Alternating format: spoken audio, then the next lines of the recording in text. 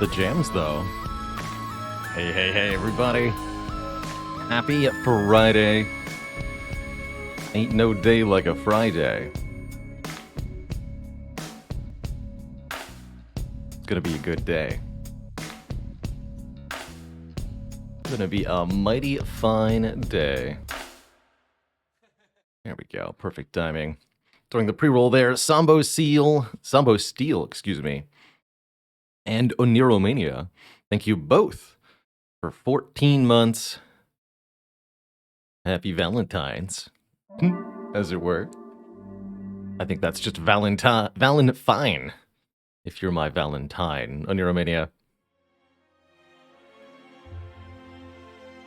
Hey there, everybody. Anna's Bana, B Killer B, Little Turd, the Bram Hammer. What a name, what a player.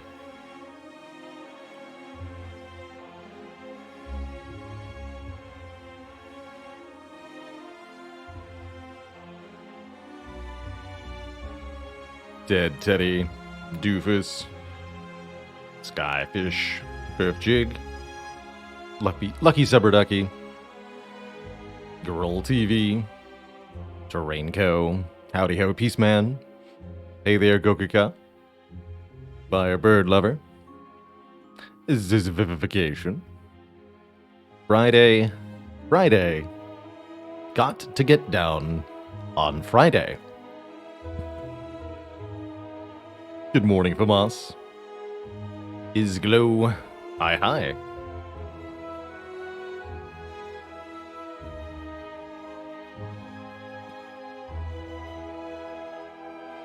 Hey there, ready, willing table.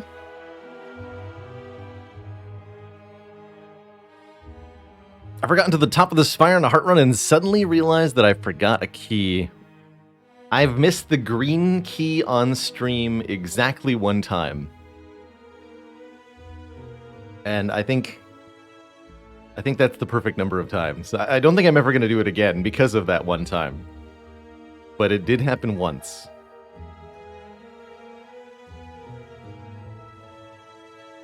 I can't remember if I pathed. Yeah, I think what I did was that I really wanted to go to a shop and realized only after going to the shop that I'd pathed in such a way that I could no longer visit the Burning Elite. And that was an embarrassing way to lose the run, as we had a deck that was going to win otherwise, but weren't able to actually go to Act 4.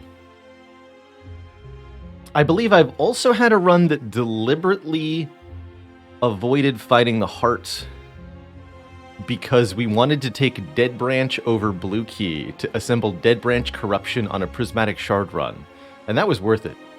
I'm glad I skipped that one. It was very fun.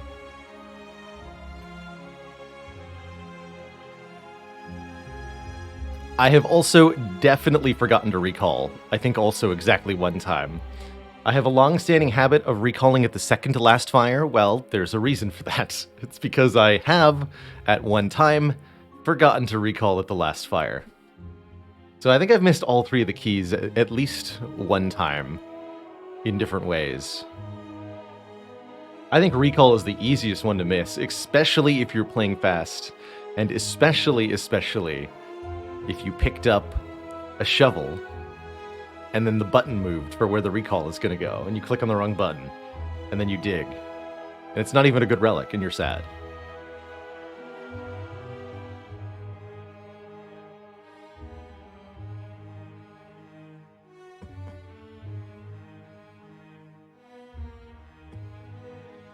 Hey there, Sergeant Joe. Sergeant Joe asks, do I have any plans for Spire with friends in the near future? We break it out occasionally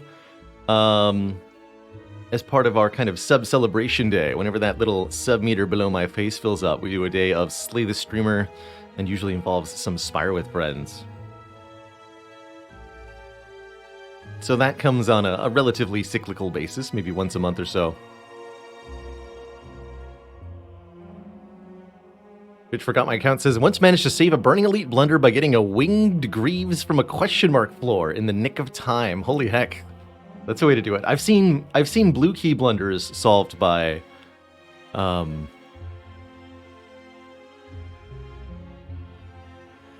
by finding a random chest in a question mark room, but last minute wing boots is certainly a way to get there. Another thing that can happen is forgetting the blue key if you have cursed key and you don't open the chest. You might forget that there is a blue key in the chest in the first place and that you were supposed to open it so that you could get that blue key. I think I've done that one time also.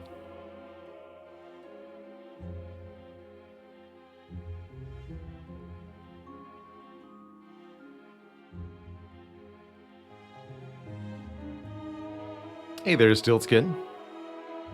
You know, I'm feeling great today. Why don't we start out today with a moment of positivity? Because I think it's been a little while since we've had one. And I want to hear what's great about people's days. What's going good in life, chat? What good news do you have from recent times? Well, what thing made you smile today? For me personally, I got out for a lovely walk in the sun. Warm sunlight today for the first time in quite a while. Thanks to a bit of shift in the weather. All the snow is melting.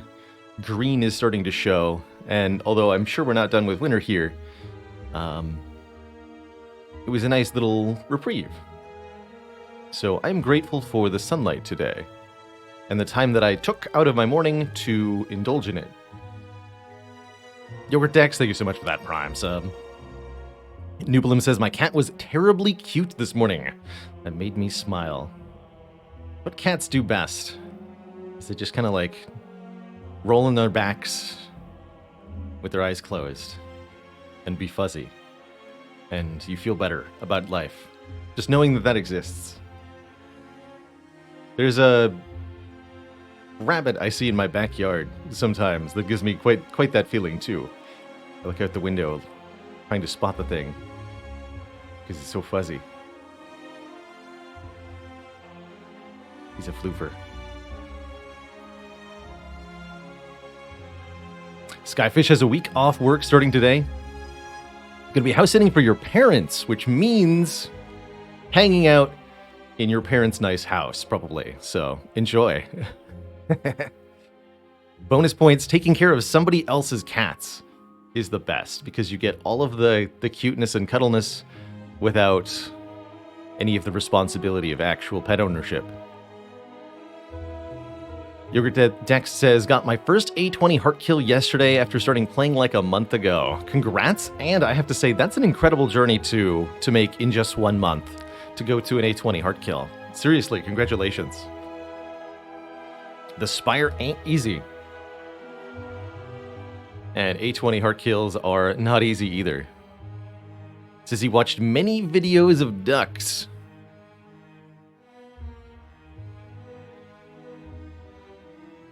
Good choice.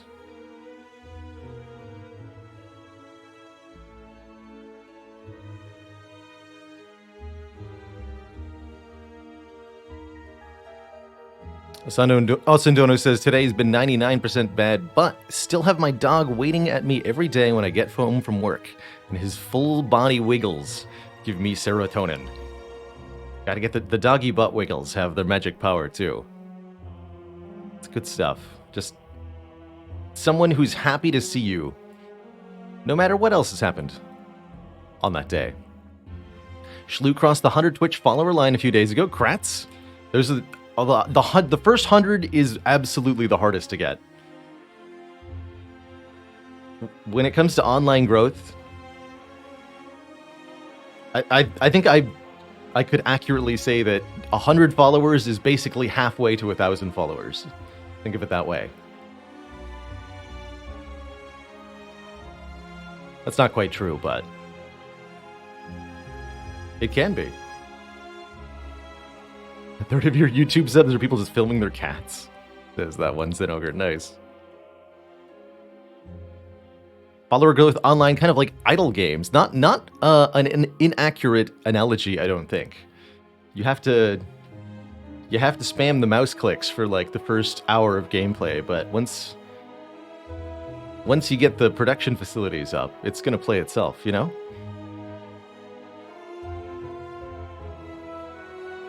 92 is halfway to 99. Wait, what's that context from? I feel like I've heard that before. Is that from the experience curve in D2? Oh no. Please tell me that's not correct.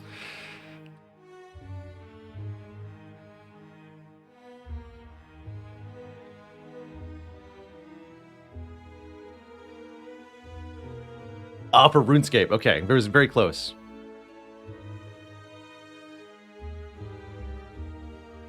Probably true for both of those games, actually.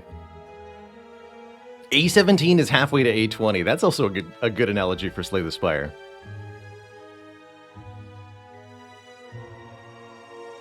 Peaceman 1981 says, feeling blessed with all the good and loving people that I have in my life. Happy to count my blessings. Good stuff, friend. That one's in. Ogre says, a hairless cat was meowing like crazy on my driveway this morning, so I let him sleep in my garage because it was so cold today. But I had to let him leave because pets aren't allowed here. That's probably for the best. But I'm glad you had that brief encounter with a kitty. Those are some of the neatest. Any given cat is always on, like, if they're an outdoor cat especially, or a stray cat, they visit many people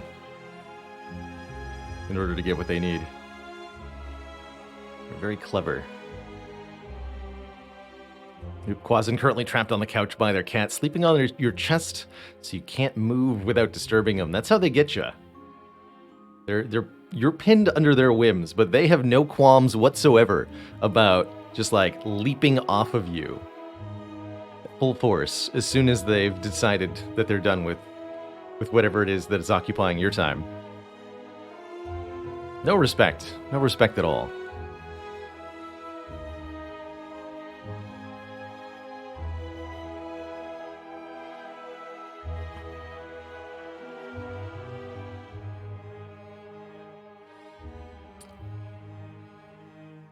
Growing up, I had a black cat in my house. I haven't personally owned a pet for years, but I had a black cat in my house growing up.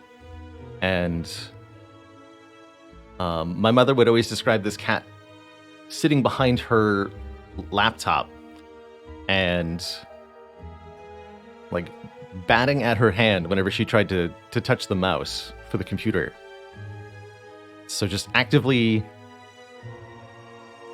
getting in the way. The other behavior that was described was if there was adequate room, you know, if she was sufficient distance away from the laptop, then the cat would actually just like lie down on the laptop keyboard defiantly, and stare her down. You must pet me now, human.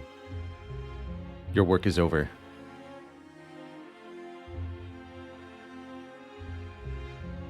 Nude Platypus says, I got a new cluster/arrangement of succulent plants, and my cat keeps yoinking the sprigs of plant out from the pot and chewing on them. Oh no. Poor plant. That is, yeah, pretty typical cat-like behavior too. Got a couple like tiny little mini succulents for my windowsills. They're like, they fit in the palm of your hand. Very cute. Very low maintenance plants. Highly recommend succulents.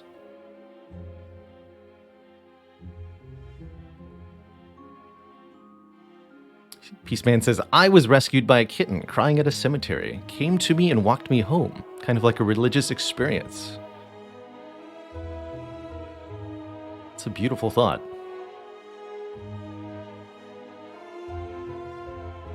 Laptop keyboards are coincidentally the perfect size for cats to just flop on, and they're usually pretty warm, which is what the cats really like about them, I think. It's like a heating pad. No kitty can resist.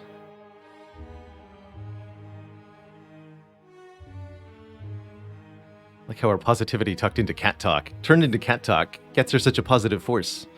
Pets in general. Such a positive force in our lives. A couple other thoughts. Speaking of animals, and Trellis hung the new bird feeder on the balcony. Bird feeder's a great way to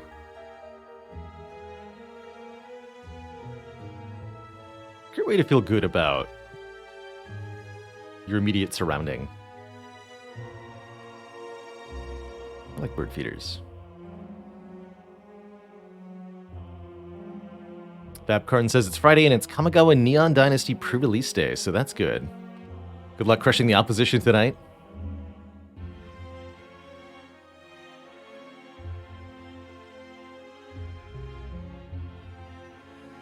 Halapoke made a tasty broccoli pie today. I'm going to be doing black bean Mexicali. I think I'll take some pictures of this one for the Discord. The HelloFresh black bean Mexicali soup.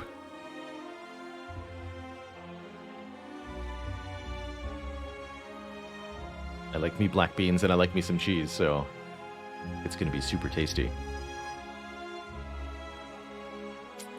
My dog person or a cat person, but such a hilarious dichotomy to me.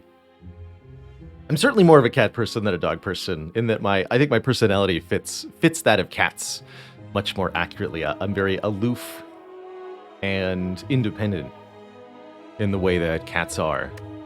And so they just kind of fundamentally make sense to me. Dogs not so much.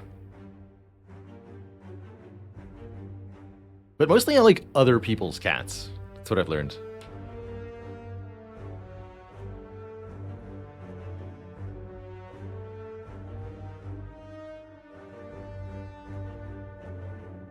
Dogs can give unconditional love, but cats are very human-like sometimes and can be very relatable.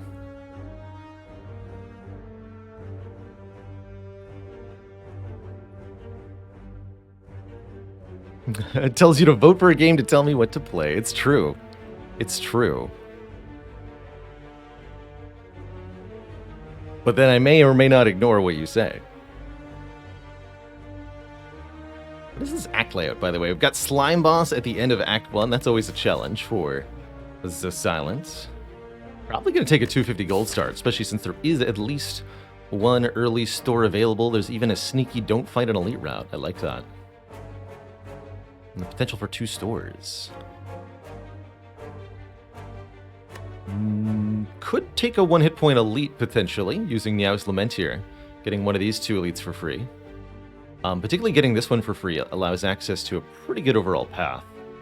But I'm going to take the money. I like money. I like to be a rich man.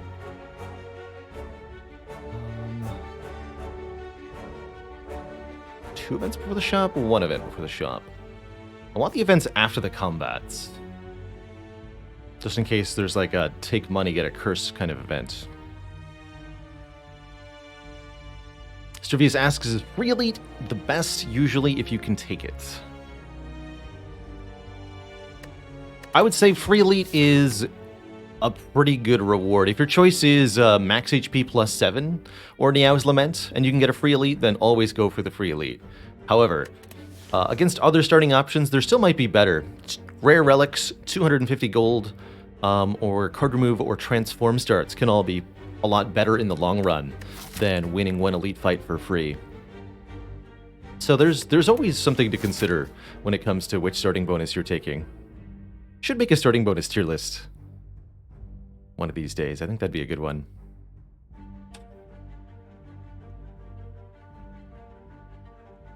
But I don't think it's always the best option, one free elite.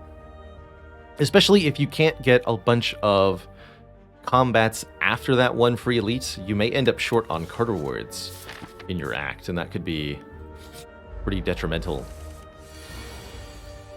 And Trella says, how do I deal with P-Box? It usually tends to mess up my deck. It will definitely change what your deck is doing, that's for sure. With P-Box, you kind of have to embrace what you're given. In any given Pandora's box, you tend to have an imbalance of something. Whether it's too much offense, too much defense, too many powers, something like that. With Pandora's box, the most difficult thing becomes identifying which cards are now part of the deck's core strategy and which cards are extraneous. With Pandora's box, I find that you typically need a couple of removals and a couple of upgrades before it starts to feel comfortable. You also may need to add a few cards from card rewards. For example, if Pandora's box gives you no block cards, Look at this as an opportunity to add new block cards that are better than the defense that you used to have. So you can get Shrug-It-Offs on Ironclad and True Grits, or Leaps and Charge Batteries on Defect, or what have you. Different block strategies for different characters. And the same is also true for the different things your deck might need. So if you get only block cards, then look at that as your deck being now in need of new sources of damage that are better than the ones you used to have. And look at that as a need to upgrade the damage sources that you did get.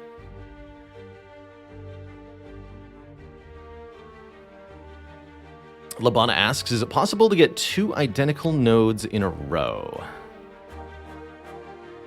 Yes. It's difficult for this to happen. So, as you know, you can't get the same combat twice in a row. You actually can't get the same combat within 3 fights, I think. Or within the next 2 fights. So once you're in the hard pool, for example, if you fight the 4 gremlins encounter, then your next 2 fights can't be the 4 gremlins. So you can't get the same fight twice in a row, except for in Act 3, where you can face Darklings twice in a row from 2 combats. Once as the second easy pool fight, and then once as your first hard pool fight. So you can get double Darklings on double floors. You can get events that mimic a floor, in a way. So, for example, you could have the Dead Adventure event that makes you fight the sentries, followed by the actual sentries on the next floor from an elite node. You can use the wing boots to take the same kind of floor 2 times in a row. So, for example, you can use wing boots here to go from this rest site to this rest site. That would be two identical nodes in a row. And another thing that can more commonly happen, a question mark room right before a store can be a store. So I could randomly get a store here and then go to another store immediately afterwards. That would be 2 store nodes right in a row. However, you can't get a random shop after leaving a real store or after leaving a random shop. So you can't get a random question mark shop immediately after a store, but can get one immediately prior to. It's kind of weird how that works.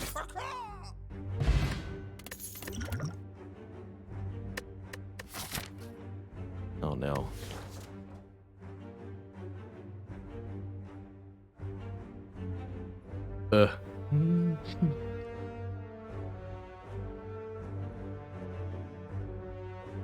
Well, it's not often that I find myself forced into this situation, but this is the context in which I have to admit that Infinite Blades is a good choice. Which is, we're on floor 1, we're offered no other damage options, and we're fighting the Slime Boss. Infinite Blades is actually pretty good against Slime Boss. So we need help against Slime Boss. This is help against Slime Boss. I'll be taking the help against Slime Boss. Nomer, thank you so much for the Prime sub.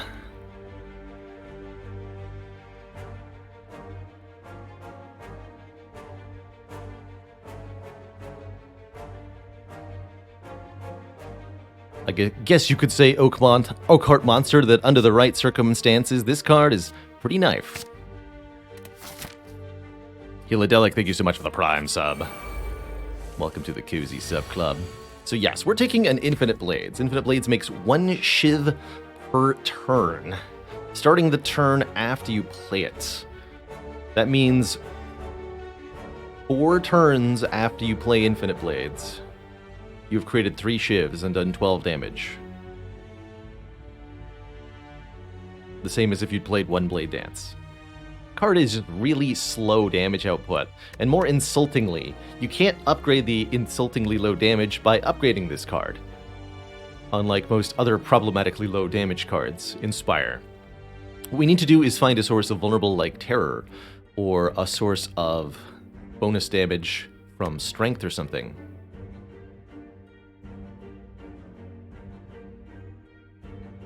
J-Dacto, thank you so much for that Prime sub. Okay, we're not getting weakened, so let's strike this one, neutralize this one, full block here.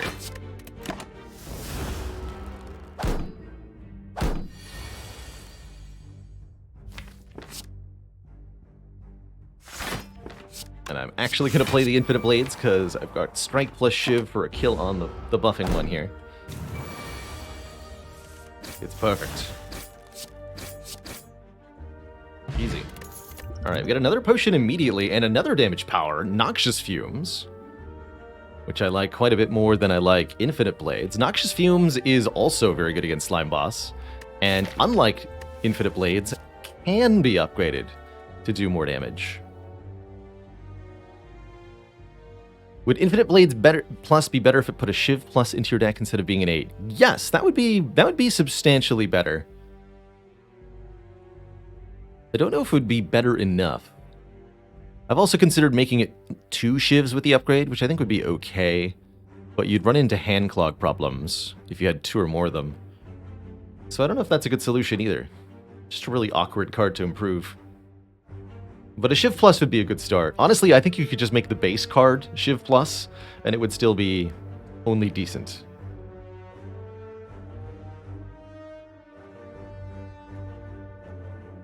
In fact, that might have been what... Back when they buffed Blade Dance to go from 2 to 3 Shivs, I think what they should have done is just buff Shiv to go from 4 to 6 damage.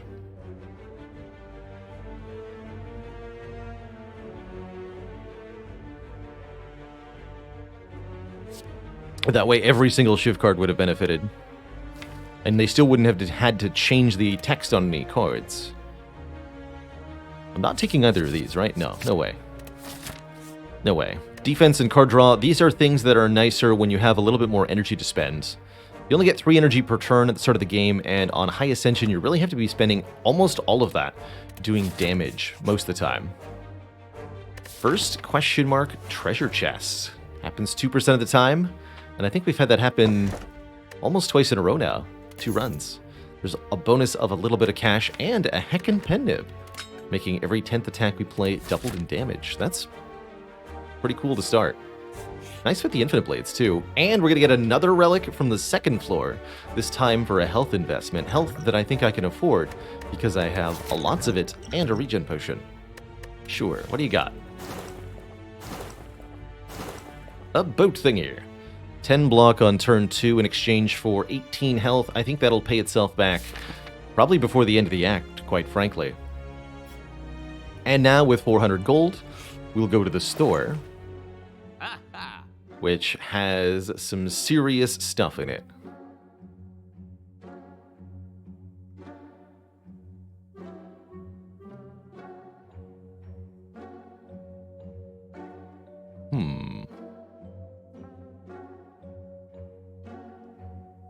So, some pretty good cards here, notably After Image, hilarious with Infinite Blades. On Sale Piercing Whale is pretty powerful, too. Hey there, Bailey.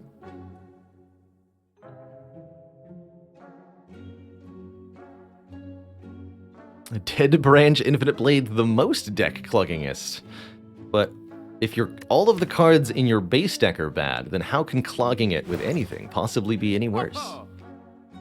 Dead Branch here is, as far as relics go, we've got 2 different rares here, both the Dead Branch and the Prayer Wheel. I would probably be more inclined towards the Dead Branch than the Prayer Wheel, as the Dead Branch is already immediately useful with this Infinite Blades. Dead Branch says whenever you exhaust a card, add a random card to your hand. And that sure is good against Slime Boss, too. Very, very powerful relic to build around. Dead Branch runs tend to be very card spammy in a hilarious way.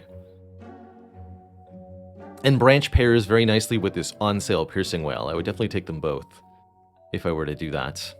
The other option is Prayer Wheel, more card rewards from regular enemies. A Prayer Wheel seen this early gives you a lot of leeway to build a very well-honed, well-upgraded, and allows you to see a lot of rare cards. You get a very good deck by the end of it.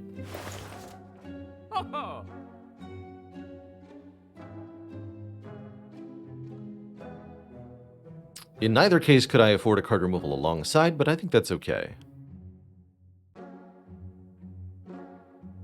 But the other option I think would be decent is maybe like After Image. Although I really don't think it's worth paying this much money for a card that we have to draw and play versus a relic that's automatically in play at the start of every combat. Let's make this a Dead Branch run. I think it fits very nicely, and I think it's going to be very strong with what we've already got. Let's do it. And from here, what do I want to do? Really just a question of, do I want to visit another shop this act? It would just be to remove a card, but removing a strike is actually a pretty good thing, so I'll do it. Also means I get to upgrade before I fight this elite. Do I make this an Infinite Blades Plus? No, I'll do a Noxious Fumes Plus. We'll do double damage powers. With these potions, we should be more than capable of fighting the elite. Actually, what we should do is fight this combat first and then this elite. That way I can use the regen potion against this combat, which is still an easy pool combat too. And that way if we find another potion, I can have something better. I can also get one more card to use against the elite. So definitely better to take combat then elite versus elite then combat.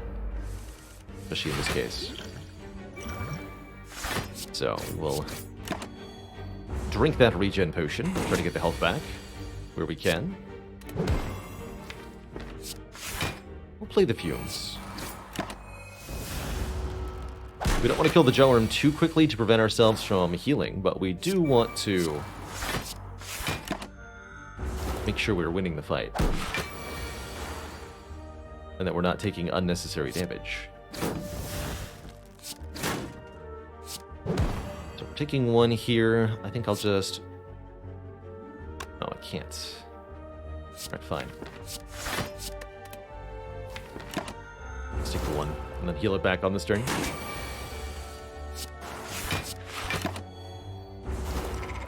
Note that healing the regeneration applies before damage from poison.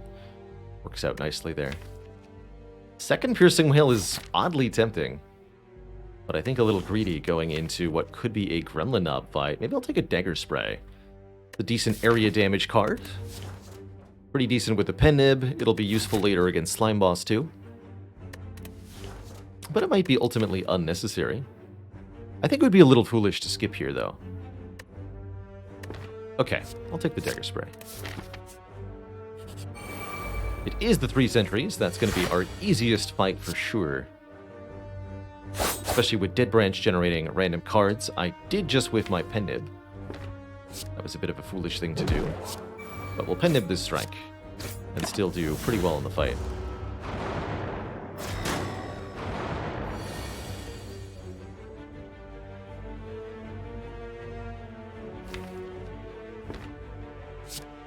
So, killing this one is pretty straightforward. Now the question is, do I play a power or block for 5? The answer is that I should play the fumes. Get the damage going. Or we could play the Infinite Blades for also pretty decent damage, plus 1 additional card per turn. Actually, let's play this because of the Dead Branch. Get that Blades in play. And then we can hopefully avoid further incidents of us taking damage. Great die there. Good stuff.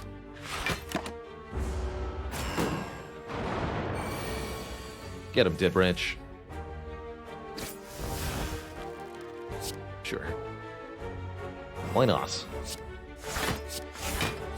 The artifact on that one. Strike this one.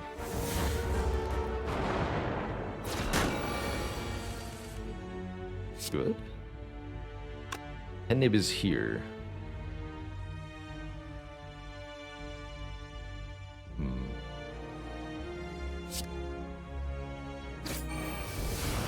Easy. Good job, Pen Nib. The redemption. Oh my goodness, we got a kunai? This ends up being the best. I would take a second Infinite Blades at this point. I hate that. Kunai is excellent. If we play 3 attacks in a single turn, gain 1 dexterity. That means we're further incentivized to attack spam, which makes this slice potentially worthwhile. Yeah, and a fairy in a bottle for a second chance at life. We actually have too much health for Slime Boss now. Yeah, almost an ironic slice. I think we can avoid taking this slice for now. We can look for slightly higher quality cards like a Blade Dance. There's a Tungsten Rod in the first chest. Okay. Lots of, well, 2 rare relics so far. Now, whenever we would lose health, lose 1 less health. That's not actually as useful as you might expect, but it is a solid little assistance. It's probably only going to save maybe 30 or 40 health over the whole run, is my guess. I might want to make this Infinite Blades upgraded.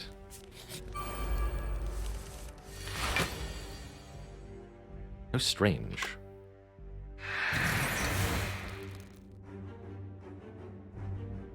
Crippling Cloud? Makes him weak for next turn. Could be relevant. Putting the fumes down helps me assure the kill, though. We've got a Neutralize coming out. We'll be fine.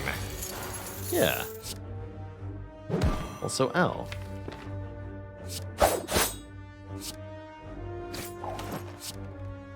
Guess I could Swift Potion here, but there's no real need to. Like I said, we have more health than we need.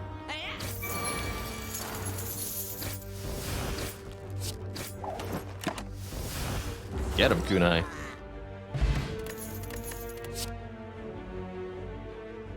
Deflect with Kunai? That's not bad.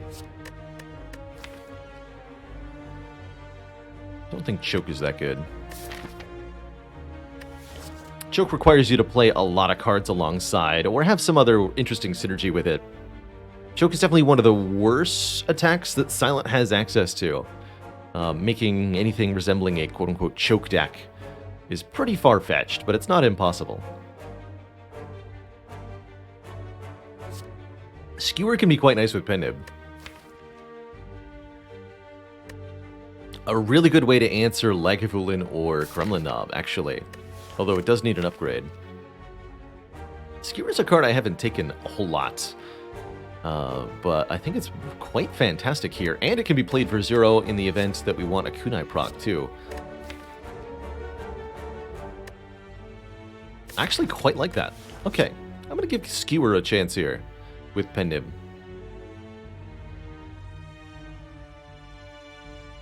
What Choke should be better than it. It's a cool card, but not good. I agree. I'm not 100% sure what Choke would need. Maybe it should be a 1-cost card or something. But it just doesn't quite do what you want it to.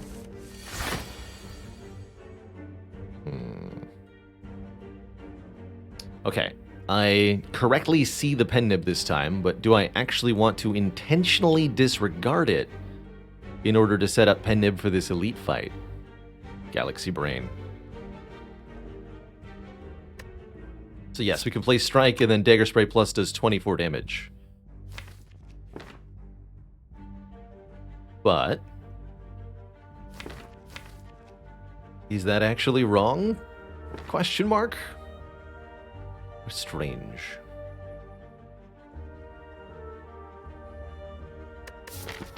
Got a Fairy in a bottle. I'm just gonna do the easy out.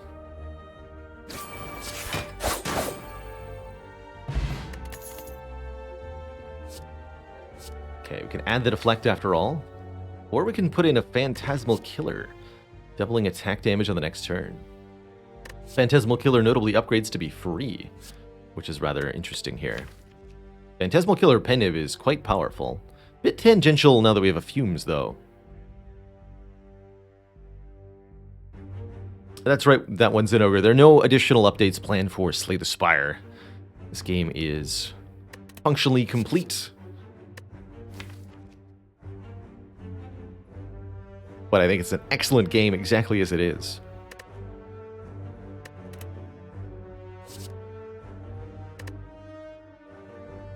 I think PK does want more card draw, but guess what? We have card draw. Secret card draw in Dead Branch. Heck it. Let's give it a try.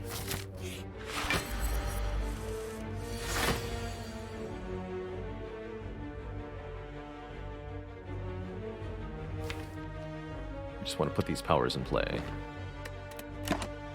This opponent will sleep for up to 3 turns, so we have a little bit of time here. This is not it. As long as we don't get this draw order against Slime Boss. Oh yeah, I should have played 1 strike for the Pen Nib, that's true. Thinking about using this 5th potion here. Trying to get Blades or Fumes in play here.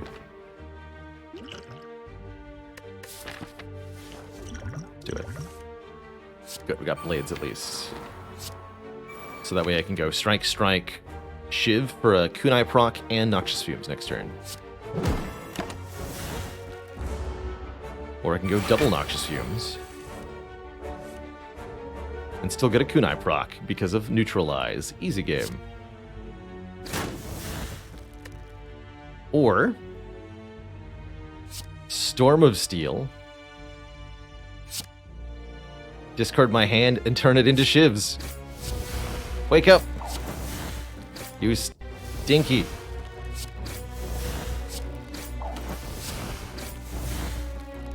After image now? You're late. Oh, I'm so close to Pen Nib Phantasmal Killer Riddle with Holes. If only I'd gotten 1 more attack. Okay, we'll just Pen Nib the Skewer or the Dagger Spray next turn.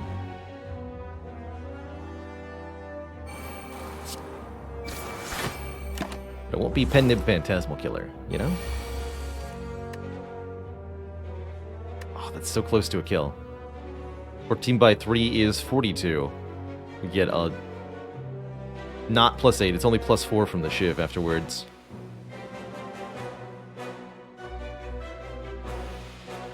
If only I'd played the strike on the first turn. No. No, it's fine.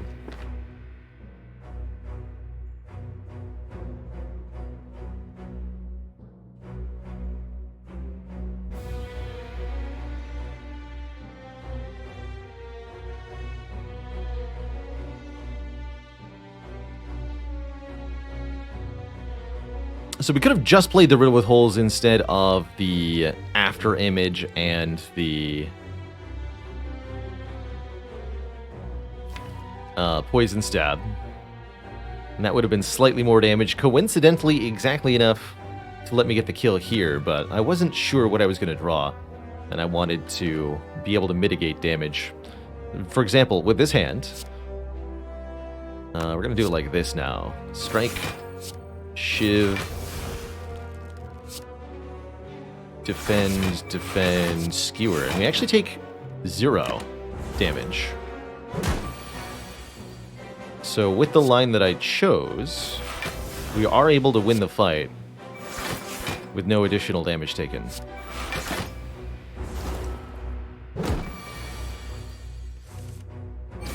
We're also able to upgrade our Pen Nib back to a pretty decent number here.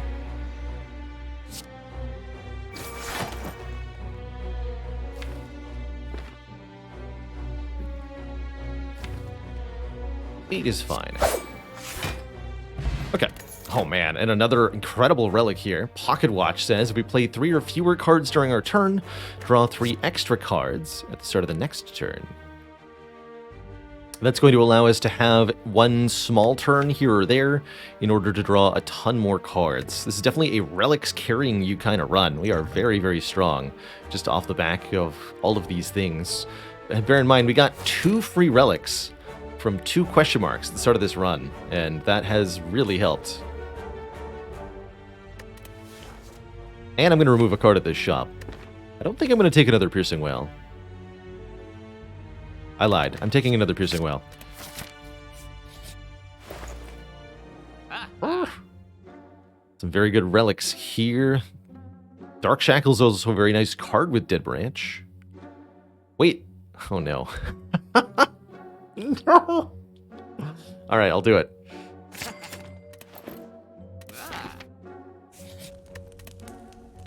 Double Infinite Blades. I'll upgrade the PK too.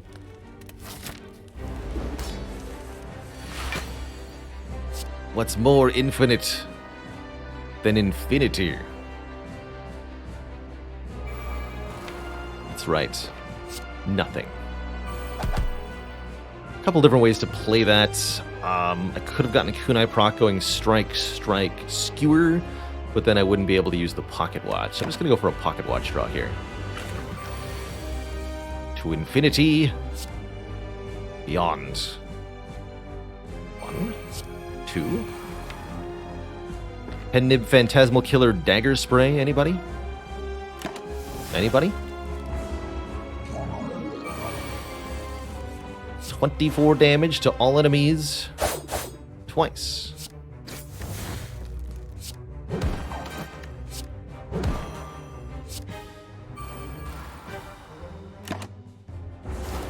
Bring it, slime minions. That's right, you got nothing.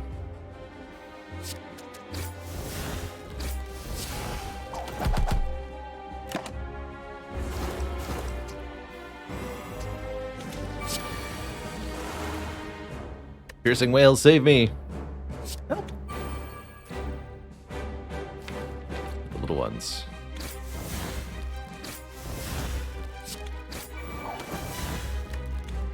Your throw deals 18 here.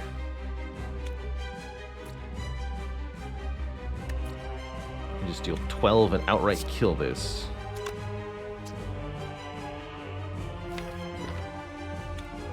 Then play Piercing Whale. Well, I'm definitely playing Piercing Whale. Let's see what Piercing Whale generates off the Dead Branch. Oh, okay. Well, that helps. Got him. Got them.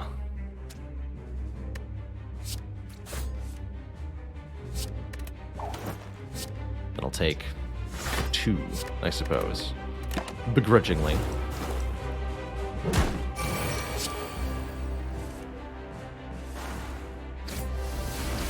This Phantasmal Killer has been spectacular, too. GG. Oh, I'm really excited to see what this deck does in Act 2.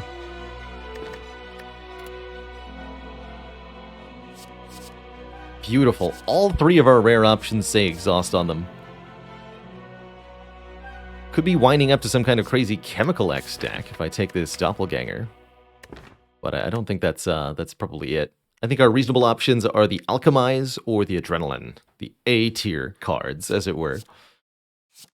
Alchemize gives us a random potion, letting us replenish the potion resource constantly as we go through Act 2. Or Adrenaline is just gain 1 energy, draw 3 cards. 2 cards from our deck, 1 card randomly from Dead Branch. That's pretty spicy, too. Very, very easy add with the Dead Branch. Adrenaline, by the way, I think probably my personal nomination for my favorite card art in Slay the Spire. I just love the vivid blue black background that Adrenaline has.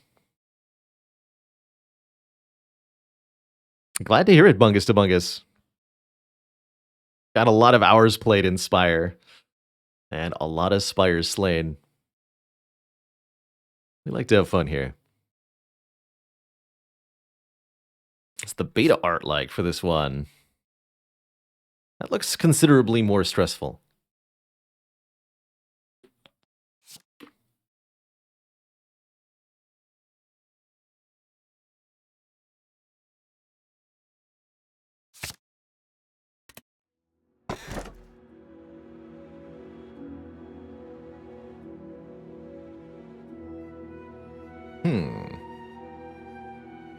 Three different energy options. I'm happy with any of these, truthfully.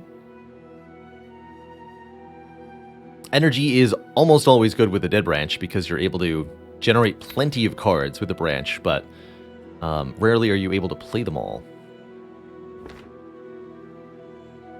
So we must choose our downside. Either add a curse when we open a non-boss chest, give up all money for the rest of the run, or give up the ability to see enemy intents. I would almost always take the Curse Key over the Ectoplasm here. Probably always Dome over Ectoplasm too. So I'd probably rate this one as the bottom one. Get hecked, oh Plasm, sir. And that's because the curse key is, generally speaking, at this point, 2, maybe 3 curses at worst. And if you were to have all of your money, you can just remove those curses. And maybe have a little bit left over.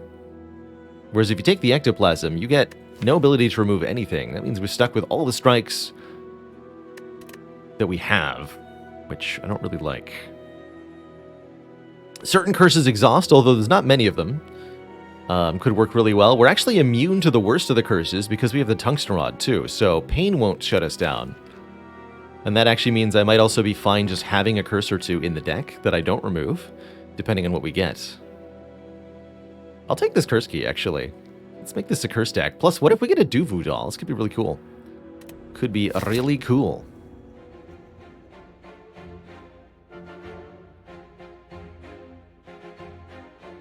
And I want to farm elites.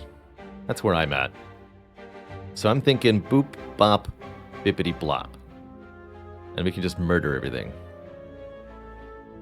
We have lots of really good relics. One of the best ways to make a cool deck like this more powerful is just keep piling on the bonuses. That's right. Normality would be the only curse that would be really, really, really detrimental to this deck and its functionality.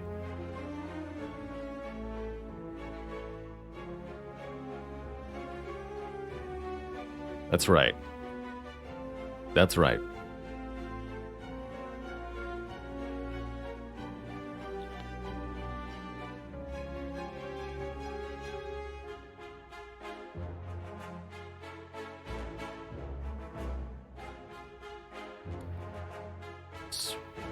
How do I feel about events?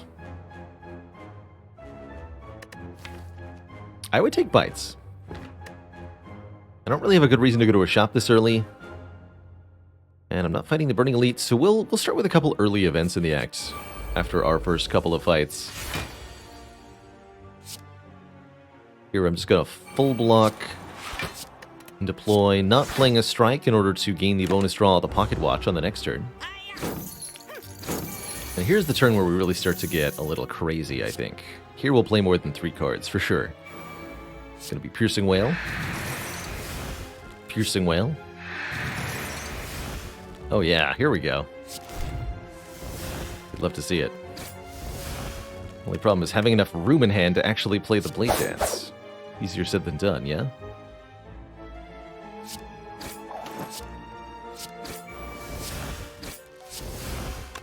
Dang it.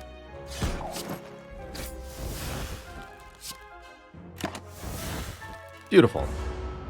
Beautiful.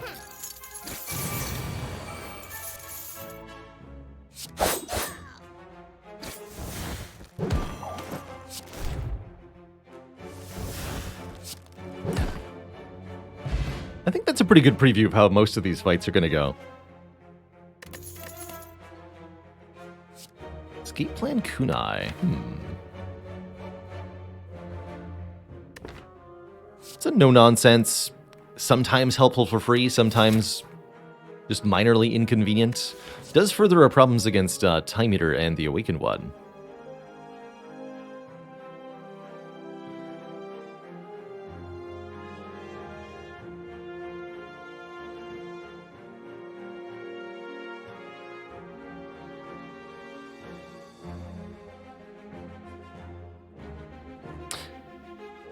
Sorry, not the Awakened One.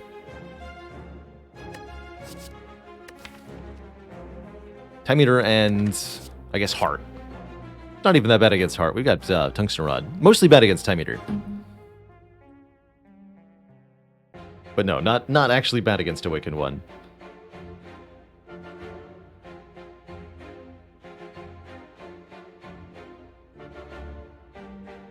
I keep trying to think of a dad joke for Napalm Shimmer.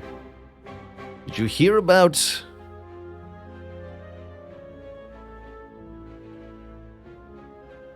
the psychic medium who started interpreting using munitions? She's become a napalm reader. That's what I came up with.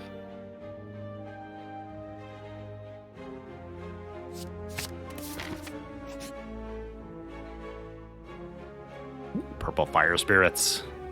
Can donate a card. Basically, a card removal. If we donate a rare card, we'll gain 10 max health. I do, in fact, make them up on the spot. How I do it, uncontrollably, usually. It's just how my brain works. Chalk it up to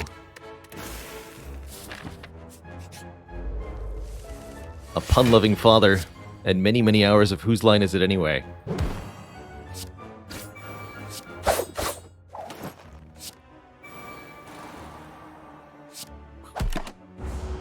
Maybe it was better to do Strike. Skewer. One less damage. Don't think it matters much. Give me blades. No point in playing the Adrenaline. Let's just draw with Pocket Watch here.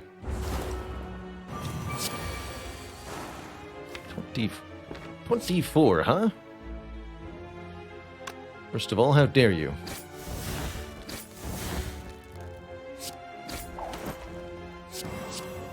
Oh, that was a 3 out of 4 to actually work, too. Heck.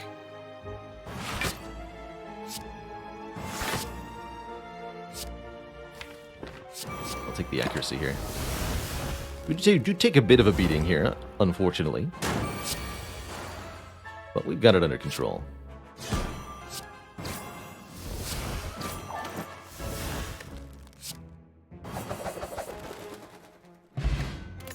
Getting ourselves a strength potion, and I think I might take this deflect.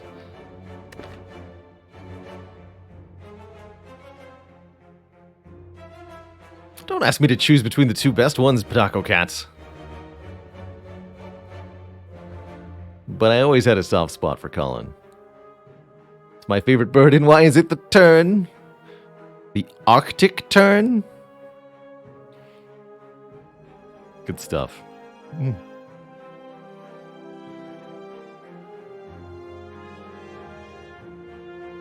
Do we maybe want an acrobatics? Often enough, the hand is already full. I'm gonna grab this deflect. I'll take it.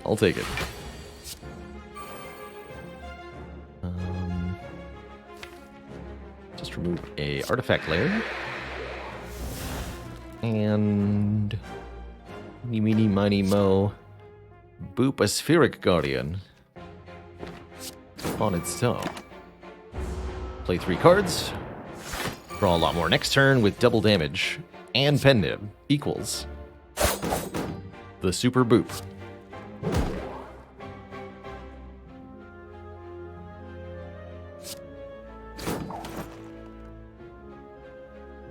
This is what? Survivor, Deflect, and... Blades or Fume? It's gotta be Blades.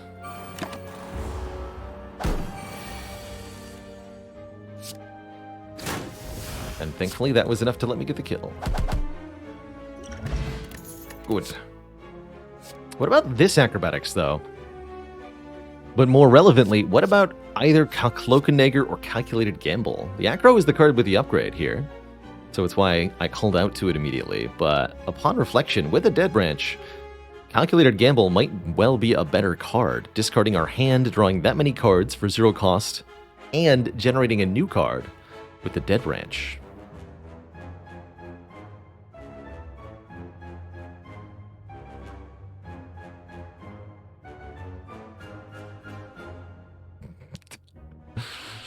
Haley says, hey Baylor, what's the difference between a relic that gets you energy for attacking and an alcoholic beverage made for chaste religious figures? One's a nunchaku, the other's a nun shaker. Oof. Oof.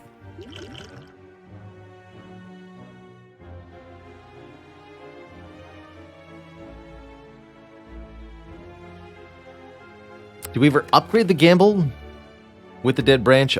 I think that's fairly unlikely, as it's kind of a downgrade, unless we're planning on playing it multiple times. We'd honestly just prefer to get more unupgraded copies of Calculated Gamble. So, with 2 full potions, I think we take an event now over a combat. Take 1 event here. Oh, it is bites. I only have 4 of them. But bites can be a nice little way to sustain ourselves. Bites deal a little bit more damage than strikes do, and also heal us for 2. Allowing us to chomp our way to full a lot of the time. The less max health reduces the power of the fairy in a bottle, and reduces the power of our durability against the heart, but is definitely going to improve our survivability through this series of combats. And I haven't had a good bites run in a while. I'm going to take them.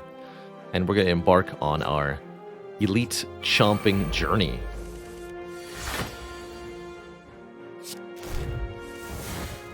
Beautiful. Definitely have to get rid of this stinky fat gremlin before he makes us frail. Looks like I'm going to be gaining a lot of dexterity here. Double outmaneuver, or outmaneuver 2 as well. Potent.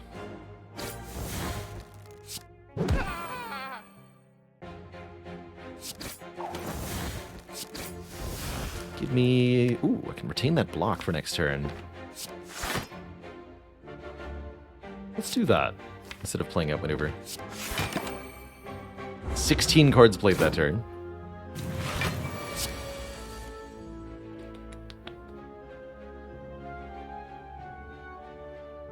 Dagger Spray barely donks the Mad Gremlin at all. Do I need to employ my Strength Potion here for a little bit more oofage? I think we're okay.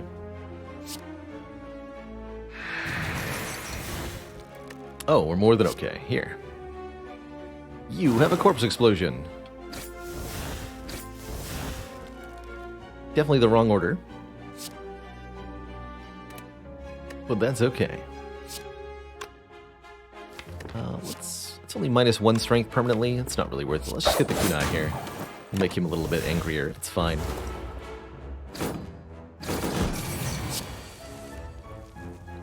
Difficult to determine the correct order on any given turn. Would really appreciate if you were to summon more gremlins instead of attacking again next turn, but I'm not going to kill this Mad Gremlin yet.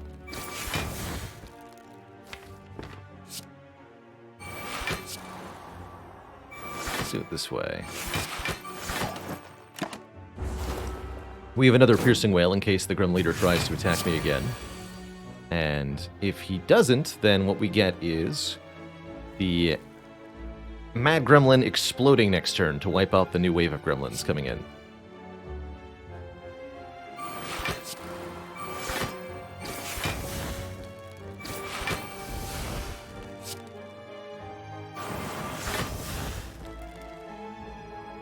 Cute.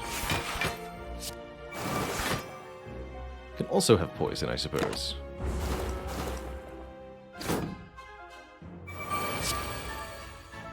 $32 damage shivs, by the way. How about a 48 damage choke? Even better.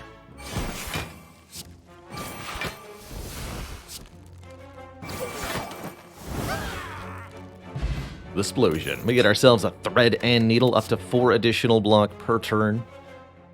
Predator Plus is kind of interesting. Feels a bit unnecessary, though. We don't want 2 cost attacks. We want 1 cost attacks. None shall survive. Yes, another rare relic. I think our next upgrade will be this Adrenaline for +1 energy when I play it.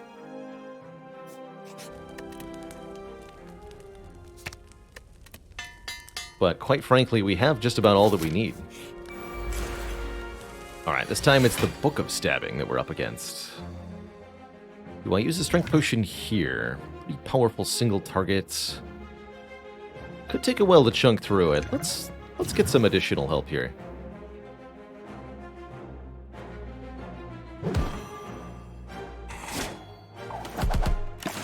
Play 3 cards for Pocket Watch while dealing as much damage as possible. And then make a big turn of this one.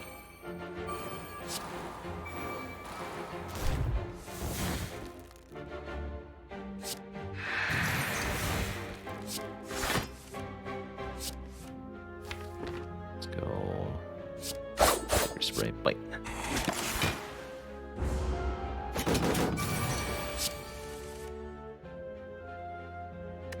So, probably just play the gamble here.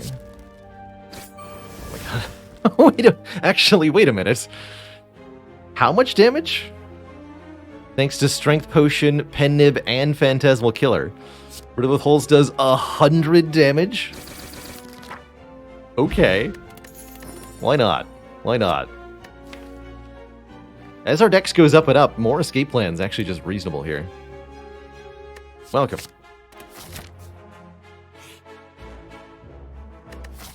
Get a curse. Could be a normality here. And if it is, we could go to this shop and remove it. Let's see what's inside this chest.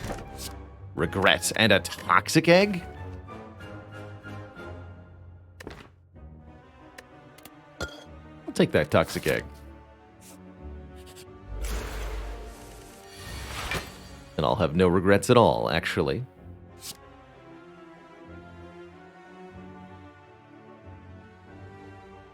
Gagula, thank you so much for the Prime sub. Welcome to the Cozy Sub Club. Gagula. I think I should get the poison going. I'm going to deliberately stop at 3 cards here, although I could play Defend and Bite both. I'm going to choose not to. Take a bit of damage here that we can get back with our bites. And make sure I'm drawing lots of cards here. Hey, good stuff.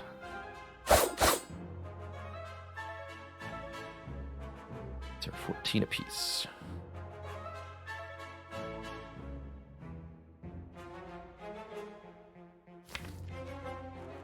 Next turn, I don't really do a lot of damage, so we need to prevent this attack, first and foremost. Piercing Whale. Bite, bite. Yeah. And then just weaken this guy. Play this for the Pen Nib. Take a little bit here. Not too much, though. Nothing we can't get back.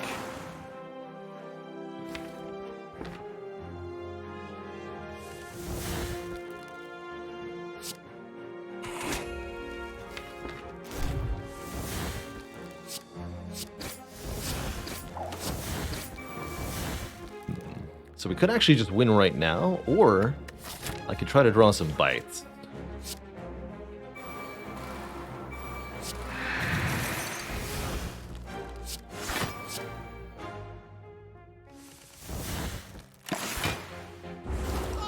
Get some of this health back.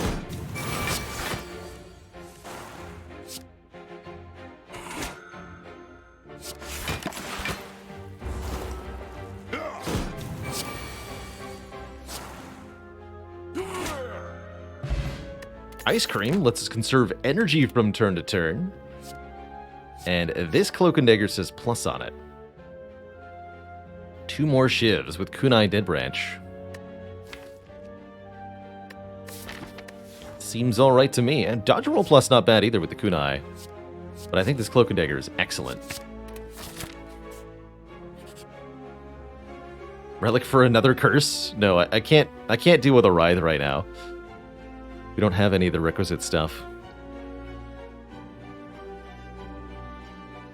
So this I will skip. I'm still planning on fighting this elite rather than going to the shop, so we're going to have this regret for quite a while. And that's okay with me.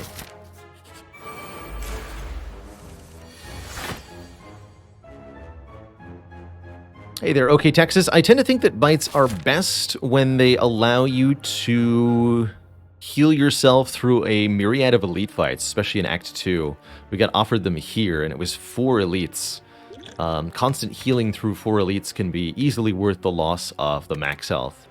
And I think they work pretty well with the kunai, too. Additionally, bites are better the more strikes you have left. And if you still have all 5 of your strikes, I would seriously consider the bites.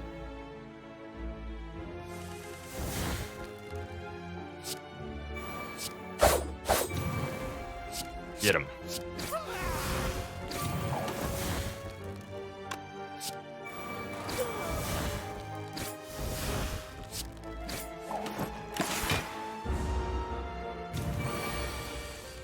bad turn 1.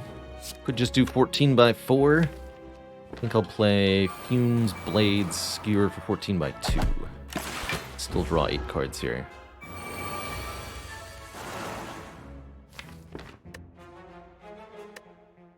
Stinky gremlins to kill. Penib flechettes. Easy.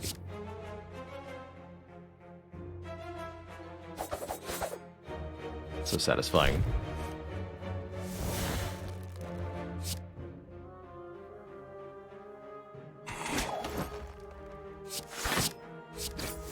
Oops, one of those was supposed to go here, actually.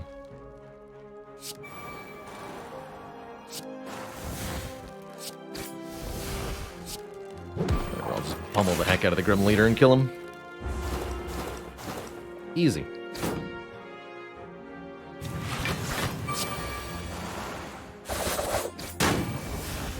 Let's get Penib back up to a better number 2.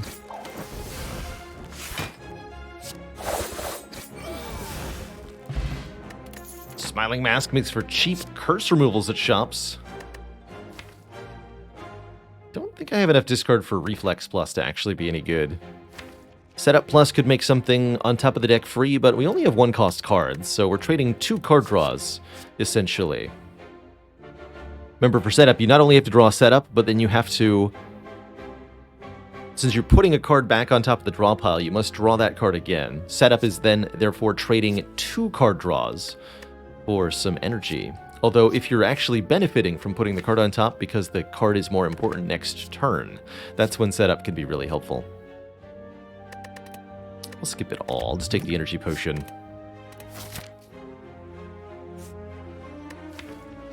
I mean, yeah, we might be able to manufacture a little bit of energy from the setup here or there. It's actually kind of nice with escape plans, too, because you can put a skill on top and then guarantee that you get block off of them. So that part's kind of cool.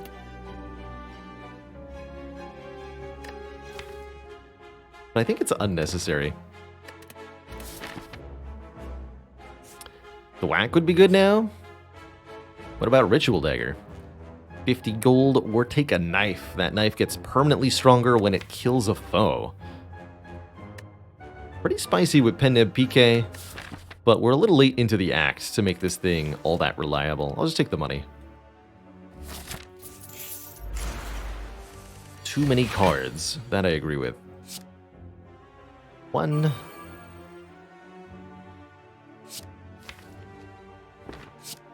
Here, we'll kill the Mystic first. Show off what that's like. 2, 3.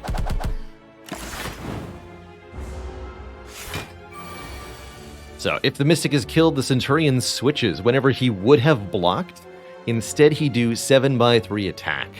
This is why we often advocate don't kill Mystic first, because a angry Centurion is very, very dangerous to you. But the Piercing Wails here let me just shut him down, so no prob.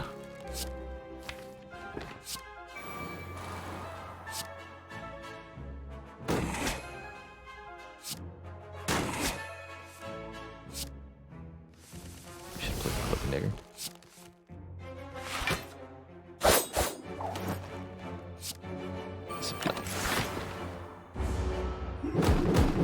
Bonk, bonk, bonk. And he's doing it again? Interesting.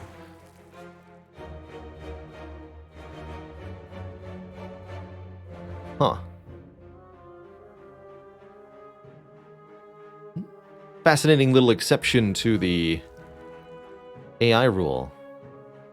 Yeah, that's what I'm wondering, Enigma Engine. This would have been the results of rolling block 3 times in a row, which the Centurion is not allowed to do. But I guess the sort of the previous intents were kind of wiped from memory, or it doesn't count it like that, I guess, which is cool. Good to know, actually.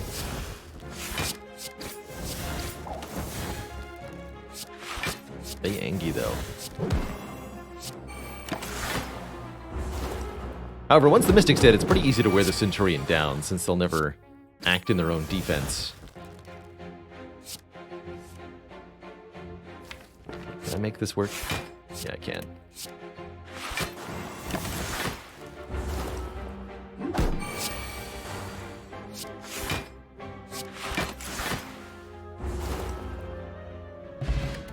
Pen Nib on 9 there. Ooh. I like a Prepared Plus. Prepared lets us discard this curse. Prepared lets us cycle through the deck a little bit more easily. Lets us reduce the number of cards in our hand so that we can play randomly generated Blade Dances. It's like an anti-hand clog card you can think of. Prepared is very bad when you have few cards in your hand and very good when you have lots. Expertise is an incredible card draw card if you can get down to few cards. This deck really can't because of how much cards we're generating off the Dead Branch. Currently an average of 1.8 per turn. Tactician could be okay, but only if I could reliably discard it. Take the Prepared first. And then we can take a Prepared Tactician that we see. I guess I'll finally upgrade the Skewer. Suppose I could have reasonably recalled here too. Greetings, chump. Golding in the champ fight, build up a lot of dexterity with the kunai. And play random powers generated by Dead Branch. That's about it.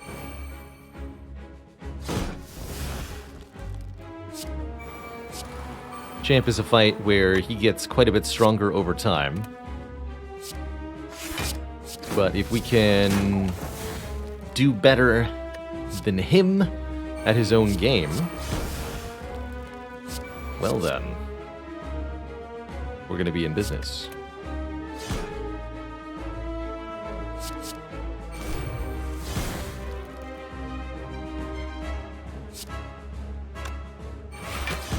Get him.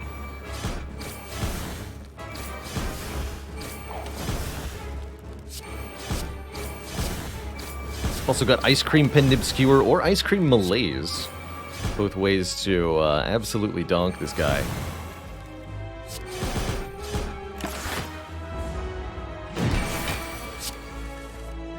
Maybe Ice Cream Pen Nib Phantasmal Killer Skewer.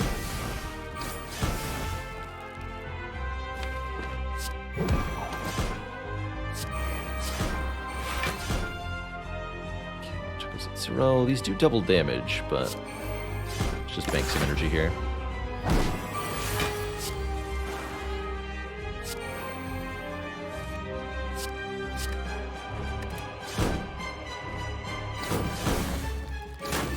Double 1,000 cuts.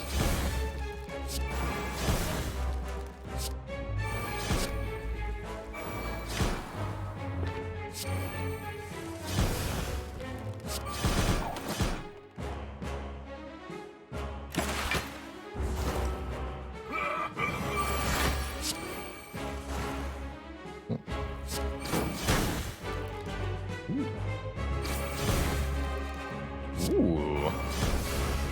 Terror is very good here.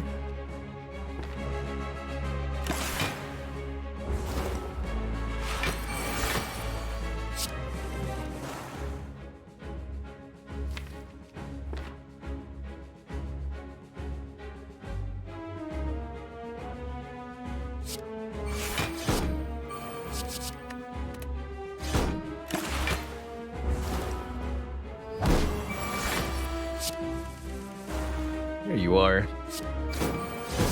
Burp. Blah. Indeed, sir. More PK uptime by virtue of having more copies of Phantasmal Killer. That's a way to get there.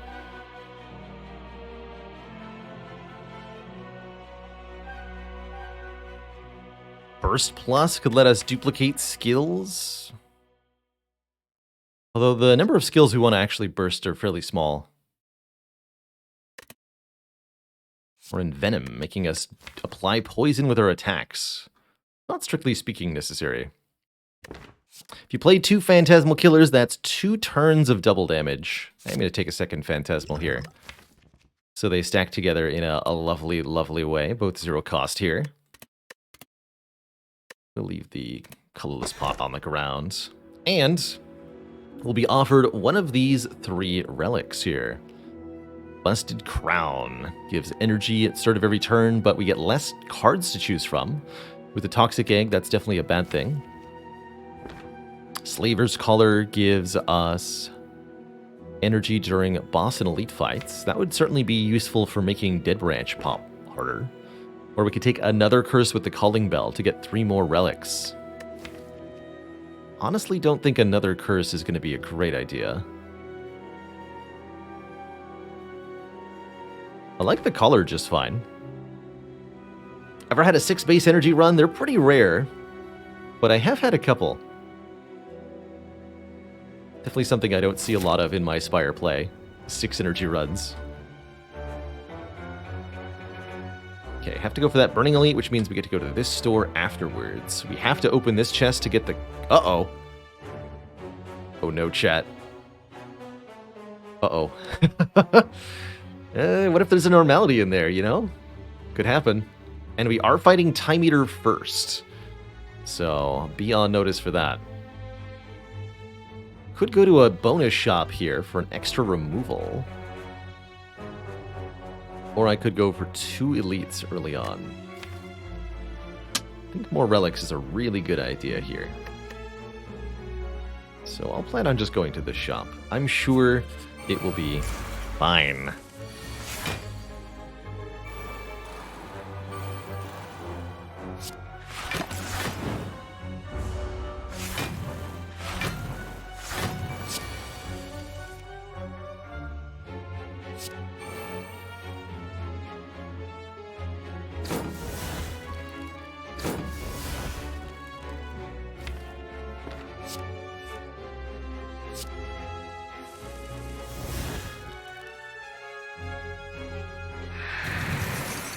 Whales. Oh, we got Corpse Explosion. That solves this fight so perfectly.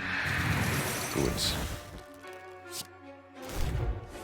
Alright, just explode the highest health one then.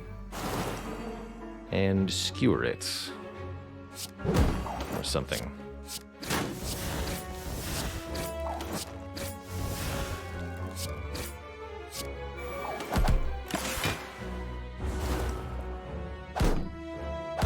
Oh wait, I forgot to fight though. My health!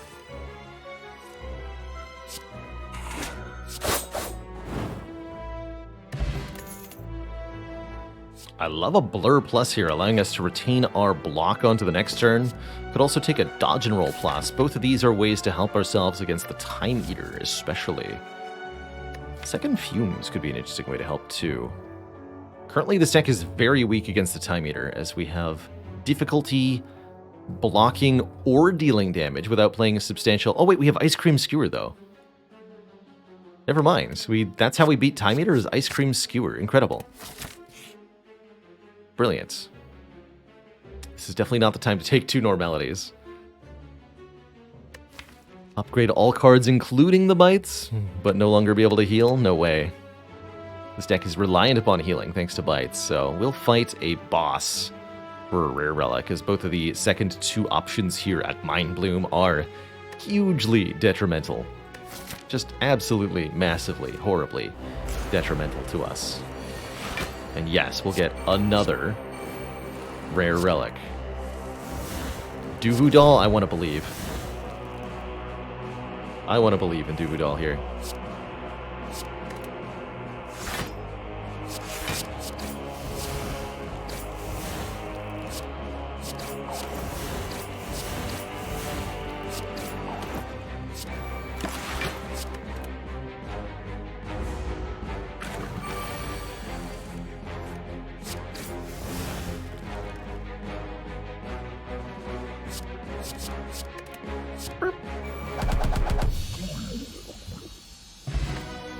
Yeah, that's almost a Duvu Doll, letting us lift at res sites to gain strength permanently.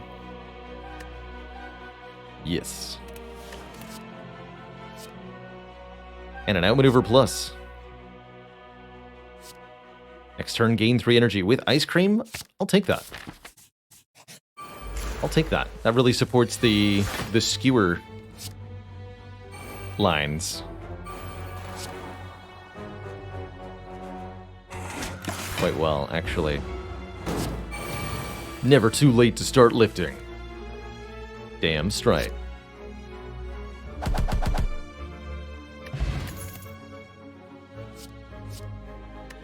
take another prepared plus. Very notably 0 cost. Draw and discard. 1, 2, 3. Ouch.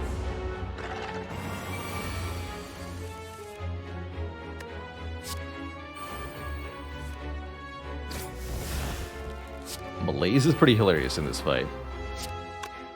I'm gonna gamble though.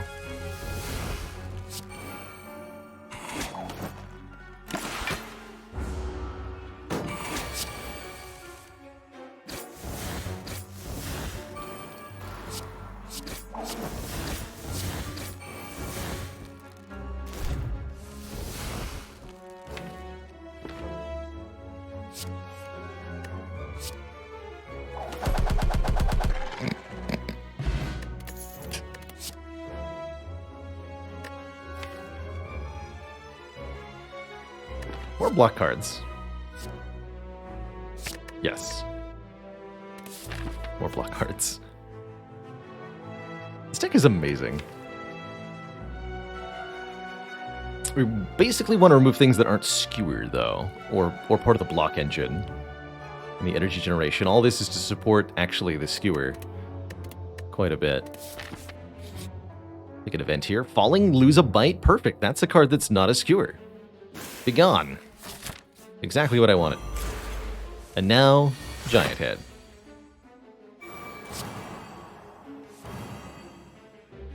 Oof.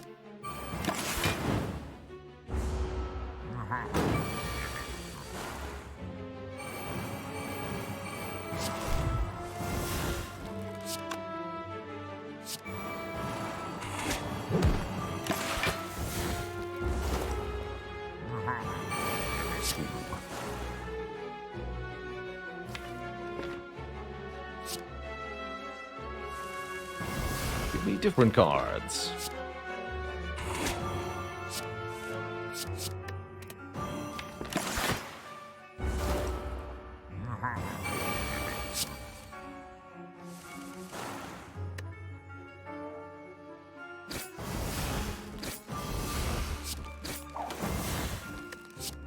Malaise for 19? Question mark?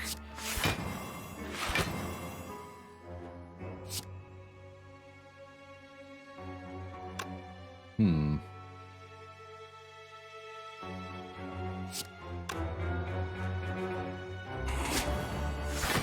card we played before is going to make it do more damage, but every cost, make it do less. So I'll do it this way.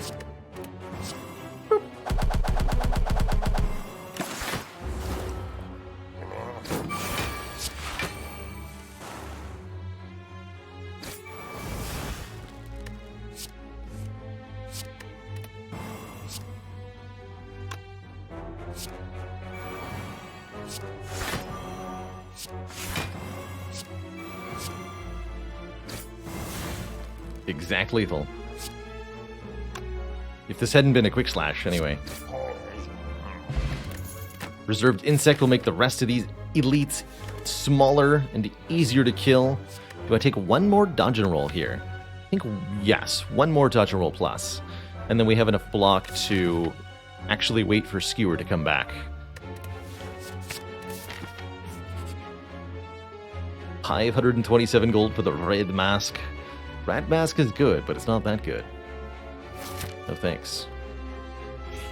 How am I still here? The important question. No point in playing Phantasmal Killer. Nemesis will be intangible next turn. Let's just go Piercing Wail, Infinite Blades, die. Guess maybe I could go Cloak and Dagger Neutralize too, huh? Just bank the energy. Get the additional card draw.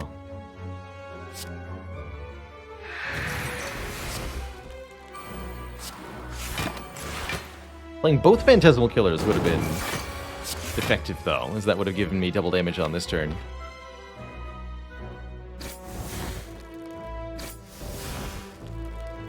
But would I have used it? That's the question. Yes.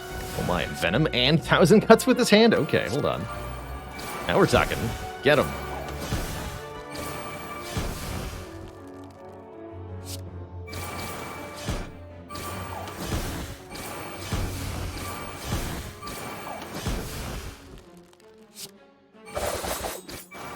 Die.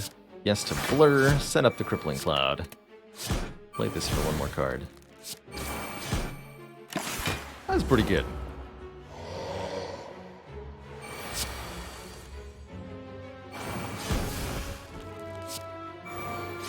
Hit branch perfect card every time. You'd love to see it.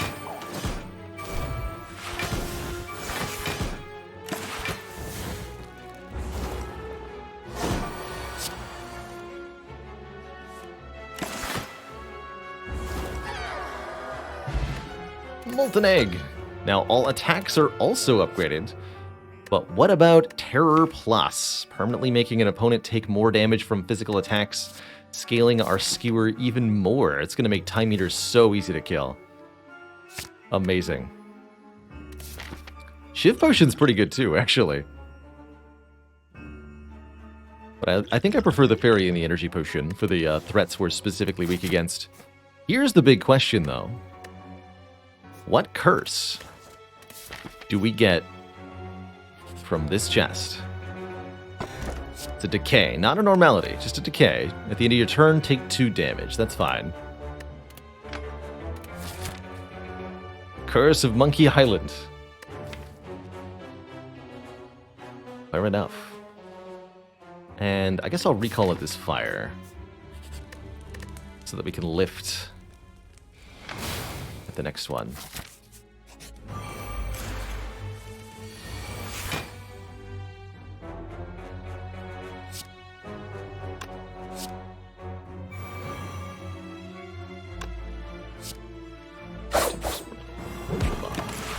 Just play 3.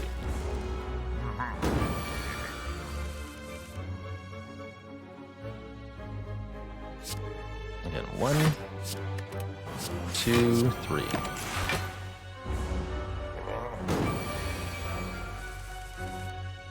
Perfect.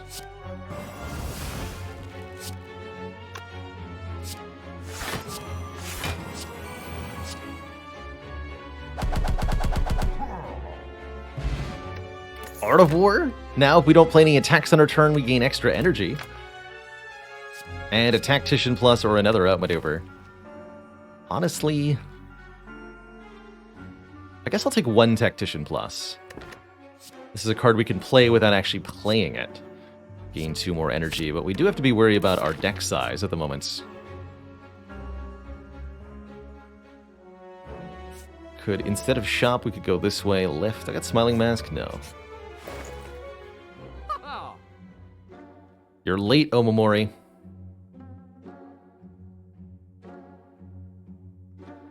Master of Strategy Plus is a lot of card draw.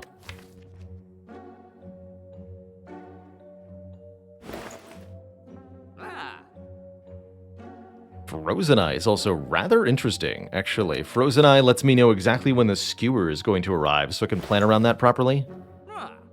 Yes, I think this Frozen Eye is actually huge here. That lets me know whether I want to activate the Pocket Watch or not on a given turn. We're also, of course, going to be removing Regret here. And with the Frozen Eye, I definitely want this Master Strategy Plus. Is there any power that I want on turn 1? No. No regrets. None whatsoever. Uh-oh. Maybe I did need the Omamori after all. Foolish, foolish.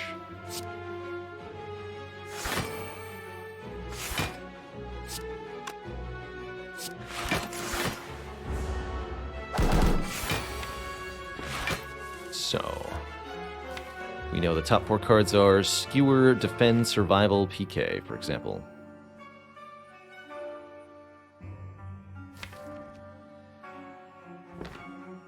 So if I want to kill next turn, I can't play either the Adrenaline or the Master Strategy.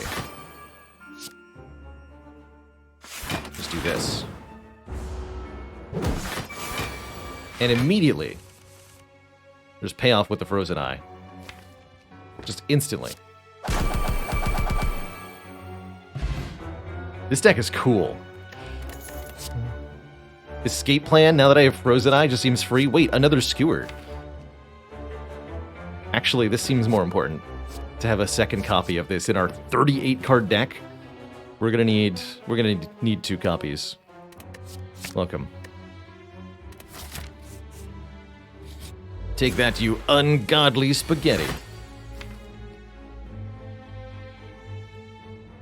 So here, I can't meaningfully use this one, but the next one's gonna be great.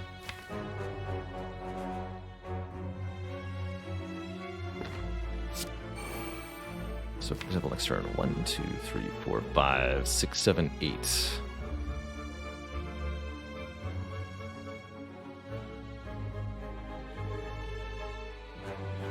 That's just gonna have to be fine. Draw 2, discard 2, then I see Calc Gamble, Phantasmal Killer. Really doesn't matter, because I kill with Terror Skewer on the following turn.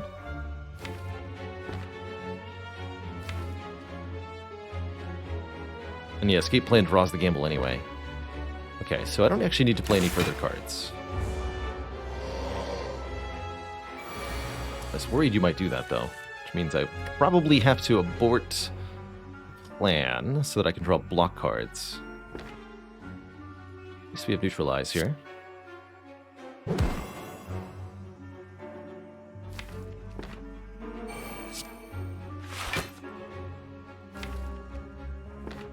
Two, three, four, five. 1, 2, 3, 4, 5.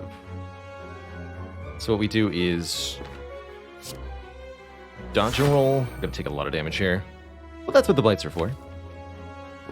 Draw 4, so get everything except the skewer.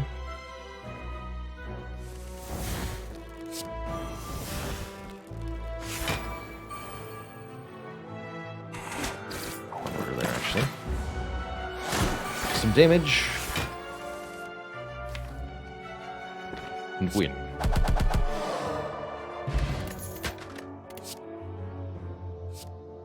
Block and card draw. Yeah, more card draw. 40 card deck. It's gonna be great. Trust me. Just trust me. And we're gonna lift as we go into our first boss fight here, which is the Time Eater. Our plan: Pen Nib, Phantasmal Killer, Skewer. That's the plan. Hopefully it's a good plan. Flip, dodge, roll, dodge, roll. We really don't care about the... Oh, they're both on the bottom? Interesting. Okay, okay. So we're going to have a lot of blocking to do. Alright, they're both on the bottom. How interesting.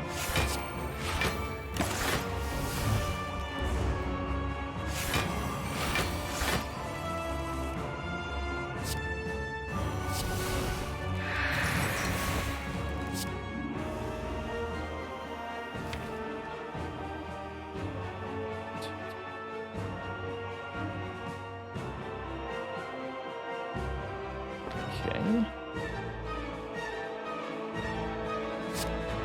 They're both +2.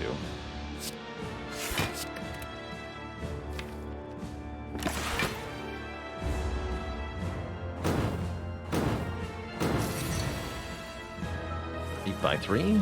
Got a piercing whale for that one too.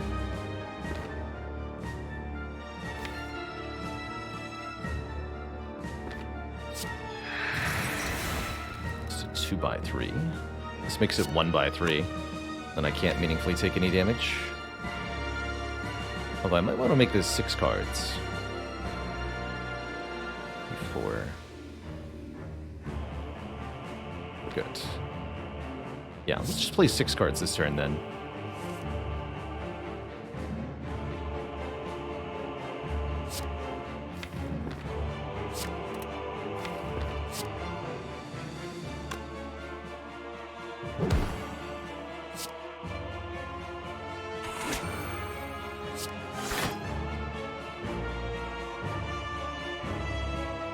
Shouldn't matter, right?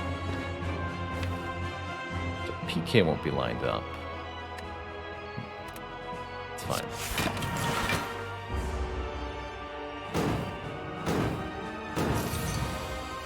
Aha, okay, that's even easier then.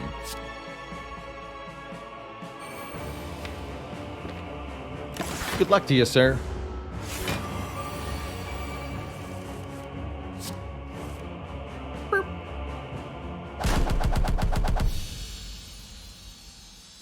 GG. And that's how this deck beats Time Eater. Pretty cool. Now for a completely different fight against completely different opponents. In this battle, I'm going to play completely differently. Where appropriate. So draw Skewer, that's fine. Go Fumes. Dodge and roll. 1, 2, 3, 4, 5, 6, 7, 8. Escape plan draws Tactician. I've got double Piercing Whale. Okay. Odd.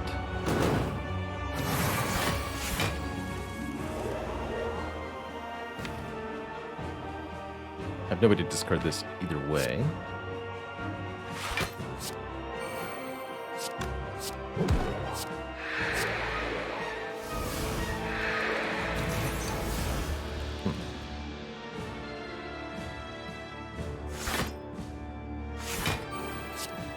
Put it all in play. All of it.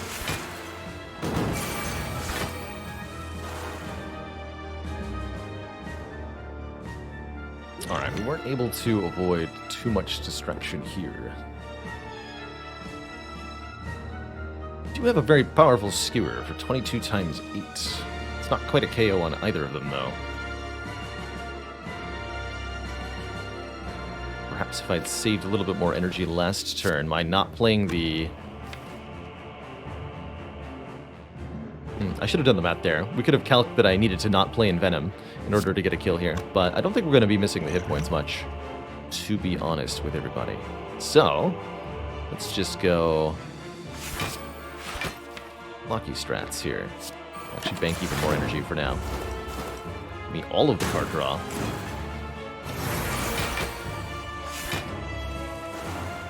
And we'll find that we're pretty dang strong at this point.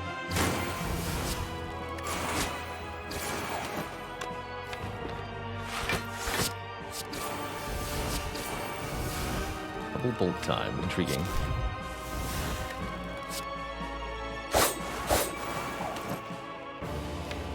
Very intriguing.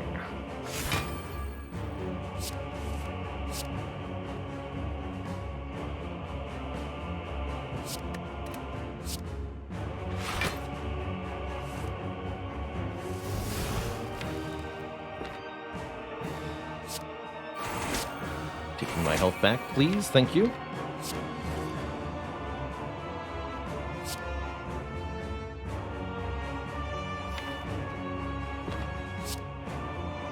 Discard this. Play everything.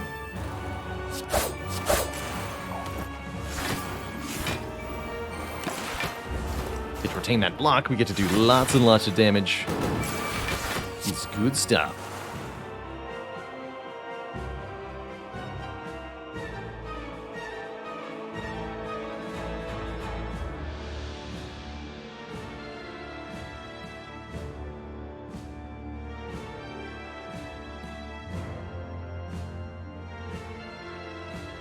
Fluffy Chicken 101, did you hear about the bakery that doesn't tell anybody about their recipes?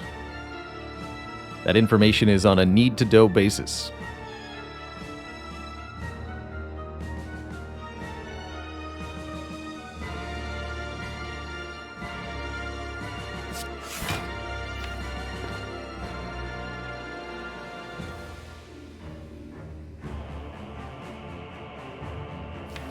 And the crowd goes mild. Wait, double Skewer next turn? The power.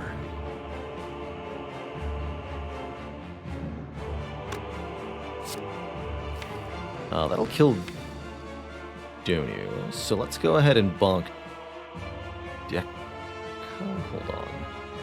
That's a really terrible draw order. For 2 turns from now. Guess I don't play much this turn then. Makes sense.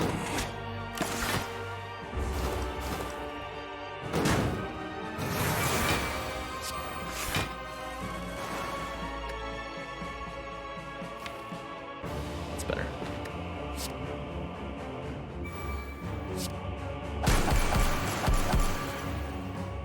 Bye-bye.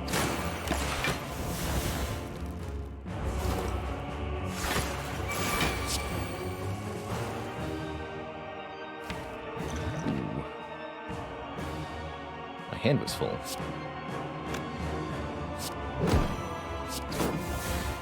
Oh, Wraith form. Okay, good to see you. And acrobatics. Everything worked out.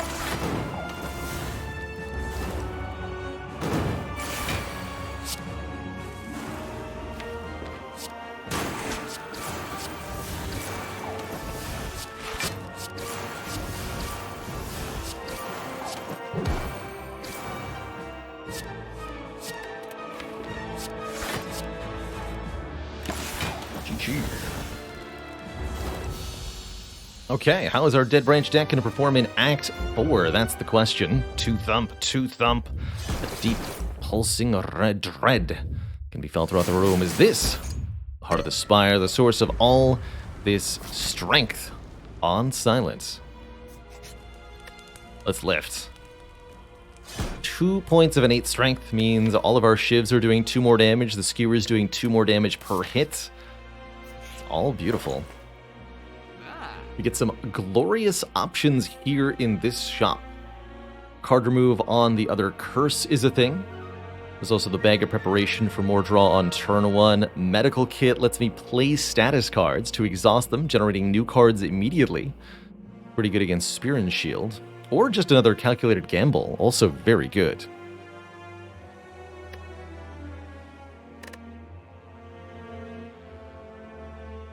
I particularly like Calc Gamble plus card remove. Can't buy a relic plus card remove. Get rid of that stinky decay.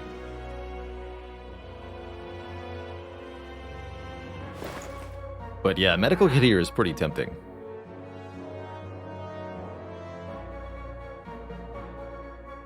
And I can do medkit prepared, which is not bad. Can medkit clear the curse? No, only status cards. Burns, wounds. Burns and wounds, mostly. Dazed, Void, and Slimed all get rid of it themselves anyway.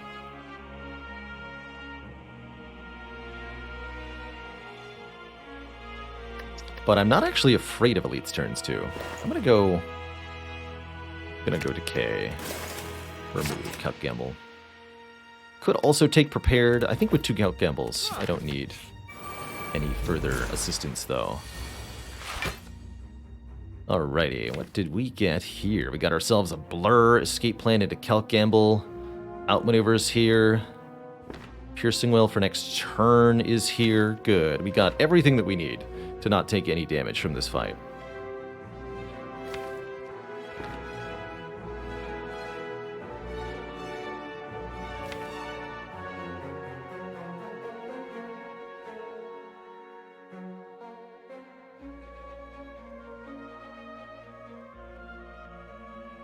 Okay, so we just want to set up Piercing Will next turn. Play this. Play this. Love that we got this outmaneuver. Discard these 2. This gets played here. This gets played. Gamble for 2. Play Outmaneuver Plus and Terror Plus.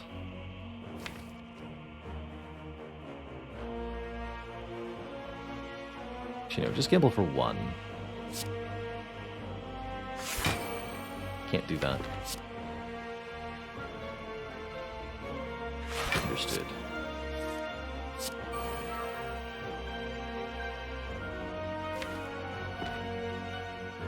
Blocking for 31 currently.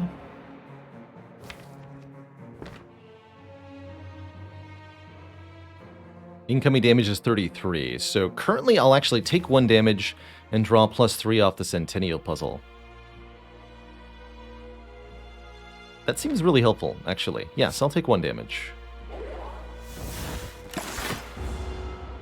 I could have turned around to prevent that 1 damage, as the total on turn 1, if you face the Spire Shield, is 1 lower than if you face the Spear. But taking 1 was actually quite favorable for me there.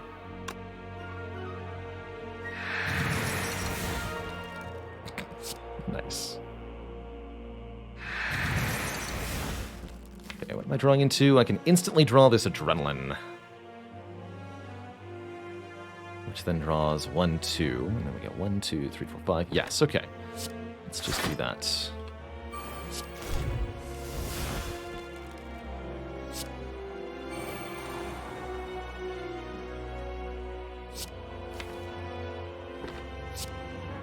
We'll block just fine next turn. Good. Keep some energy, even better.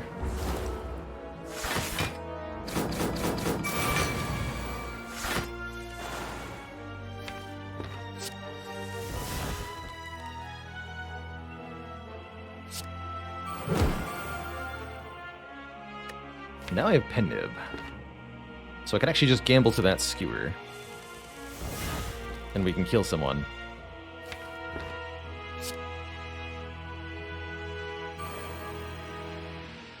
I can block for 28. That means I can kill the Spire Spear, though.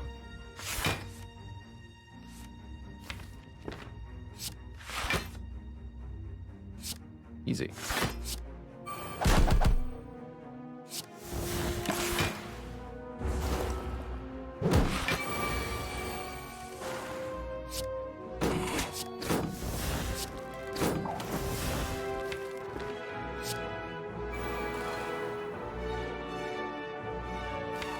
Draw the Skewer, but I can't meaningfully bust through the damage here.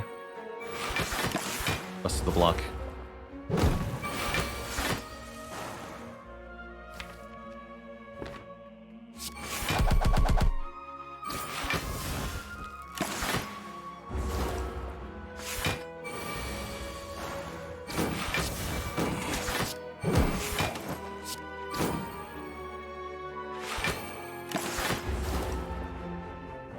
Okay. Could take a strength potion for the heart fight. I suppose I will take one last Cloak and Dagger here, as I do expect to do more than just Pen Nib one big Skewer. We have to do the damage cap multiple times to heart after all. And I quite like having a... Actually, that was a pretty good Sucker Punch. I think I'm supposed to take that Sucker Punch. I'll take the Strength Potion over the Energy Potion here also, to give us 4 points of strength in this heart fight. That's a lot of strength.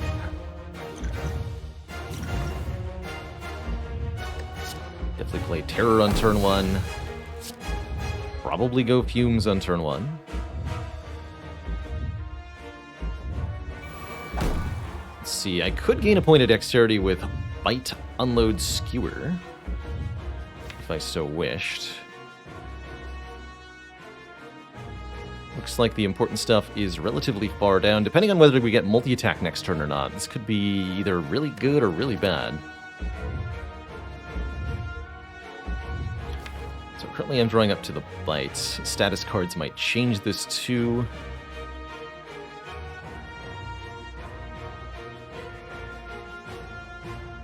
A lot of the important stuff is pretty far down, and honestly, if we don't gain Dexterity, none of this is going to matter.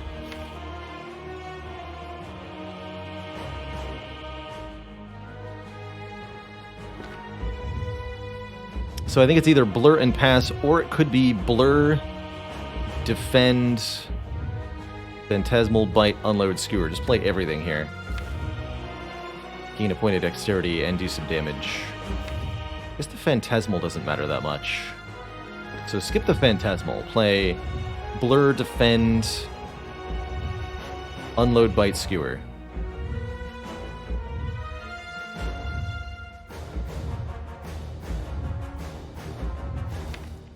Let's choose to do that. Also some decent damage here on turn 1.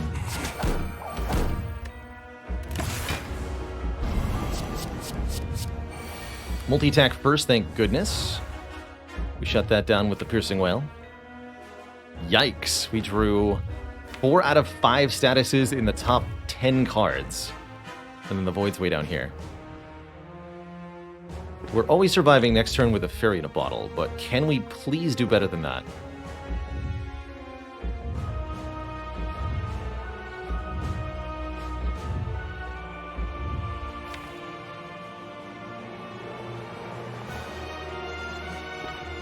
Probably starts with playing the Slimes, huh?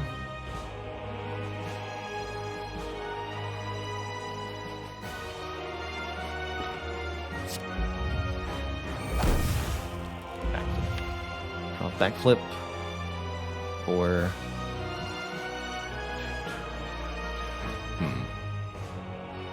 The only thing that would even give me a chance of surviving is getting the neutralize. I should have taken that Sucker Punch Plus.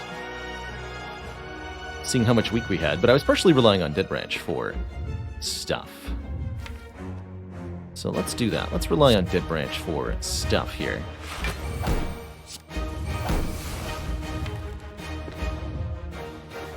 Let's say that Dead Branch has not delivered stuff.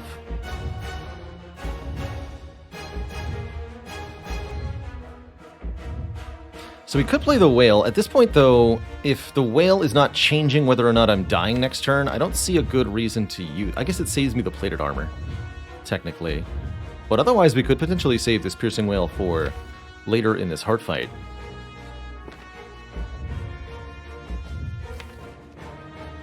I'm actually only at 3 cards currently, so I can even do 1, 2, 3, draw this. Set up a half-decent turn next turn. I've got 2 Piercing Whales. There's one a bit further down in the deck. But I don't see a compelling reason to use this one. Also, I'm actually going to draw 10, right? That's right.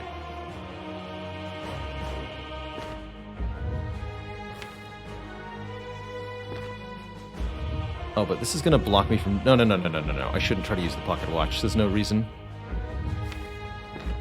Saves me the... Centennial Puzzle, though. Maybe I do use it.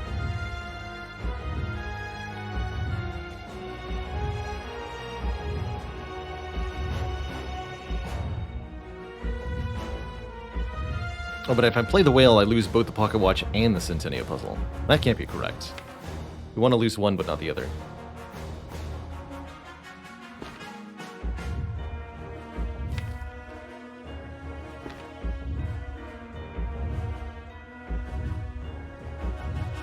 Just then escape plan?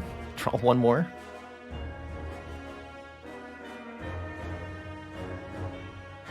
Oh, 1, 2, 3, 4, 5, 6, 7, 8 cards next turn. 2 random cards from Dead Branch. Okay. This is going to be how I choose to do it.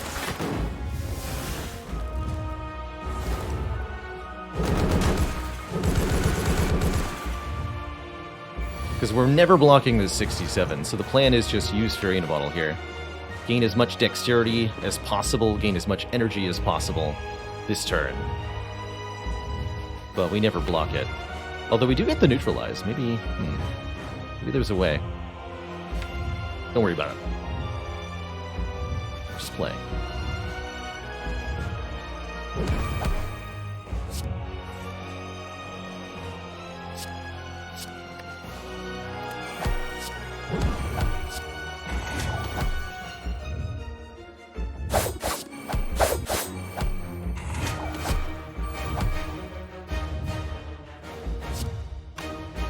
Another 45 right now. Harsh draw next turn.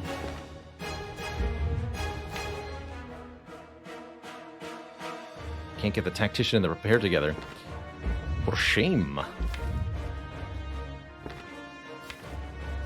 gonna bank the energy.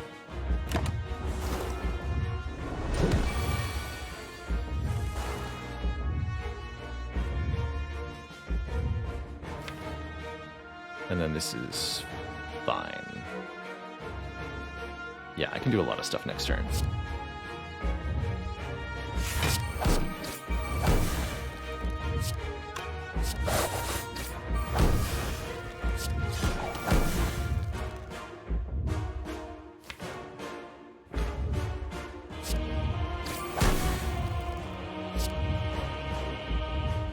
Alright.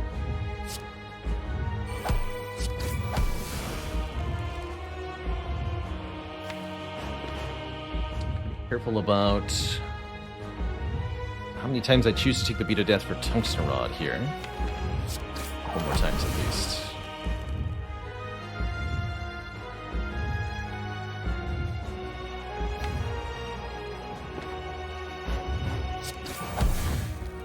Good. 7 dexterity is probably going to be enough here.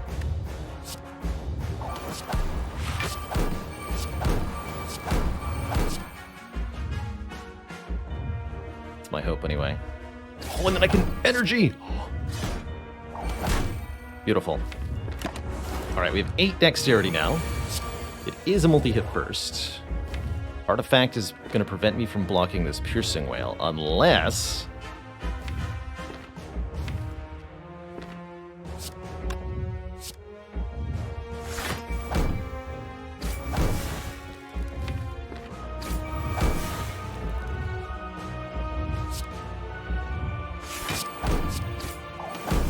Unless I can find any source of artifact generation. Or I just block for 60, which is very reasonable.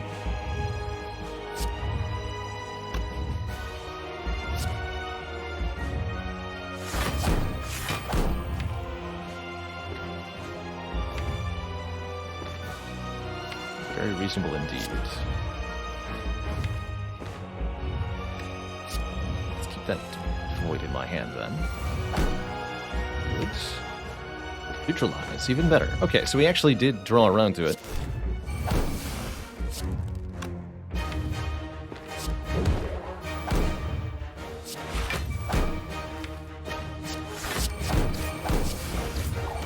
Oh, well, hello there. Well-laid plans. Perfect. Don't mind if I keep you. Might need that defend next turn to stay alive.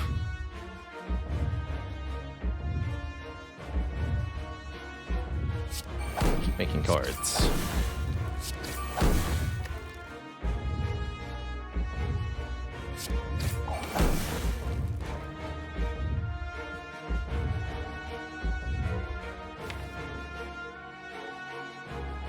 Just these 5.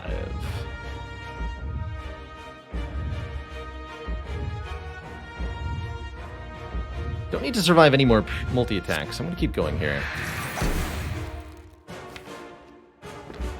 Just have to survive next turn.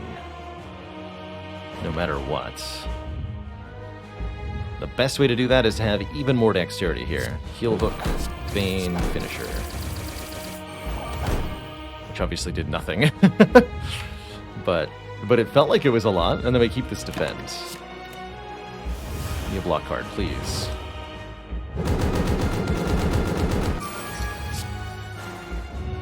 So 47. We block for 18, 16, 17. Is that enough? Remember, they're -2 each, so 15 plus 14 plus 16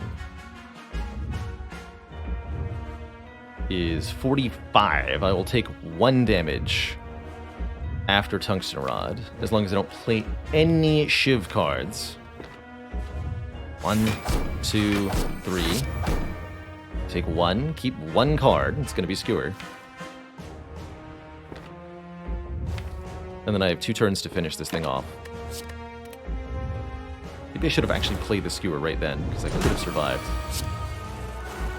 Shouldn't matter, though.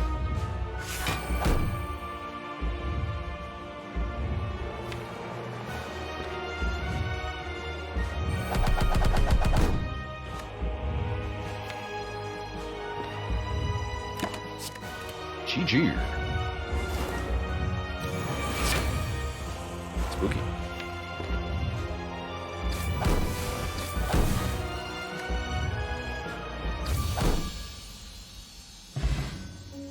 Not too bad, thanks to the kunai at the very end there. Definitely felt the weight of the bites during that heart fight. You know, not having a whole lot of health to work with. Forcing us to use the fairy a little bit earlier, perhaps, than needed. But I'm sure glad we had that fairy to have our back. GG. If I could do one thing differently in this run, I would take the Sucker Punch before the heart fight, as I think a little bit more weakness would have made a huge difference in how that fight went. But either way, we were able to get through. GG. Thank you, Dead Branch. What a run. What a run. It's a high score. 3487. Holy moly. Alright, well that brings us to a lovely, lovely end to the first run of the day. You know what that means. It's break time. Gonna grab a quick refill of the water, a stretching of the legs. When I return, it's gonna be defect up to bat. was so fun. 2 tuples attacked. Doesn't list how much bonus damage it added, though. That's a shame.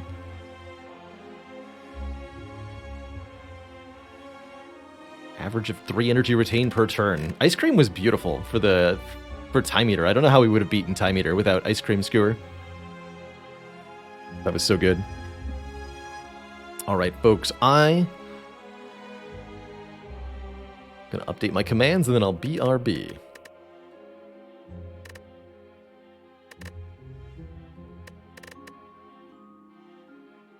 See y'all in just a few minutes, maybe 5 minutes or so.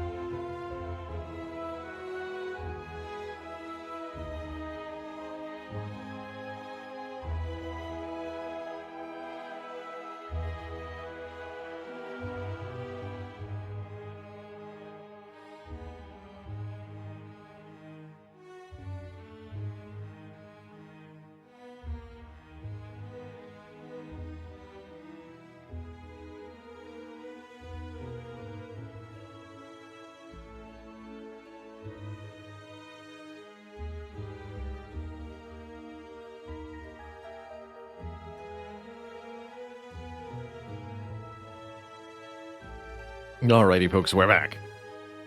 Thank you so much for your patience. While I was away, I am excited for some defects. Said it before, I'll say it again. The defect is my favorite character in Slay the Spire, although it's a pretty close competition.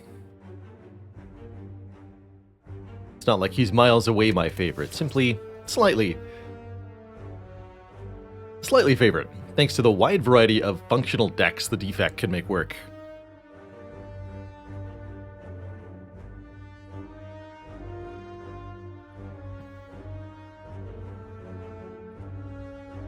Specs the sidekick. What do you call a defect on a boat? A C-fect. I'm feeling rare colorless card starts personally. Been taking a few of those lately, and they've been actually not going as well as I wanted them to.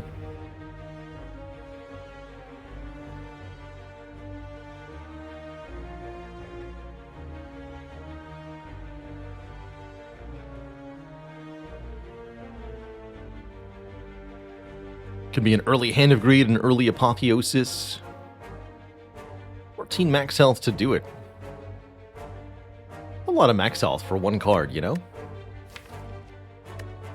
But rare colorless cards can be mighty strong under the right circumstances. They can also be mighty weird, like Transmutation, which is not here. Okay, Hand of Greed, we'll take Hand of Greed. Panache is also an interesting one for the defect in particular. Defect can card spam with the best of them, although only once you're already kind of headed in that direction.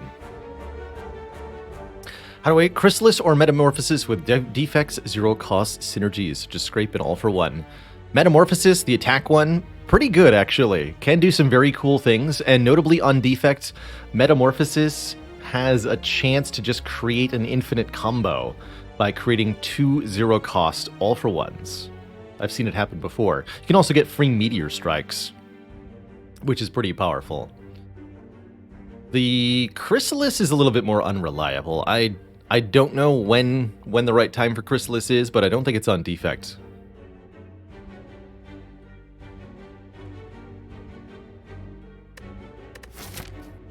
Hand of Greed is easily hundreds and hundreds and hundreds of dollars over the course of a run.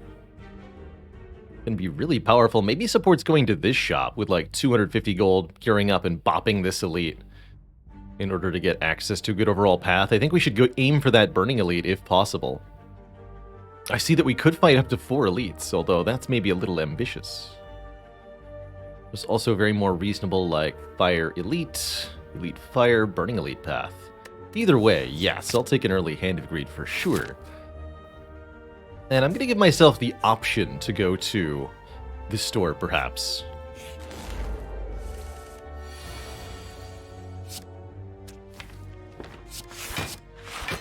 Just block 3 times. My hope is to land both Hand of Greeds, even if there is a small health price to doing so. My hope is to separately use Hand of Greed on both foes.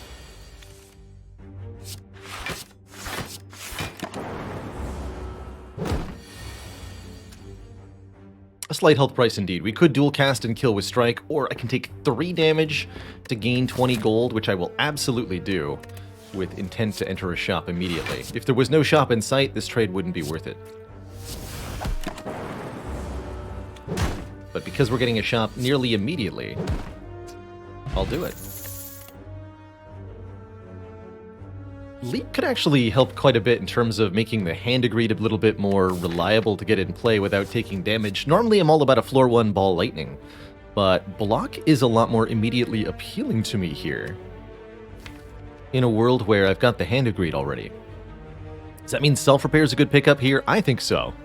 I would happily take a self-repair. I think self-repair is, generally speaking, pretty good anytime in Act 1 or early Act 2, as you're just going to get a lot of healing over the course of the run with it.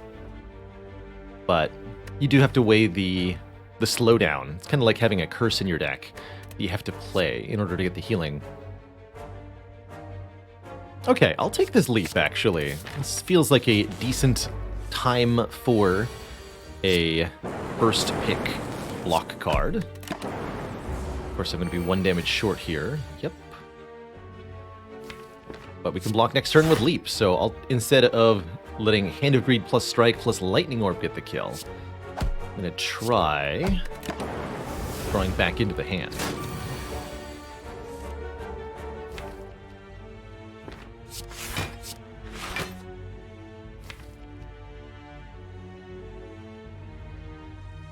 We always draw a damage card next turn, so I can just play nothing here.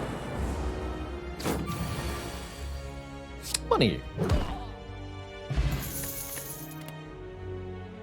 Glacier is here, FTL is here, wow.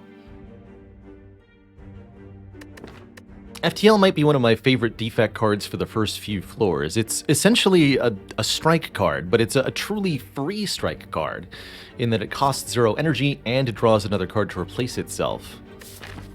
And that 5 damage is very significant in the early combats of Act 1. Meanwhile, Glacier here is the ultimate in Frost Orbs, the ultimate in stalling, but definitely makes us a bit more vulnerable to, say, Gremlin Knob, if that's what awaits us after our shop. That is a spicy Glacier, though. Yeah, Flash of Steel minus, but it's more damage than Flash of Steel. Definitely a card with an upgrade that I value very, very little. You increase the damage by a meager 1, and then also the card threshold, which is... like, the number of times that this specific +1 here is relevant is so razor thin.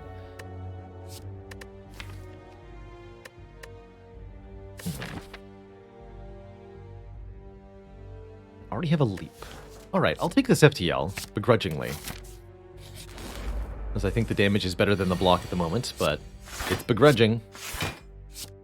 Definitely begrudging.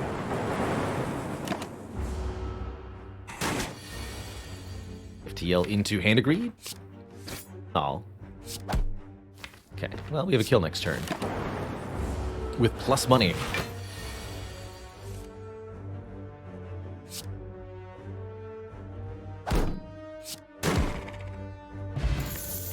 More gold, so 221. Oh, and we have one more fight coming up.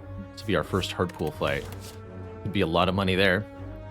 Claw, Tempest, and Recursion.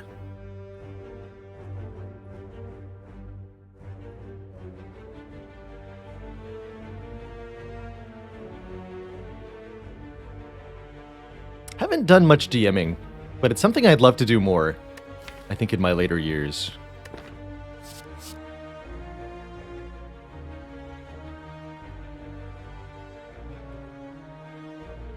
Collaborative storytelling is such a cool thing.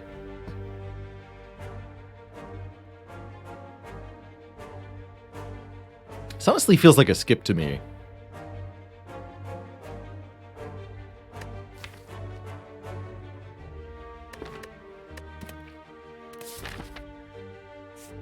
Oh, you definitely know in the retirement house I'm gonna be... oh dear. Ah. Ow. I'm going to be gaming it up in the retirement house, for surezies. This is what I took Leap for, but oof. Unfortunately, 20 plus 6 plus 3 does not do enough damage to split the Spike Slime in twain, so I'm going to go defend Zap Strike, or I could just go defend Hand of Greed here. But I think I'm going to want this second Lightning Orb. Once the Spike Slime splits into 2 smaller slimes... jeez. Which is going to have to be right now. Then I can separately kill them with the Hand of Greed, which seems unlikely to happen. This is a nightmarish short order here. JMT, thank you so much for the 3 months and the Prime sub. Keep it cozy. Strike them each one time, get them below Hand of Greed, into Hand of Greed range. Hand of Greed dual cast would solve my problem here. Good. Good. Okay. We'll sacrifice the 20 gold we could get from killing this one with the Hand of Greed and simply get to the shop with our 252 gold, our Gambler's Brew, and our Auto Shields, Hello World, or Recycle. Interesting. Sleep is trying really hard to help, but it's not. Don't completely dislike an Auto Shields here to really round out the blocking game. in Act 1. This is one of the most efficient block cards for 1 energy. This is early enough that a Hello World's actually pretty good too. Giving us a random defect common card each turn can be a really nice way to get a leg up in elite battles. And is notably better against Gremlin Knob than the Auto Shields is. Especially with the Gambler's Brew, which can help me find it on turn 1. I'm actually pretty sold on Hello World here. I'm doing it. We will take the early Hello World and we'll take our cash into the shop in preparation for this elite fight. I see we get offered a Prismatic Shard. That's not going to be it, Captain. Not for me. What are the options here? Act Boss is Guardian, we said. I do like the damage provided by Core Surge. That notably makes Gremlin Knob a lot less threatening, too.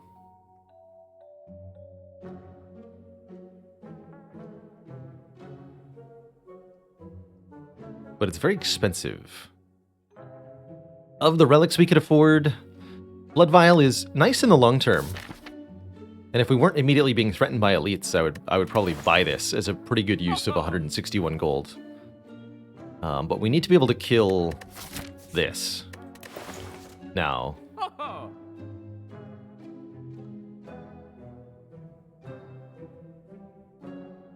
I like Dark Shackles quite a bit. I like both the Strength and Fear Potion. I don't like the Magnetism, the Cool... Well, the Cool-Headed's okay. Don't like the Magnetism, the Fusion, or the Static Discharge. But I do like the Cool-Headed, the Sweeping Beam, the Dark Shackles, the Core Surge, and card removal here. I think overall the Core Surge is going to be quite excellent, in addition to being good damage now. I'm going to buy it. And I feel like I really need to spend the rest of the money then on a potion here. Can't afford to make it a card. We need Gremlin Knob insurance, and the Fear Potion is by far the best Gremlin Knob insurance we can get. So that's what we'll take. It's actually a Legavulant, not a Gremlin Knob, and it's a Legavulant against Whoomst. We can play Hello World turn 1. Let's give that a turn or two to generate random defect commons, because random defect commons are pretty good.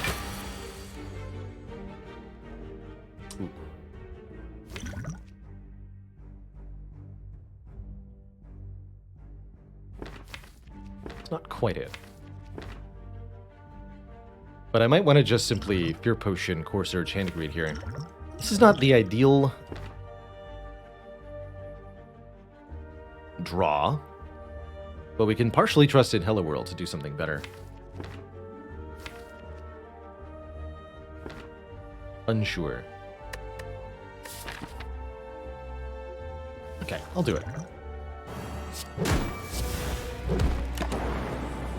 Feels like that's too much damage up front. Yes, I was hoping we'd get lucky. Thank you, Go for the Eyes. Thank you, Hello World, for the random Go for the Eyes, saving me 5 health for 0 energy here, and letting me defend. We'll deploy the Zappination, and then a Claw for some bonus damage. Sure. Leap finally being useful here. Don't think the Fear Potion ended up being great, though.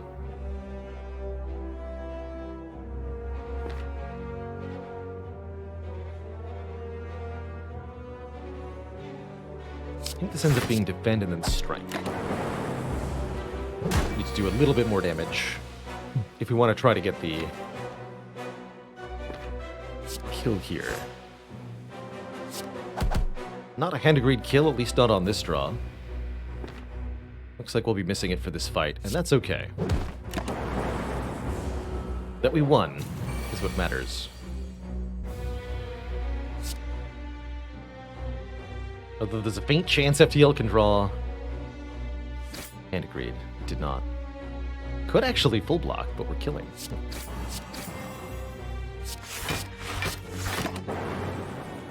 Oh well. We get ourselves a Juzu Bracelet, ensuring that we get non-combats in event rooms. And if we wanted one more block card, which I think we might, Reinforced Body is probably the best one Defect has. It's an X-cost block card. It's incredibly efficient overall.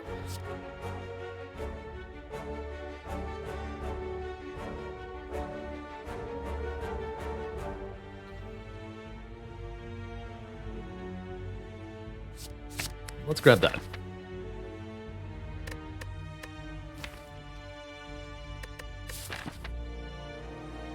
A little worried about this fight if I choose to upgrade Hand of Greed, which is what I would like to do here.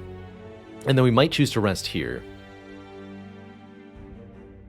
But I think as long as I have the Gambler's Brew, we're also getting another relic and rewards from one fight here.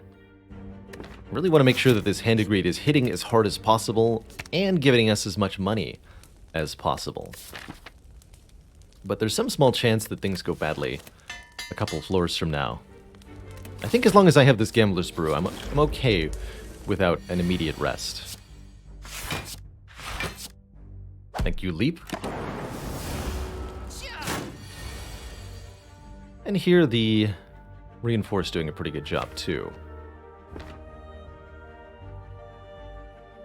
Could go Zap Reinforce, but I think that's pretty foolish. If I'm being made vulnerable, we really need to kill this man next turn.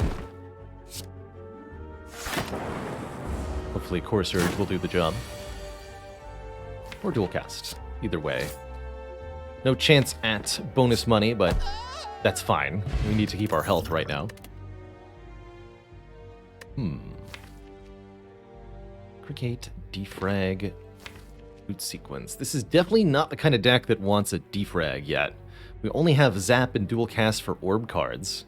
Haven't really picked up a lot otherwise. Technically, Hello World can create orb generators, but that's not really something to synergize with. With potential Gremlinob incoming, none of these cards really help us in that matchup, so I think I'm just going to skip all of them. We're very focused on, can we defeat this elite? And none of these help with that. That's right, Abyss Walker. We can separately, if we roll the 3 sentries, we can separately kill each of them with the Hand of Greed for 75 gold in that fight, potentially. Nunchaku might help. Energy every 10th attack we play. And yes, it is the sentries, thankfully. So, killing all 3 of them with Hand of Greed is in fact on the menu.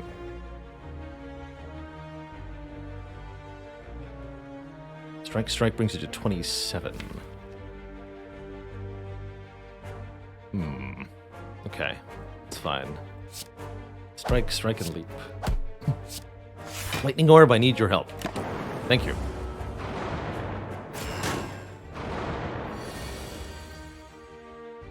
Lightning Orb, no!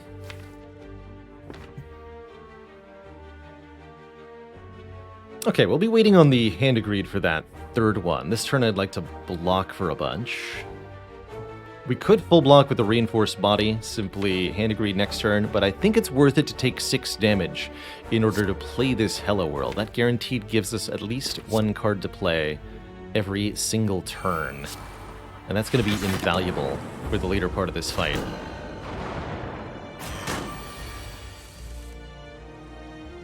I think, anyhow. And we need to get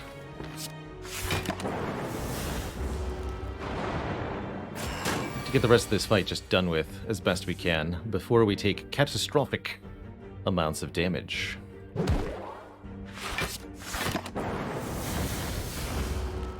Just kind of 50-50 who I was targeting there. Turbo! Uh-oh. That's got to be a Gambler's Brew. This is unacceptable. No.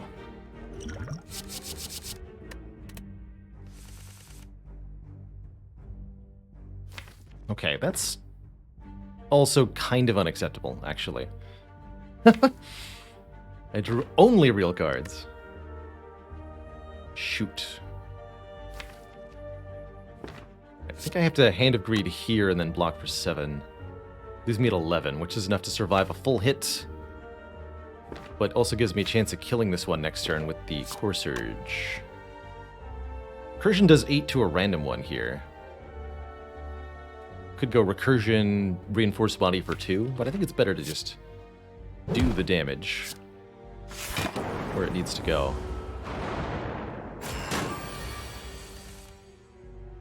Heck.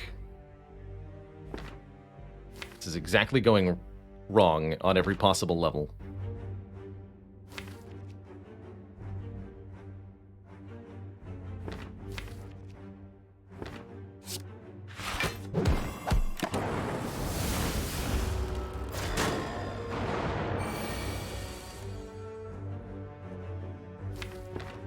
Okay. No premature Fs. We're there. We're alive. We're finally through that fight. We have a happy flower. We have a strength potion. We have an electrodynamics. Or a skim. Actually, quite like that electro.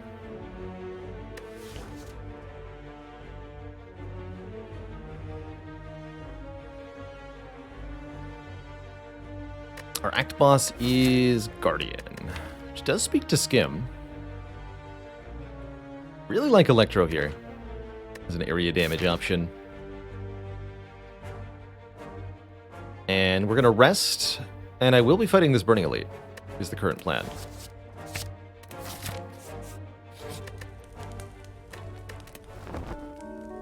Well, it only puts me at 25, huh? Stop. I'll trade faces with you, sir. Give me weak on turn 1. Just in time for the Lagavulin, thankfully not a Gremlin Knob. Might have ended up dead to that series of events with the exact wrong. Let's not stress on that too much. We made it, that's what matters. Big time did we make it. Bonus energy next turn is going to be super helpful with Happy Flower. We've really got a good core, so to speak, going now. I'm going to skip out on the strength potion here. Is that correct? I think that's correct.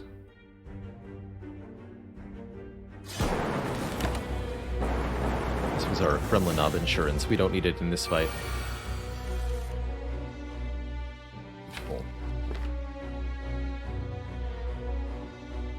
Hand of Greed, reinforce for 2 is an interesting option as well. But I like the idea of just full blocking this. Compel River reinforced. Just do that for the moment.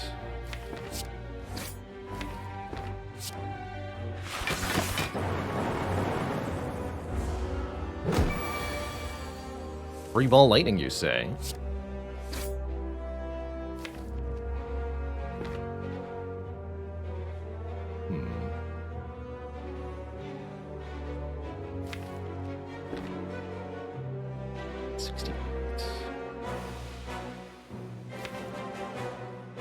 Get slapped.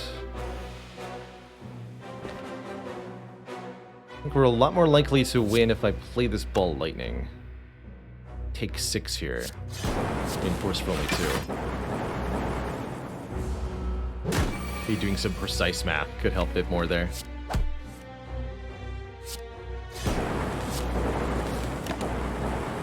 Feels like I was right about on the nose though. Perfect. We even leave with Nunchaku on 9. Get ourselves a Singing Bowl, letting us gain max HP instead of cards, which is useful right away, actually. Core Surge blocks Dexterity down against the Lagavulin. It is in the order that that they apply the debuffs that matters. Every enemy's specific debuffs are applied in an order unique to them. There's no real consistent way to know for sure. For example, Collector and Heart both apply Vulnerable, Frail, and Weak, but not all in the same order with their respective mega debuffs. Because screw internal consistency or something. Second Reinforce is oddly tempting, actually. Going into the Guardian fight, this is a sweet card to have 2 of. Would Bullseye be better if there were another card that applied that effect? I think it'd be cooler if there was another card that did that. There should be a shockwave equivalent that's like 2 costs, apply 3 lock on to all enemies. Exhaust. Be a cool card.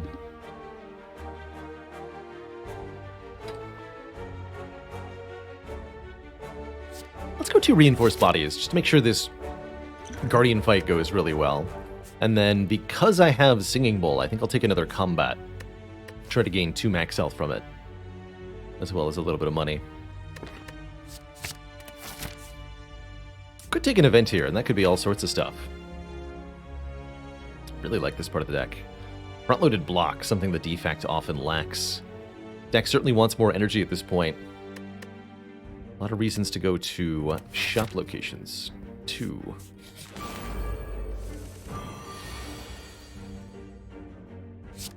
Give him a zip zap.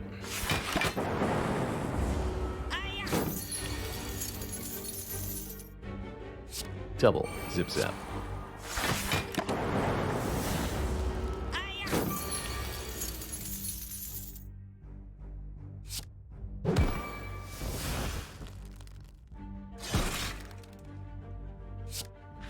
Great tragedy to learn that I don't have Dead Branch on this run. At least not yet.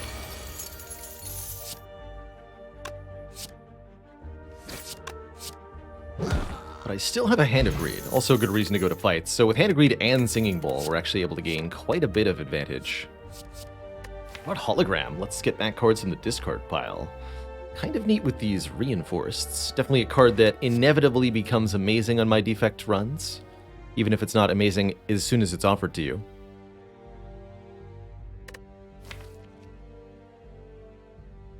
Okay, I'll take the Hologram. And I'll keep these current potions for the Guardian fight.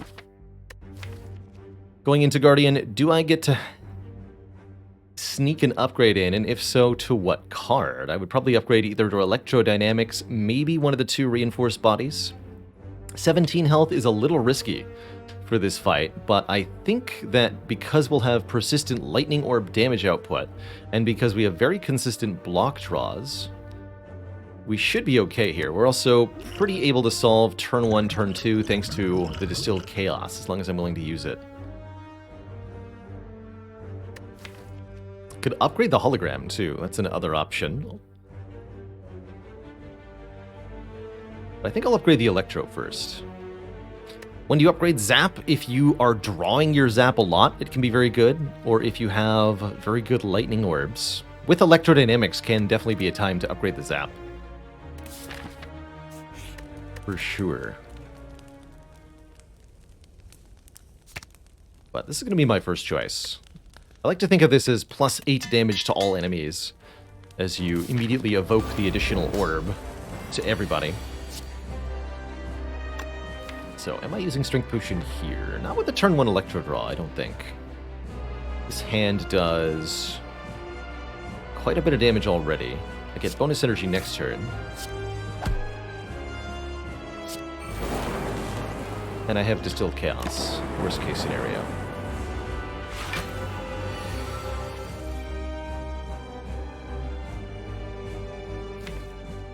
Cool.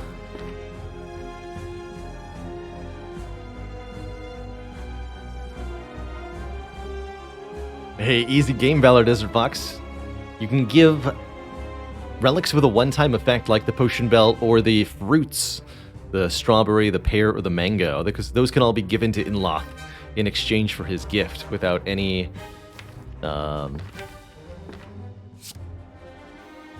risk or loss.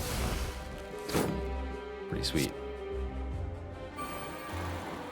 So, what is this? Dual cast Zap, actually? Just keep all the orb slots full? Yeah. Then we've done enough damage to transform here.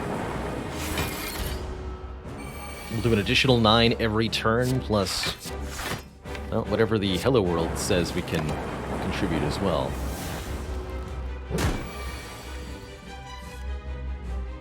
Here, I'll take a little bit.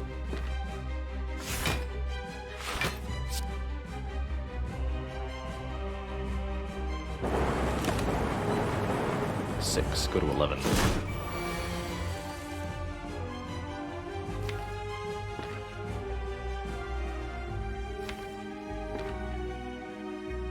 So, cannot...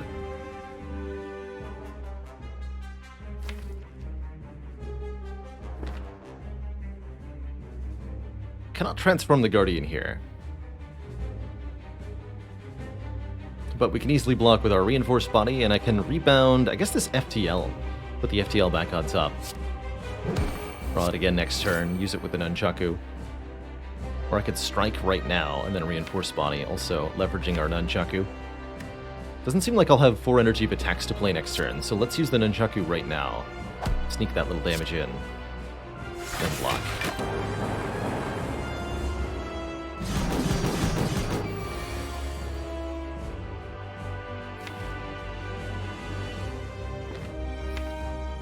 I'm not going to draw a card with FTL because I want to draw Reinforced Body next turn. So we're going to transform Guardian right now. Beam Cell, Core Surge, and Dual Cast gets me there.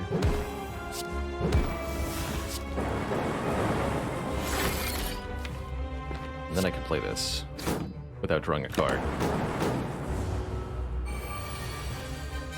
Turbo. Oh, cool. Next turn might be bad, though. We'll see.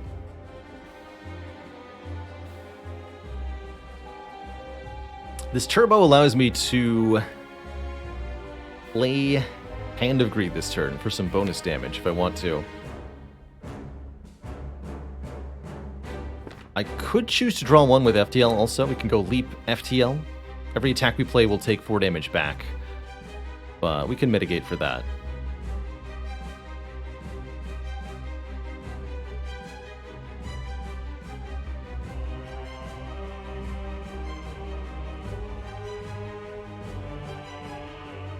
Not sure if I want to draw, though. Without Frozen Eye. Here's what I'll do then. Reinforced Body. Then Turbo. Play the Hand of Greed. Take 4 back. Play this, take 4 back. Draw new hand of cards. Okay, that is a little worrisome. Currently we're exactly dead, but there's a lot of block in the draw pile and only a couple of attacks, so this will have to be our Distilled Chaos. And barring a particular disaster, we should be okay here. Could even try rebounding the defend, but that's only +1 net block, really. I don't think that would be a good idea. Right, it costs us 4 health to play the rebound, so to rebound defend is only a net gain of 1 block.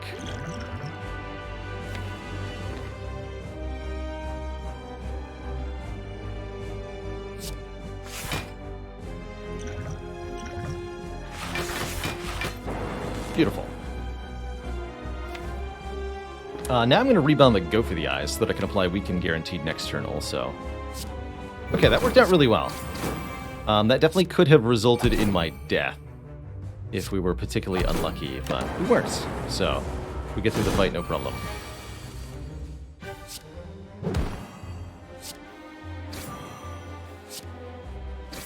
GG. Replace our potion. And we got offered Seek, Buffer, or Meteor Strike.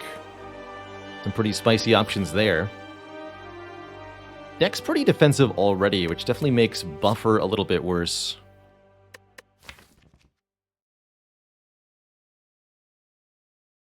Missed my chance to Hand of Greed the Guardian, though. Seek definitely makes Greed a lot more easily put in play, and is a general really good card on defect for getting set up. Seek for Electro, Seek for Hello World, Seek for Hand of Greed, doesn't really matter. Have no current way to play Meteor Strike. I'm thinking Seek, personally. Such a great consistency card. And yikes. Sozu, Velvet Choker, or Black Star are the choices here. That's a heck of a triad. Choker limits me to 6 cards per turn. Pretty hard to want that on defect, particularly with cards like FTL and Hologram and Seek. Black Star would give me extra relics for elites, but are we in shape to fight elites in Act 2? I'm going to go with no. This deck has absolutely no way to kill a Book of Stabbing. At all. On 3 energy. So do I take a Sozu? The extra energy will matter a lot for the reinforced bodies. Duplication potion's really good for the late game.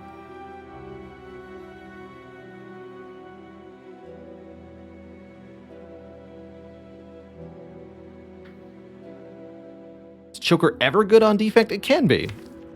If you've got something that's slow orb scaling, like with Inserter, I think Choker can be great with that.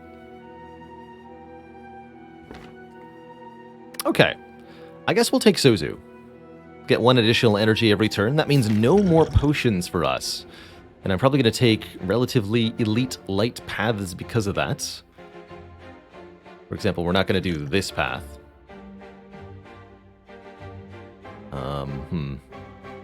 But all of the shops require fighting an elite, like, right afterwards.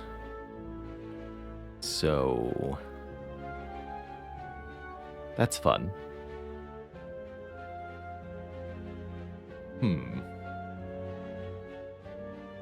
There is this path. No elites, but also no stores, and it's, I think, rather imperative that we start removing our starter cards. Knack Knack, thank you so much for 11 months.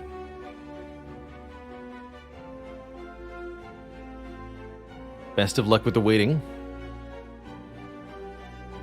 Glad I can make your time stuck in isolation a bit more cozy.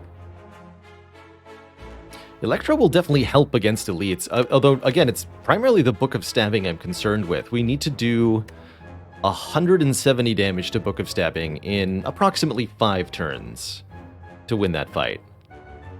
And this deck does not do that on really any level. We're also rather crippled by our Gremlin Visage, making us weak on turn 1 in all fights. Slavers, Gremlin Leader, you name it. Feels like we're missing a biased cognition or so. Something like that to really make up the difference here.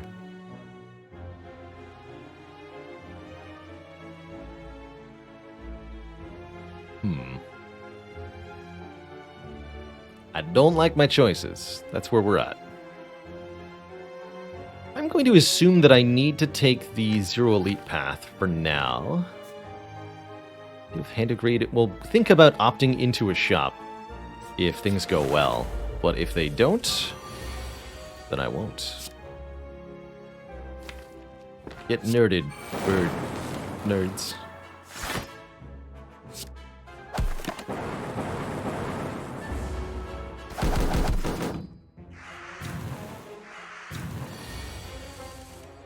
Yeah, that's what I thought. Okay, I'll just decline all money then. And take my health. And leave. Thanks. Redshift, thank you so much for the 3 months of support. This ain't it, although Beam Cell could help a lot. Not that much, but... If it was upgraded, I would take it. Maybe we take it and go this way? No. Let's take Max Health. So, should I be taking fights as much as possible? I think with Hand of Greed, Singing Bowl, yes. We just want to be taking combat, combat, combat. Wherever possible.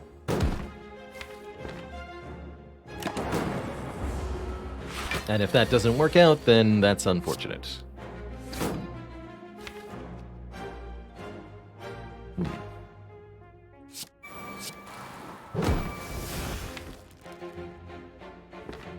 Well then. So we're probably taking some damage next turn, but if we're really lucky, Hello World will make something that helps me. It did not, but I forgive it.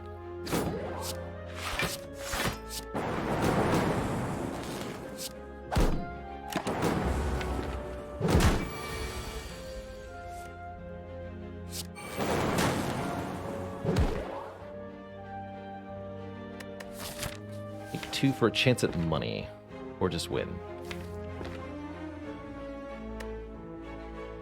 I think I need less money and more... Well, hold on, no. No. I want the cash. Random powers can be quite helpful from White Noise. You never really know what you're going to get, but what you get might be exactly what you need.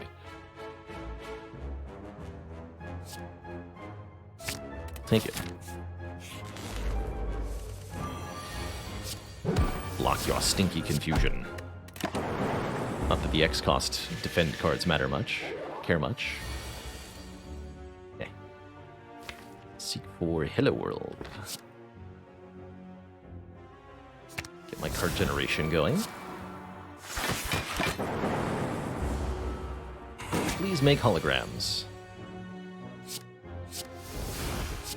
I said, please make holograms.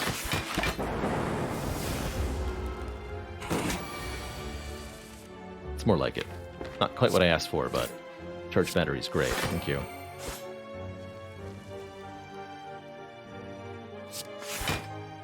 Electro or Hand of Greed? Let's just play the Hand of Greed. Double charge battery. The power.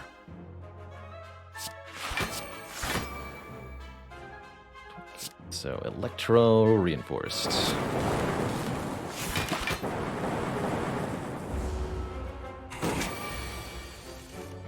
Stack is a beautiful thing.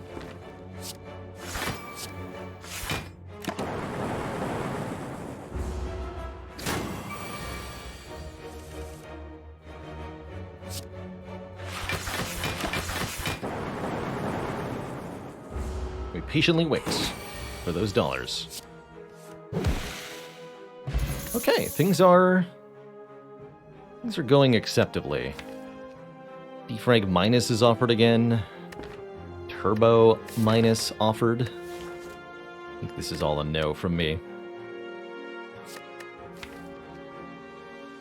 I would take Cool-Headeds. Maybe I'm supposed to take this defragment so that we can start taking Frost.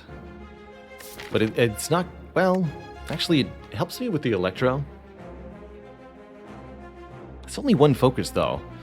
Without an upgrade, it's not going to make much of a difference here.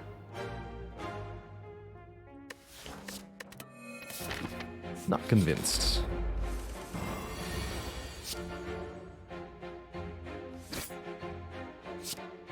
These two should be comparatively easy. We've got pretty good block consistency. And they don't even necessarily attack you initially.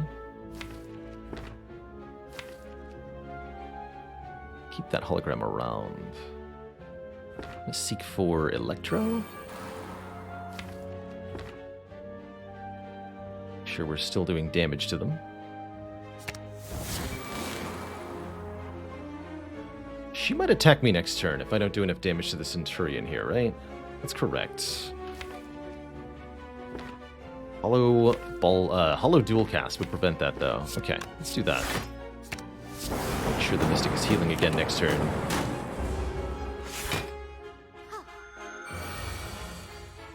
That was a good choice. Buffer? Dang. Well, that's uncomfortable.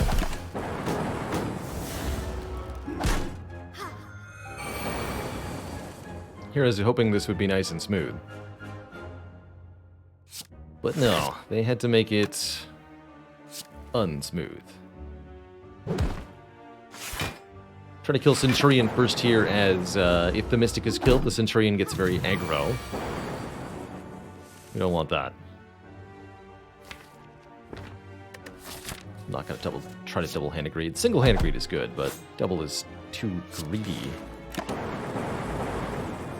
When they both have 8 strength already.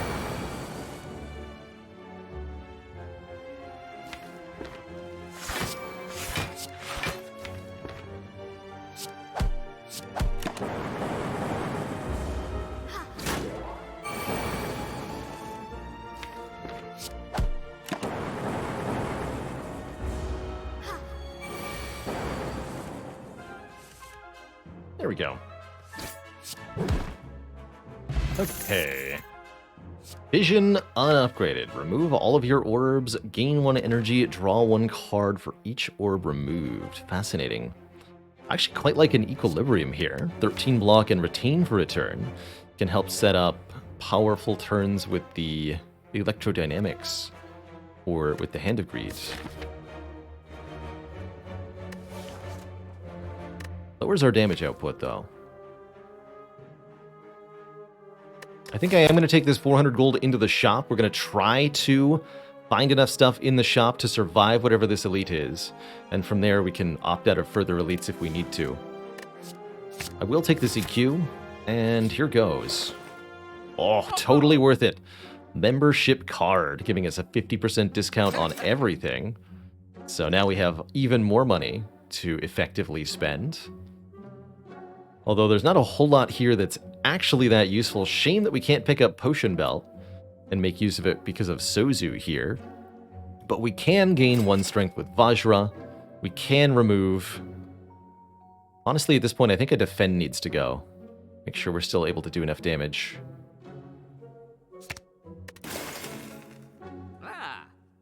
And I think I should take Flash of Steel, too, with the Nunchaku and the Vajra. How about a Rebound? 10 damage lets us put a card on top. Rebounding Reinforced Body is important. Rebounding Hand of Greed is important. Yes, I think I will also take Rebounds. Giving us, hopefully, enough damage to beat whatever this elite is with the use of these potions. Good luck to us. I am definitely a little terrified here. It is the Book of Stabbing, too. Okay, well, I'll be using this Strength Potion. This is the time for it, for sure. But I'm deeply concerned.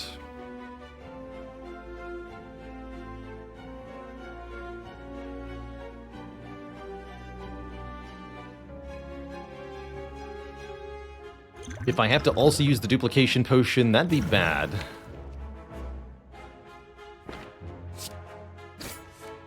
I hope is that we also don't need to do that. Nice here. We get to retain Hand of Greed for when we're no longer weak. That's going to be the play. And I'm going to put Hello World in play right now with Seek. But I start generating new cards.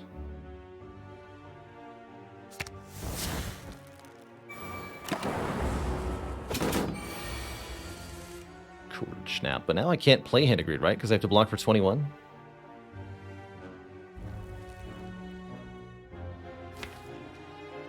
But if I don't play the Hand of Greed and deal the damage, we're not going to win this fight, ever.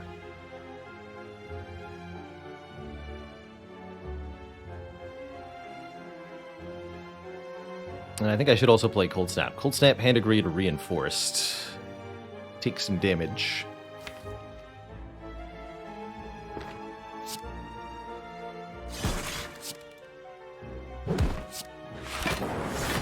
Get a couple wounds at it, which is problematic. This turn's 24. Next turn is going to be 5 by 7, which I clearly can't do anything about. I think we're doomed here.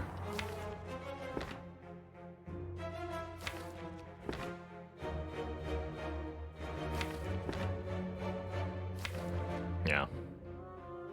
We could have beaten Slavers or Grum Leader. I don't know that there was any way to beat Book of Stabbing.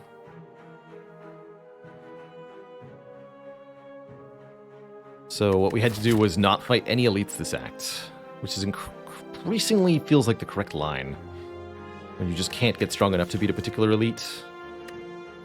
It's a real shame. We were so shop-oriented. Is there... Well, no, hold on. There's still outs we can get from the Hello World, so I shouldn't speak so doom and gloomy yet. I think this is what? Leap, Hologram, Equilibrium. Let's see what we get. Aha, we do get a hologram. Okay.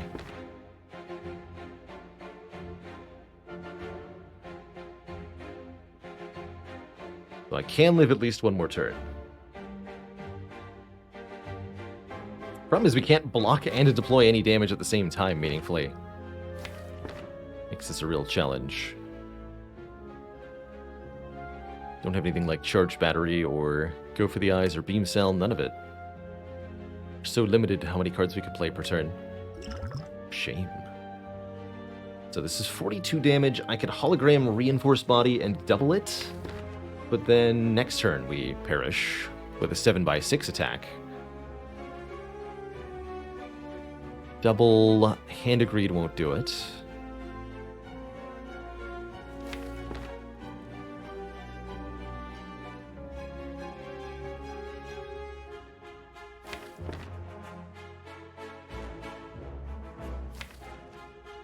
Just get a random crit. Easy. Easy.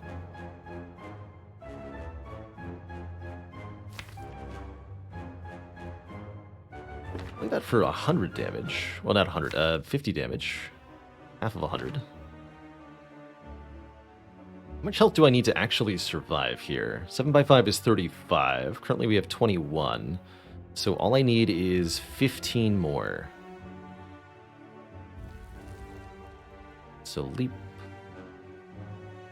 Not gonna cut it. That's what that means.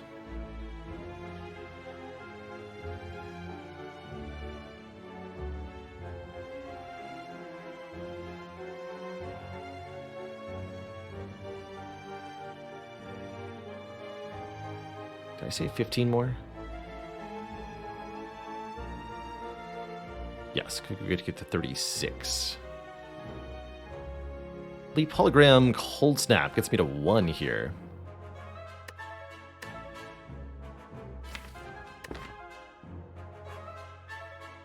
Leap. Hologram, Leap, Cold Snap. Could rebound the Leap if I want, or the Cold Snap. Or nothing. And then we have to find an answer next turn somehow. Okay, that's the line I'm going to take here.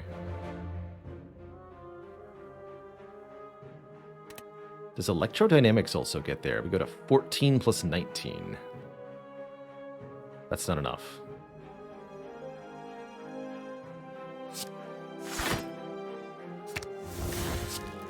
Need that extra Frost Orb to live.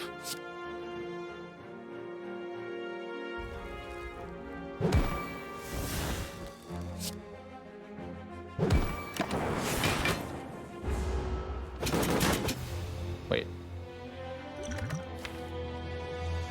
Okay. I think I need to use the duplication potion on that turn. I was off by 1 there. GG. We'll go again.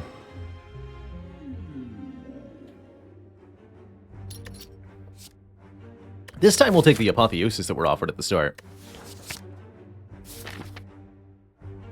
How was I off there? I had 2 Frost Orbs. 9 plus 3 plus 2 plus 2. 12, 16.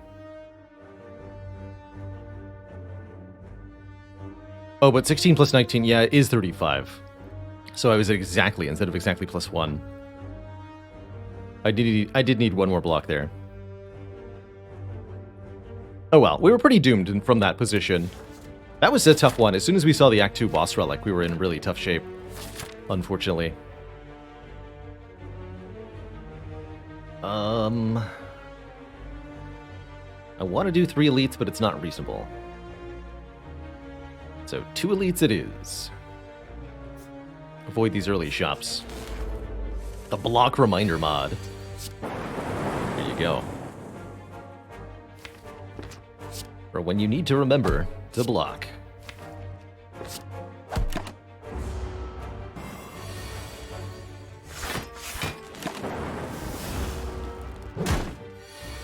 Have I ever skipped a boss relic? I have. I don't highly recommend it, but it's entirely possible too, and I've seen others as well skip a boss relic and then defeat the heart on an Ascension 20 run. It's totally doable. Man, I love both auto shields and steam barrier here. I think I'll take the steam barrier, as we can play it alongside Apotheosis more easily.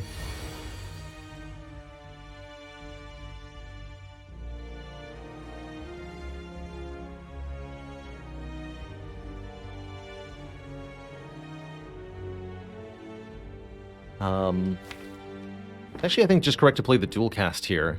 In the event that one of them doesn't die, I save 2 health by doing this. Versus playing the Apotheosis.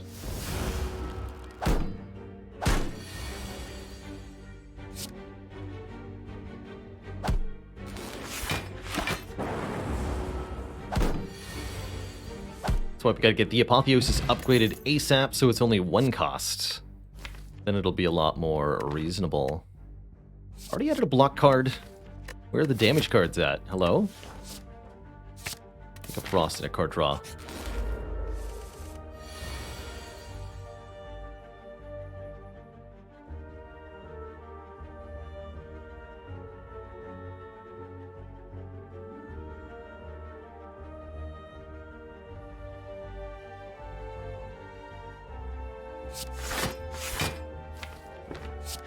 Here, I think I can triple defend. Now that we have the cool-headed. That's not acceptable.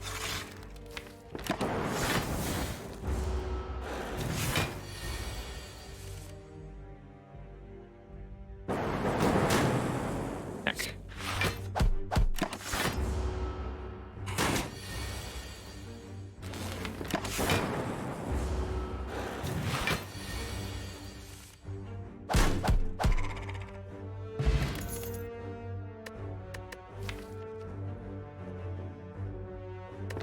Claw, Force Fielder, Storm. What a strange set of 3 cards. None of these are helpful at all, really. Storm adds nothing with no powers.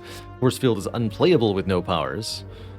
Claw is the best of the 3, and it's definitely a questionable choice here. I guess it's better than nothing. Is that true? I don't know. Heck it.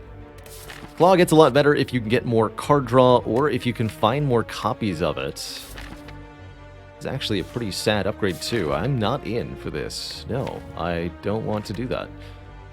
I just want to upgrade Apotheosis.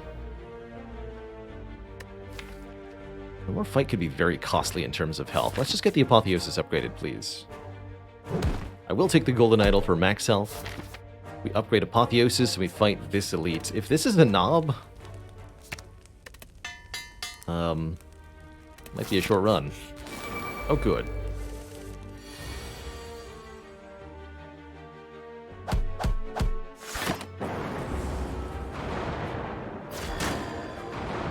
Thankfully, it's these 3. And life ain't too bad. Take 10 here, draw 3 defend pluses on a turn. I'm only getting attack for 10. These are all... Ugh. Shuffled without those. Wonderful.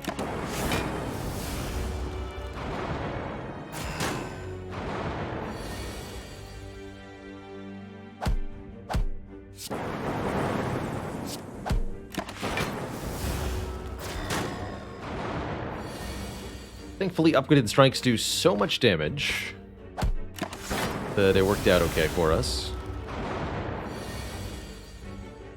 Just having everything upgraded is pretty good.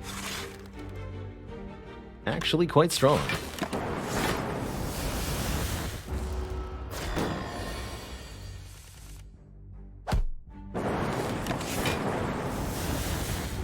So not actually that bad in the end. Leaving this with 25 health is probably about as well as we could expect to do. Rebound is a damage card. It's also a damage card that ostensibly works with the claw by letting us put the claw back on top. That's good. That's really good. I don't think we ever go this way. Well, maybe. Hold on. Very strange set of potions so far. Right. So... Snack oil? Yeah. That seems great. I'll even rebound this free zap.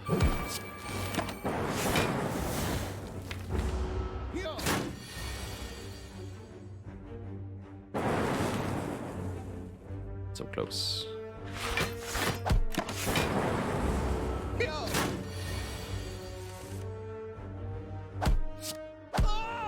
Alright, that was actually quite fine. I got a better potion now. I am going to fight that elite. And I am going to take an attack that adds a Frost Orb. I think that's quite good.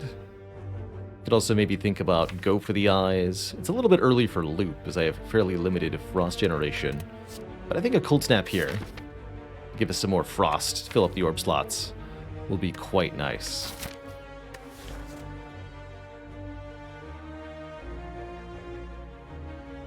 A good definition of front load. I usually use this term to describe cards that are numerically efficient on the turn they're played. So cards that are quote-unquote front load are stuff like Steam Barrier, which offers immediate free block. Rebound is immediate damage. Whereas I wouldn't call Claw front load just because it's relatively low damage, even though it is instant damage. Claw doesn't do a lot of damage until it's been played many times. That's the opposite of front load.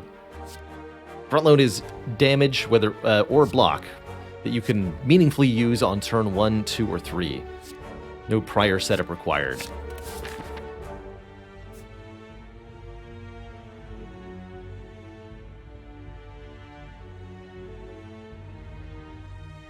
I think that's another good description of front load. Front-loaded cards are cards that are numerically efficient without any prior setup required. So cards that don't need strength, don't need you to put powers in play, doesn't need to be turn 2 or 3 or whatever. Tempo is a good description for it too.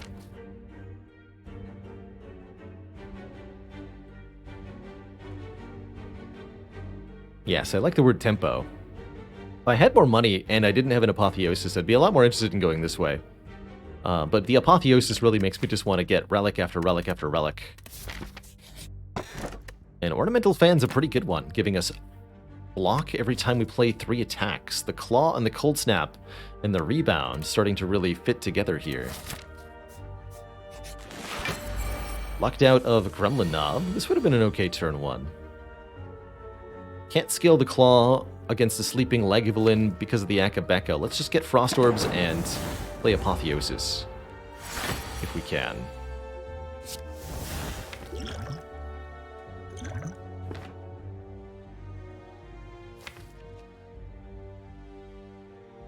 Worst case scenario, I draw 2 defend plus next turn, so yes, let's wake up right now. I might have wanted to use the attack potion and upgrade that contained attack with the Apotheosis, but I chose not to.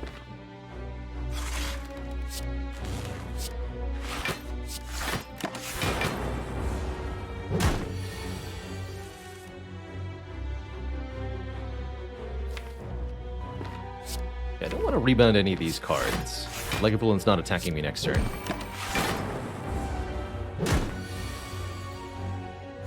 Beautiful. Claw.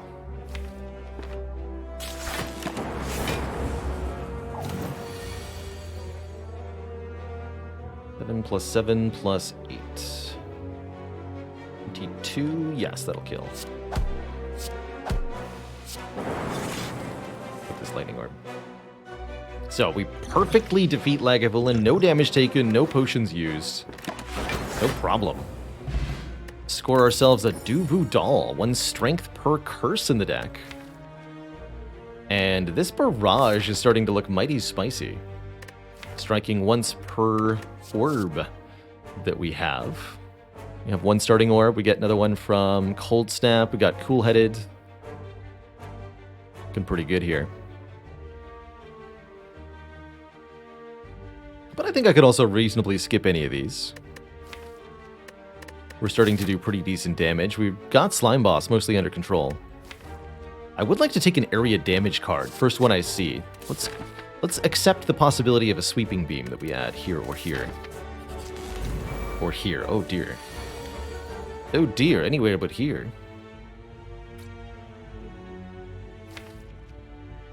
Hear tell that I'm supposed to be killing this cultist first. See if that proves correct. Don't want to rebound a regular defend. Let's just go defend, defend, rebounds. Slap that bird. Bird gets stronger every turn, the slime doesn't, so ostensibly, I should be killing the bird first. Thank you, Ornamental Fan, for your contribution here. Hype. Lightning Orbs know what's up, too. Good.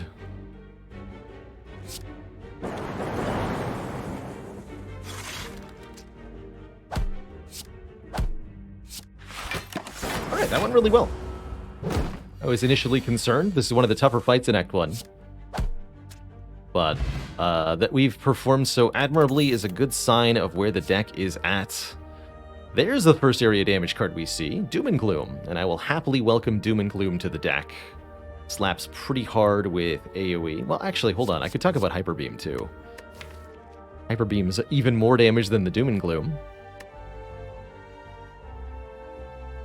But makes these Frost Orbs bad instead of good. But it does do an awful lot more damage. 34 is actually more than 14, as it turns out. Hyper Beam would let us devastate Act 2. Although notably the Doom and Gloom is actually better against the Book of Stabbing.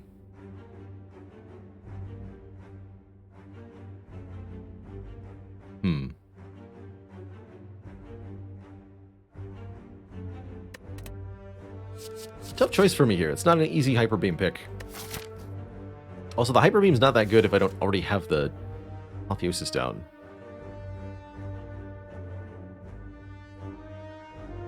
Nah, I'm going to take the Doom and Gloom. I think that's the easier, no-nonsense pick. I'll take it, dang it.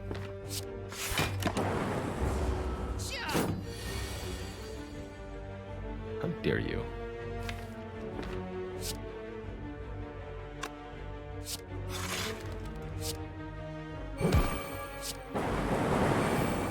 Rebounding the dual cast here so that I can guaranteed block with the Frost Orb if I need to. Which I do. And then we get an easy kill next turn. +1 strength is just so nice on defects. Defects attacks are a little bit low damage, but become very deadly with a little bit of scaling.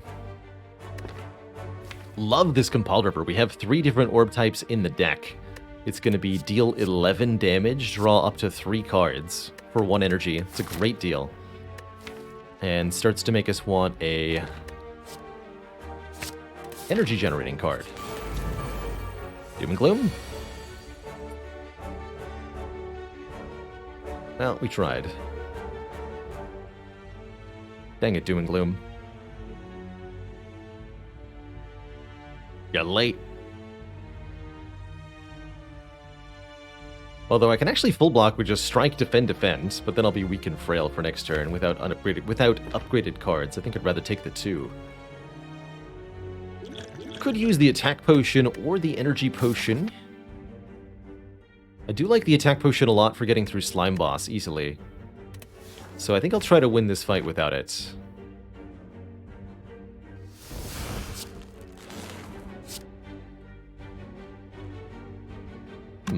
Could energy potion defend, defend, strike the Fat Gremlin? That's interesting.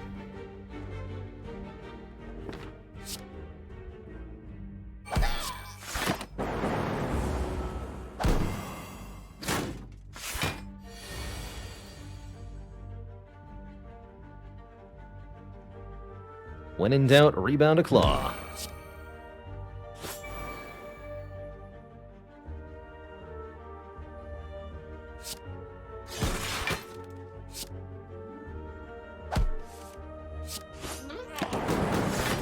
Beautiful.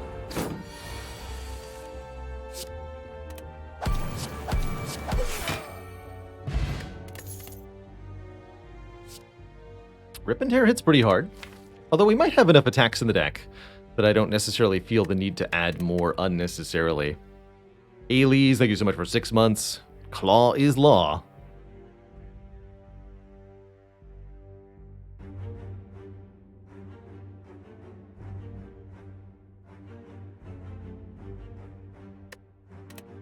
We'll skip all that. Heal or card removal? Honestly, I think we're beating Slime Boss decisively whether or not I heal here, so I think that means I get to use this as a card remove opportunity. Let's take 1 strike out of this deck.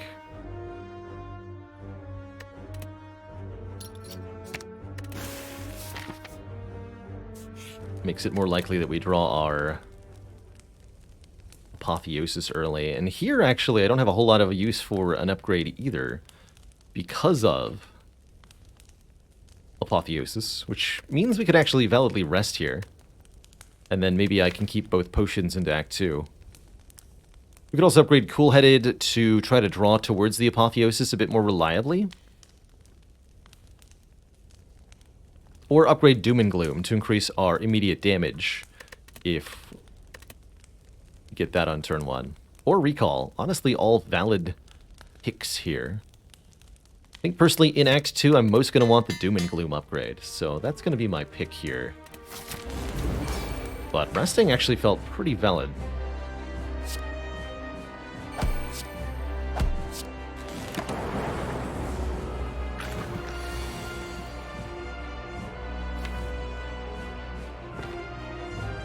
Pardon?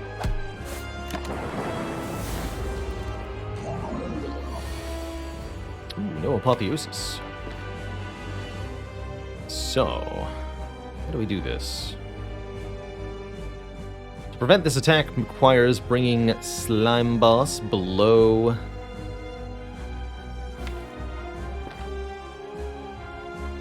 75 health, so I have to do at least 30 here. I can actually rebound Doom and Gloom. That would be just enough.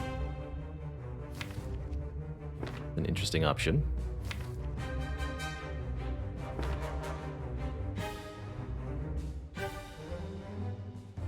Dual cast Doom and Gloom is also an option.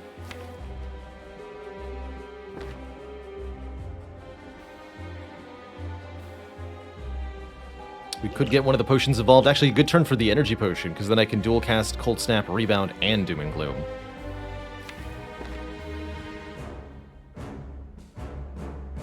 And that feels best.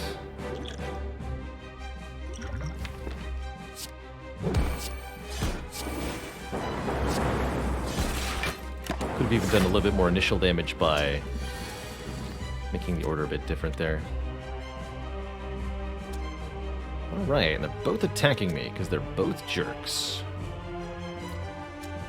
Do I feel the need to employ our attack potion here, or is it sufficient to go Doom and Gloom plus Cool-Headed? Because that'll deal 27 damage to one of them and prevent an attack guaranteed. So my draw pile is pretty miserable with no upgrades. Okay, let's use the other potion too, I suppose. And that lets me take and upgrade Sweeping Beam. At least I hope it does.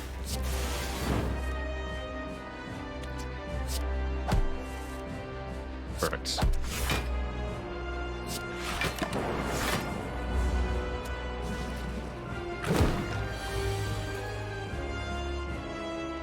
+8, easy kill. Good. Although rebounding the dual cast actually a better idea, because then I can dual cast this Dark Orb next turn. So claw, then rebound, then dual cast. Now defend 2 times. Okay, we're there. A little tricky there. Don't like that we had to use both our potions.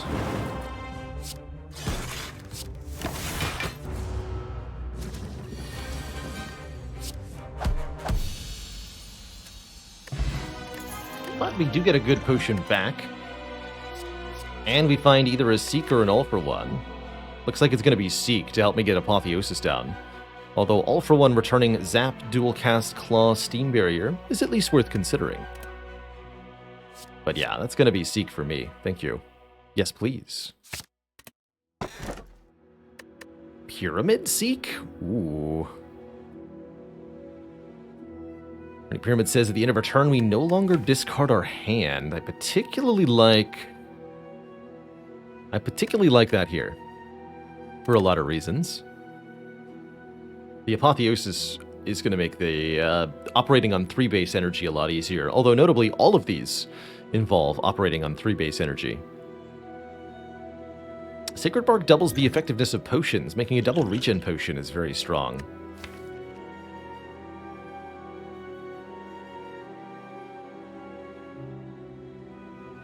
Yeah, if we take Pyramid, we just need any really one energy generating card. Aggregate, Turbo, or Recycle. Any of them will do. And I think the value of the Astrolabe goes down a lot when we have Apotheosis. I'll take the Pyramid. Very happy with the Pyramid. We might be able to make this into a proper claw deck. It's really going to depend on what cards were offered from here on out. What I do want to avoid is unnecessary dying to elites. These look like they're easy kills. These look like they could be early deaths, just like last run. So, I'm thinking hit one of these two shops, go to this fire, don't fight this elite or this elite or this elite.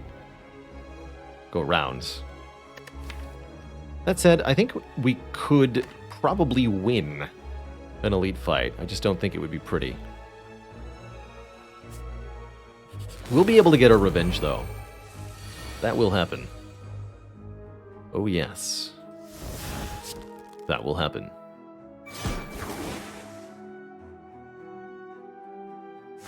Get nerded on, birds.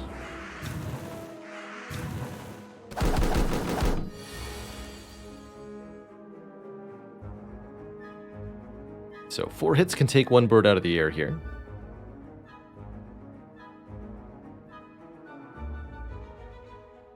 We want to rebound this dual cast.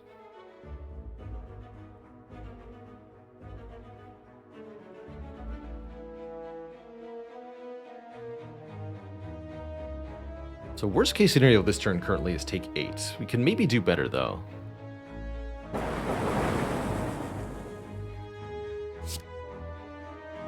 Yes, we can. Decisively. Because this is just a kill.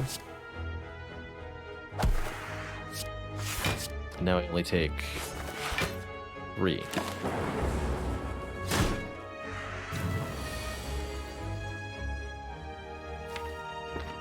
Beautiful.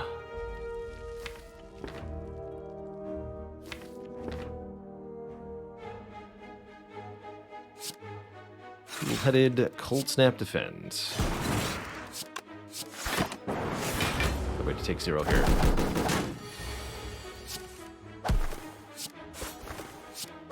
I think we'll find that this deck absolutely slaps if we can get our hand on 1 more Claw. Or Defragment, actually also pretty good. Turbo, not bad either. All very valid choices. With 2 Frost Orbs, I'm pretty incentivized to head in a Defragment direction. Defensively speaking. We're more likely to see an Energy Generator card than we are to see another... Ouch. Frost card.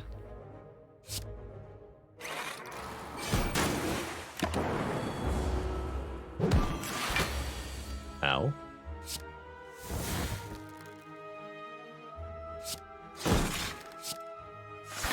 Blocking time now.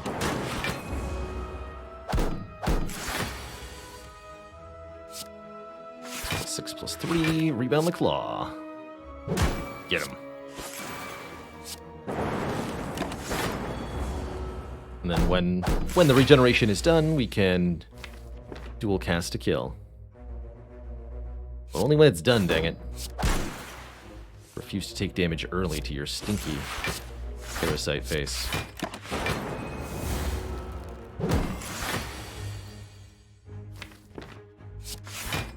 For the block cards. There we go. All the healing from that regen potion.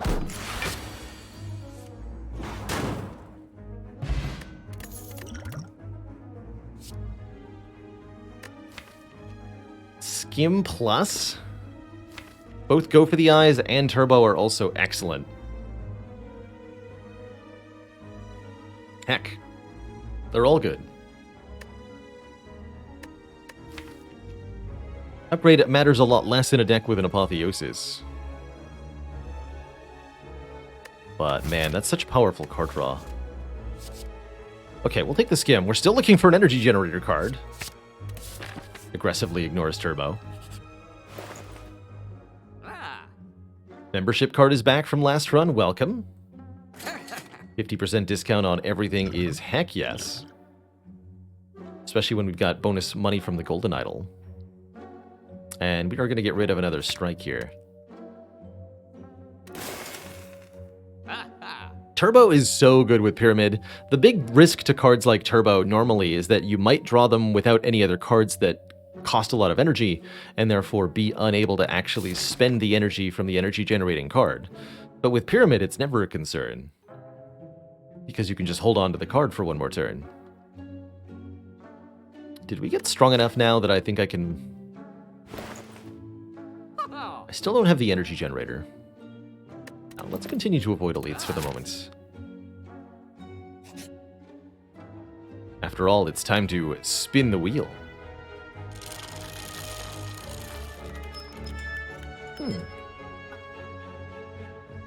Another relic? The ceramic fish. That's a gold generator. Every time we add a card to the deck, gain 9 gold. Might not seem like much, but it will be a big help with this membership card. That's almost a car. Alright, we'll skip the first elite. I am going to fight 2 later. And I think maybe 80% of the time, even going for 1 elite here is actually pretty good, but the other 20% of the time, Snake Plant attacks you. You know? And then you lose all your health before the elite. And then you die.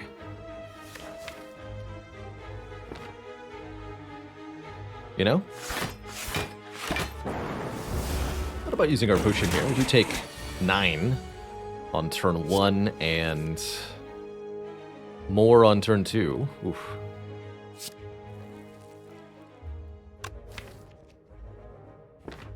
The Oppo could even help me much here.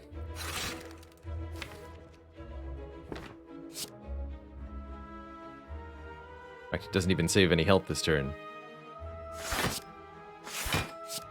So I'll just take the damage and rest at that fire. That's fine.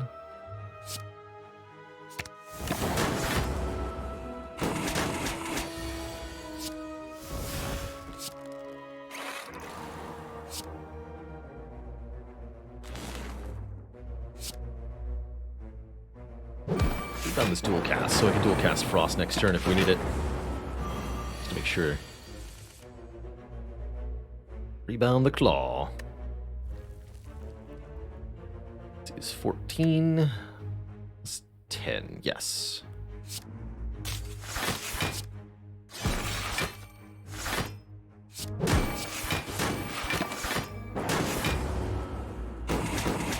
Just with everything upgraded, we're so efficient at our core here.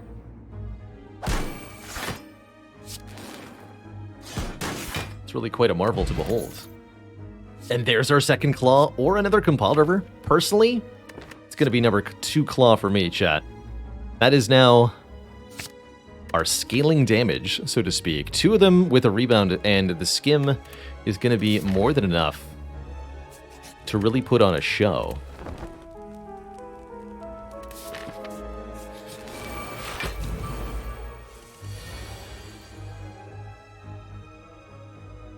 My dear audience members.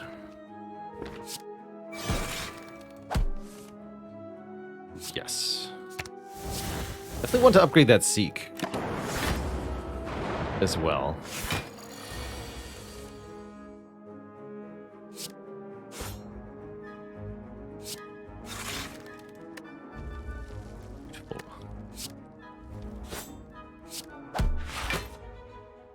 And then this is more, right? Well, thanks to the pyramid and our upgraded cards, we could easily just block through this shenanigans.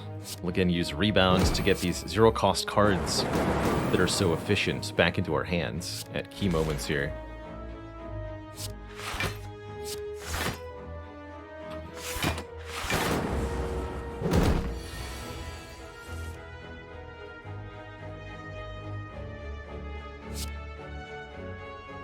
Beautiful, I tell you.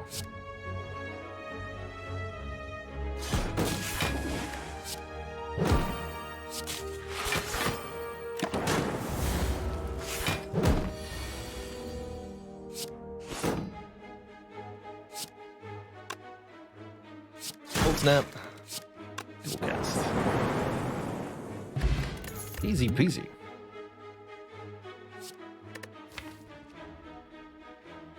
I think we also want one more compiled river to really round out the card draw. Now we're really just missing the energy generation. We could also think about reinforced body here as a block source. Although I like that we're generating block with the Ornamental Fan and the Frost Orbs at the moment. I'm not as in need of Reinforced here. I think I'll take the second Compile. The crazy good card draw that represents. Another random fight. I think lots of those.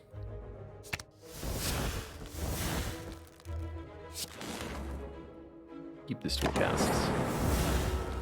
This fight's a little bit tricky, as Chosen's going to be putting Dazed into the draw pile. I don't mind that as much on a Pyramid, usually, because you can retain a lot of cards, so you're never stuck with a hand full of Dazed that you just drew.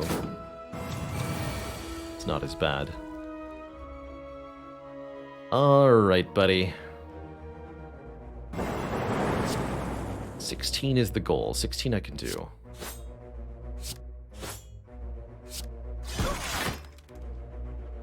Perfect. This is 18, so we'll block one more with this. That put a lot of Dazed into the draw pile, but that's what Pyramid's for. Rebound the Compulsors.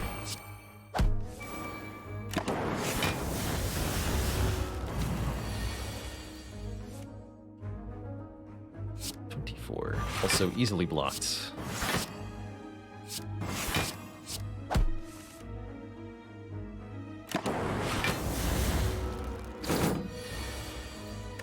Cool. This deck is working extremely well now.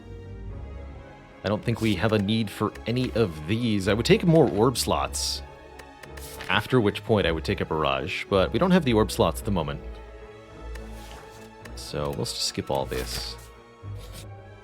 Turbo anywhere?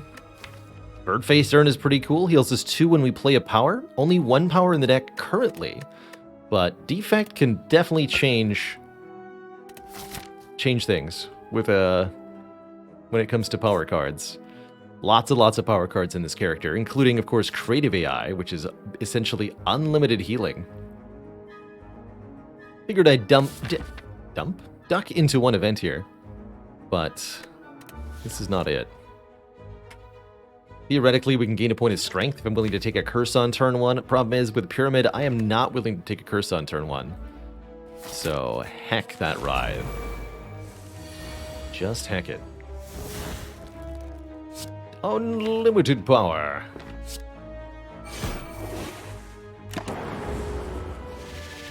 Confusion plus Pyramid is also potentially scary, as any card that rolls expensive cost is going to stay that way. Which is not cool.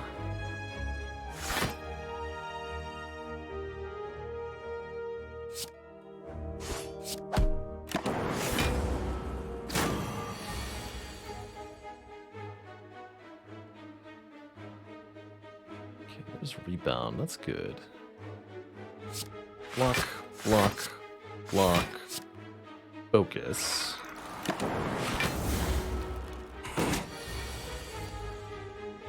Good, and here we can dual cast this Dark Orb now.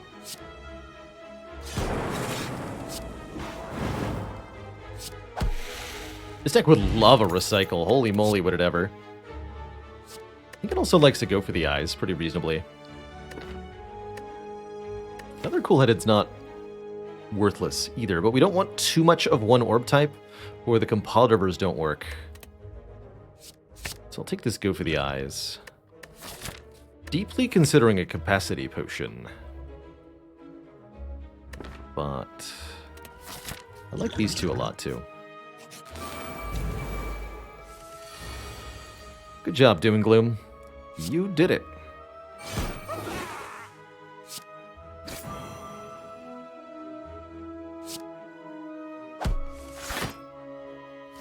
It being kill the gremlins. You killed the gremlins. Well, Claw is here. That might be helpful for getting rid of Stinkers next turn.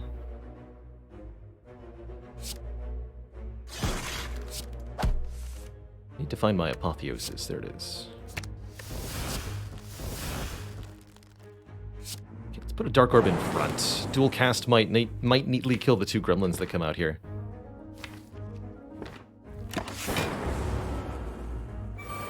Indeed it does.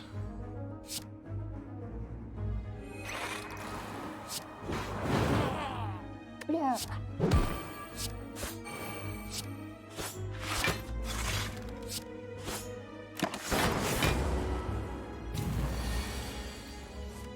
Dark orbs always target the enemy with the lowest health. So that was guaranteed to happen to those poor guys.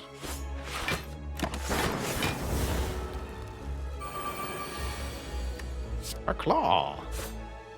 Alright, that went really, really well. Our first elite fight. Get ourselves a turnip, making us immune to frail.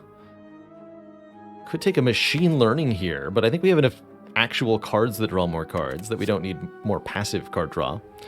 Chaos could make the compile drivers even better. Actually, I love that. Generate random orbs. Gets upgraded by Apotheosis. And if we can get our hands on more orb slots, which I really do want at this point, could do real wonders for us. Alright, finally we upgrade Seek. So we can search for Apotheosis and it's time for some revenge on the stinky, stinky book of stinky, stinky stabbing. This is not the turn one I want, so I'm going to Swift Potion for a bit more card draw here. Still not the turn one that I want, but it's better now. Slightly. I'm going to rebound the Go for the Eyes. Yeah.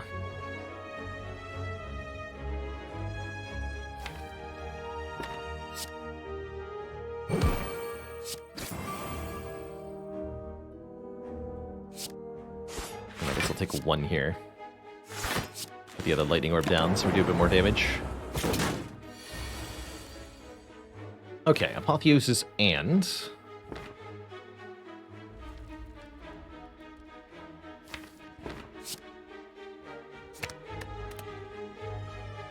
Go for the Eyes will bring this down to 5/3, so I only have to block for 15. Go for the Eyes, Claw, Hold Snap, Defend, and to dual cast. That'll be good. Let's take this defrag then.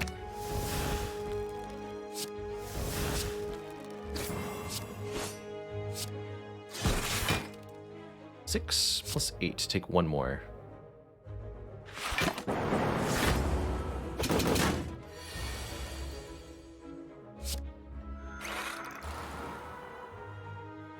Let's go what? Defend. Still haven't seen our Dark Orb yet, concerningly. Need to do better than this. There we go.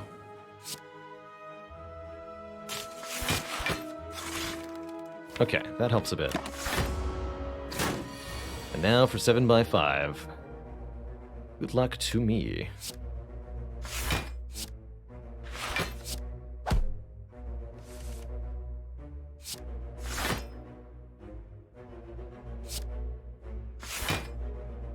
That's 35.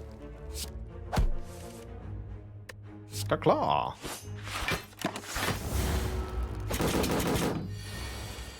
And what a beautiful revenge it was. Get hecked, you book. Easy. Smoothstone makes our block cards a little blockier. Notably, the Defends and the Steam Barrier are going to be significantly improved. Upgraded Barrage.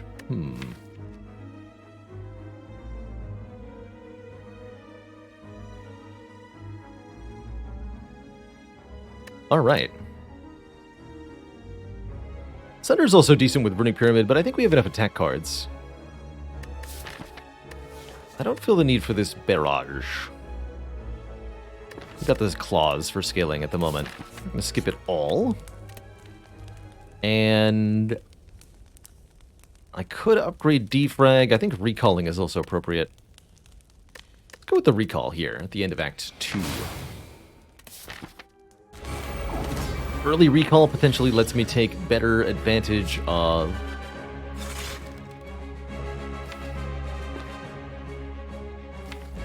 I want to hit the orbs with the bonus damage. Lets me take better advantage of stuff like Shovel in later acts.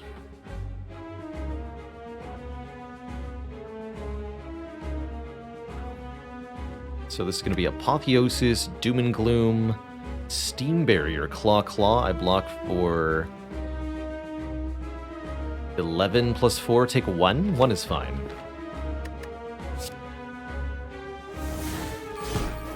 Let's get to remove an artifact layer here.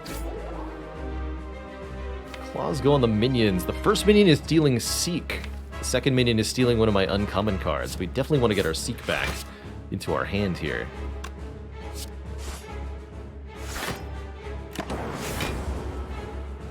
They always take the rarest card in the draw pile. That's how I know this one was taking Seek. It's no secret.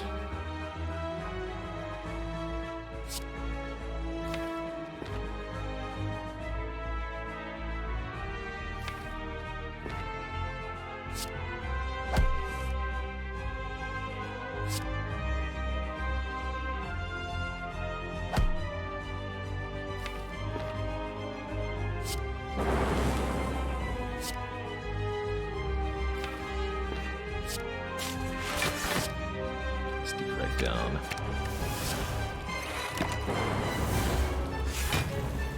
The Dark Orb's part of my strategy to beat this boss here.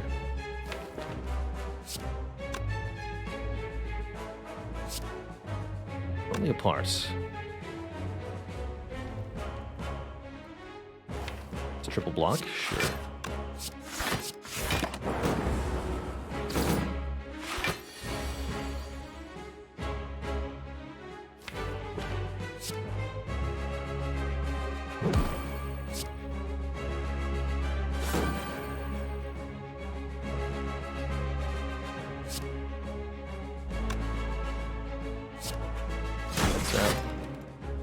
Compile.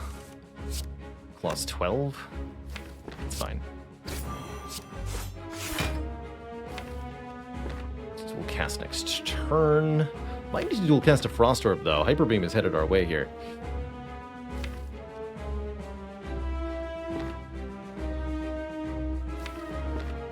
Yeah, I think I have to play Zap actually. That way I can Steam Barrier. Go it. Dual cast this Frost. Defend. Claw, claw. Just Compelled over here. Now we take some damage.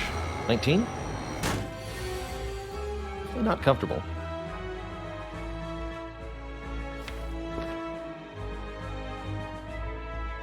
It's going to be 15 by 2 next turn, I think. Or is it, no, 20 by 2 next turn. That's also scary.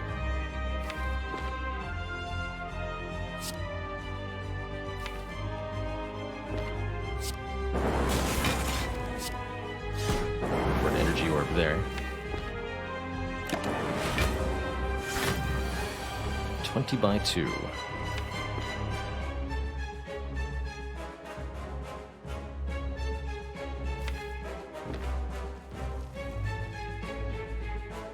Defending 3 times here is not going to cut it, huh?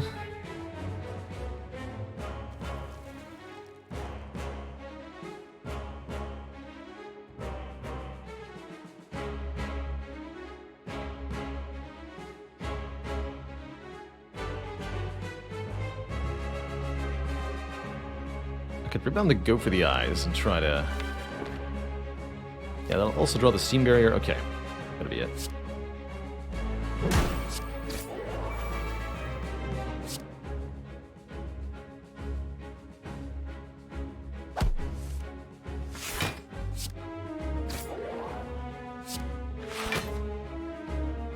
So we're a little bit short still. This does keep me alive. Cold Snap Dual Cast also helps. I like that one more.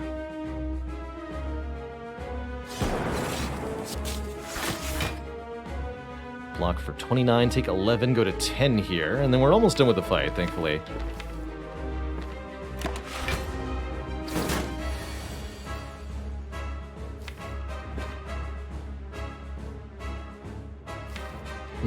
Are we, though? Hand clog is real here. The fact that we don't have a turbo for this fight is pretty tough.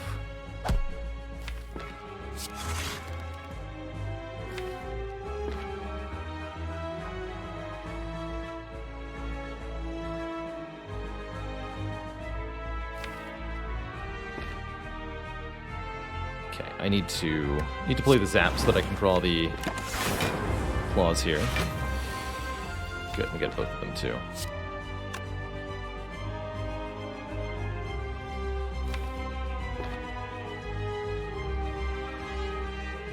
So the correct order here is Compiled Rubber to draw 1, then Rebound Claw. Then I can Skim to do 2 more claws, but I only need 1. GG. GG. There's the all for one. Return all 0-cost cards from the discard pile to my hand. Very spicy, with Ornamental Fan and a couple of claw cards. Could take a buffer here, preventing the next time we lose health. I think that could be a nice way to survive big hits that we currently can't, but I think we'll get more general use out of this all for one. What we definitely need, however, is more energy, be it from a card or from a relic. And I guess Runic Dome is the relic, giving us extra energy at the start of our turn, but we can no longer see enemy intents. I think my other good option, it's not going to be Snecko Eye here. Other decent option is take the Tiny House. Get a potion, 50 gold with membership card, 5 max health, a random upgrade, and a card pick.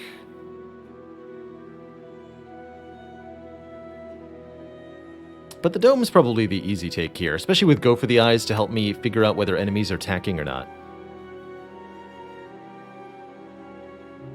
This is a pretty good Tiny House, though. I like it. I always say the Tiny House is decent, but I never pick it. You're right. I will pick it. Get upgraded, Compiled River. Look at that. 63 gold times 2. Fire Potion get... rebound?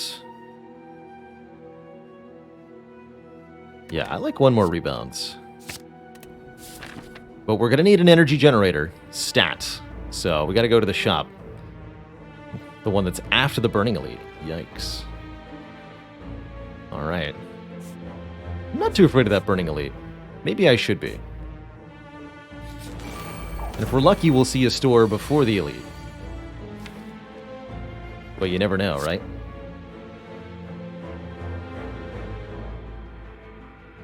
The Apotheosis, Defragment.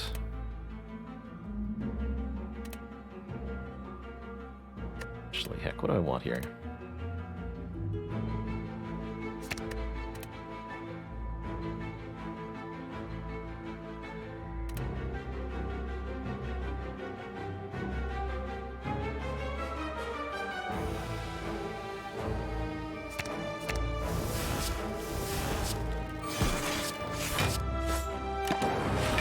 Tough life on only 3 energy per turn, for now.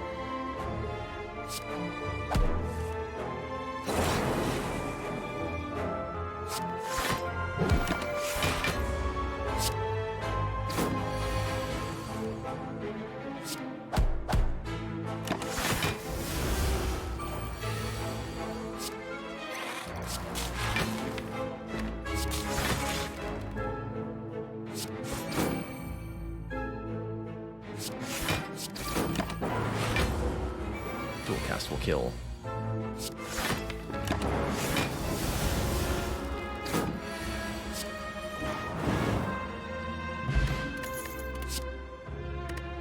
Okay, hologram is good.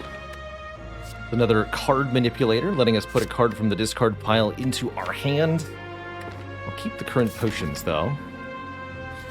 Here goes. Falling. Lose Doom and Gloom, Defrag, or Dual Cast. Ooh, hate to lose Doom and Gloom, but maybe I need to here. Not going to be Dual Cast or Defrag. Alright, I'll lose the Doom and Gloom Plus. Although that does sting a bit. It's too expensive to play on this card price anyway. Transform 2 cards. Ooh, I really like transforms with Apotheosis, and very notably We also get 9 gold back for each transform, since it adds a new card to the deck. Evoking a Dark Orb does not trigger Thorns. No, only playing a direct attack will do so. Sunder and Loop. Excellent. Excellent. Very helpful there. Should have punched him. Darklings here. Here's where we'll take some damage. Not much I can do about it.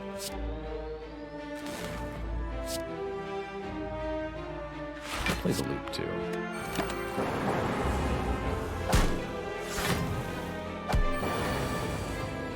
Okay, I see you've decided to be rude.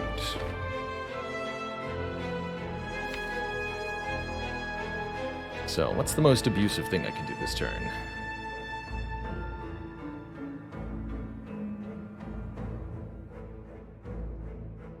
Probably use Sunder with a Fire Potion? That feels right. Although I can't even, because it's 24, right? Gross.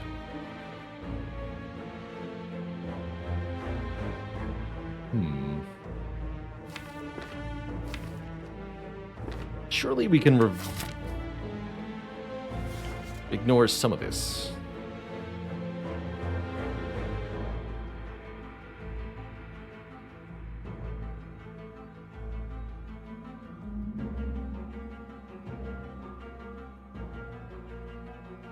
Yeah, we can't. The problem here is that we can't play Sunder after playing Apotheosis because we only have 3 energy. So I can't just Apotheosis Sunder Fire Potion. I'd have to seek Claw in Sunder. Oh wait, no, we have Akabeko though, so I can just seek it. Okay, Akabeko makes the difference there. Akabeko Fire Potion kills 1. So yes, I'll seek for the Sunder and... Go for the Eyes is pretty good. We go Sunder, go for the Eyes, all for 1, go for the Eyes.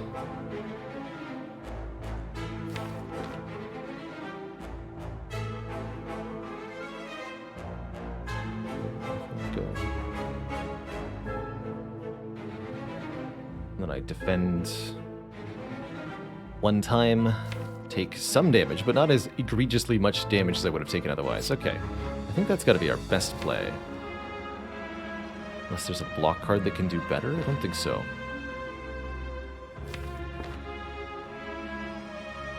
I could seek for Sunder Apotheosis, play the Apotheosis afterwards, go defend Hologram. I don't think that's going to be as good, though. So 33 is 53.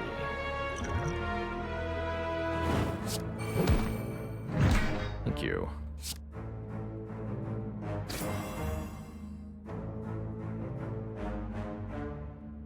Or I can go defend Hologram, go for the Eyes. Rather than playing the all for 1.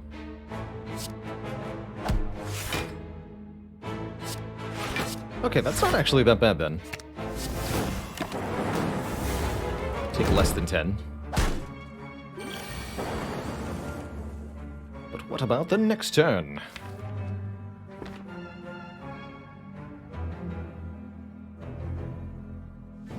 If I get my way, kid, there won't be a next turn.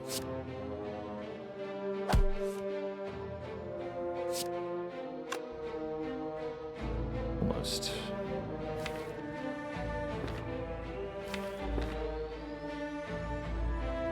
Actually, I can use all for 1 and Steam Barrier here. That'll work. Don't want to kill this one yet.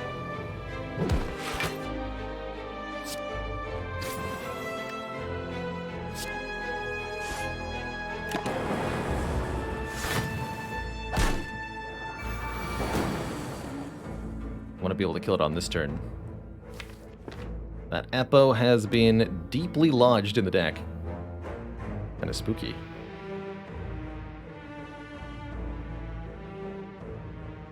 Could I perchance KO this one instead, though? That's my question. Rebound, Claw, Cool-Headed Claw. Feels real good here.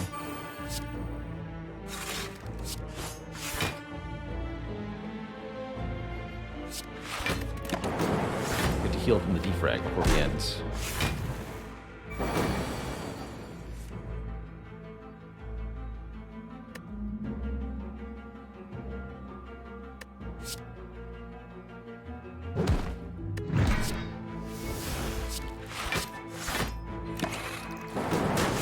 There we go. Slow but steady.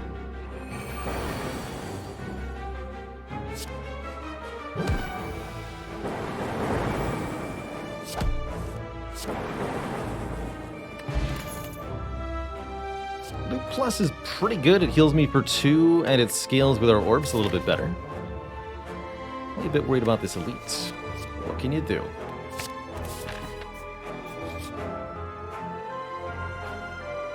Desperately need to fight a boss. Please give me a card reward that I can use to win.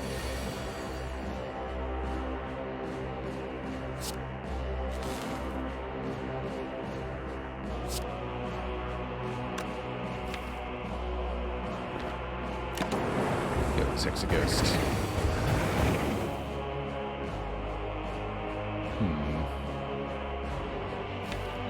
Well, that's awkward. I didn't want to lose health to this fight. Was Tiny House picked over, Runic Dome, and... I don't remember what the other one was. Snekowai, that's right. Snekowai. Stinky Snekowai. Oof, man, what a tough turn 1. Turn 2, rather. Taking 12 here is definitely not what I had hoped to achieve. Can't do much about it, though.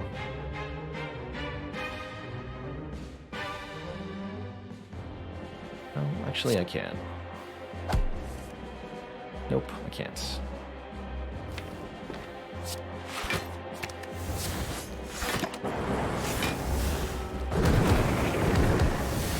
Deeply unfortunate.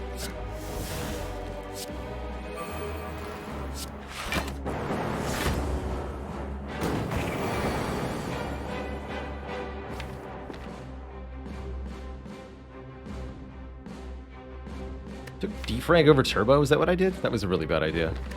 That's what I'm learning now.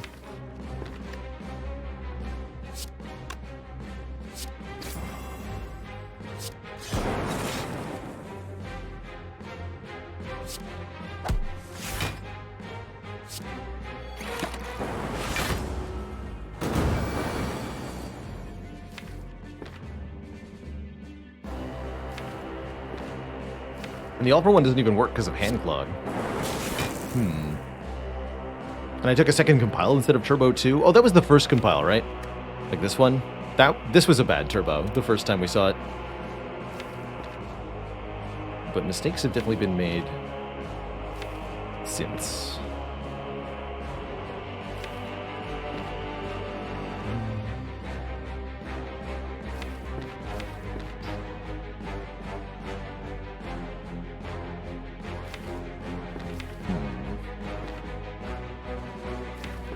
Just draw.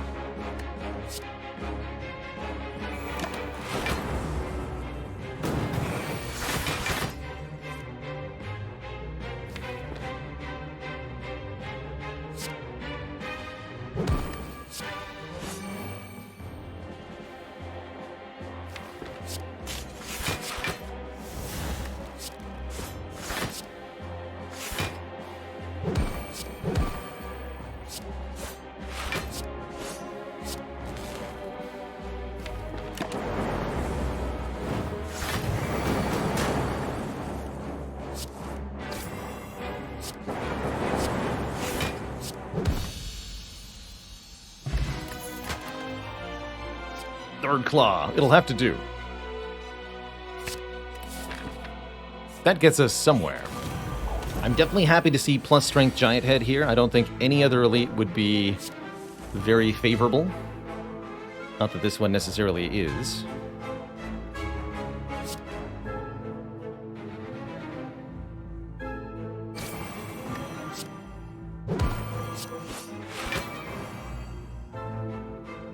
One here.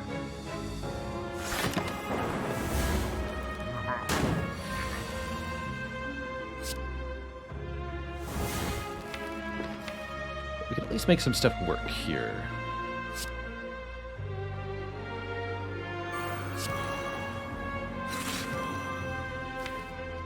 Just gonna play this Steam Barrier to get rid of it, because I know I need the card draw.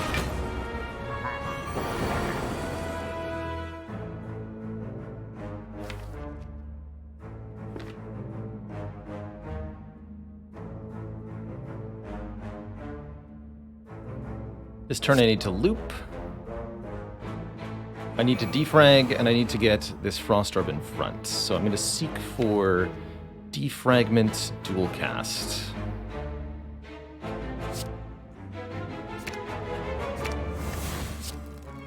Make this happen.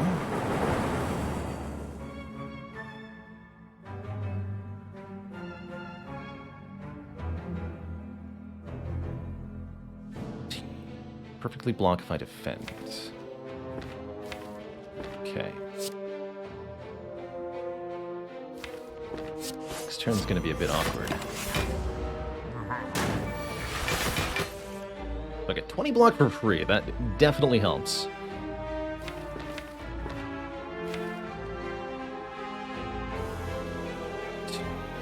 I think I need to play this Chaos. Good. Okay.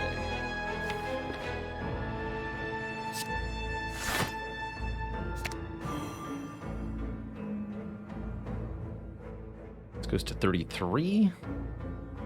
26. I need a little bit more block. A little bit, you say? Like, for example, this much more? Aha, good.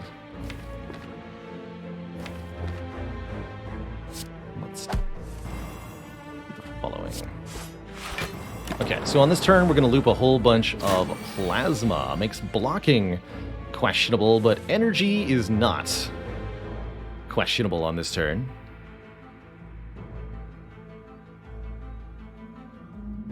And it's going to have to do.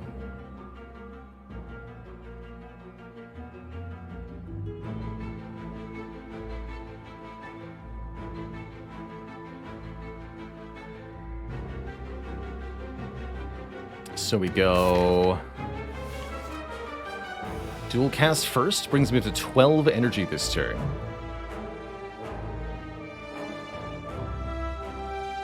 Cold Snap, maybe rebound the Compulsiver?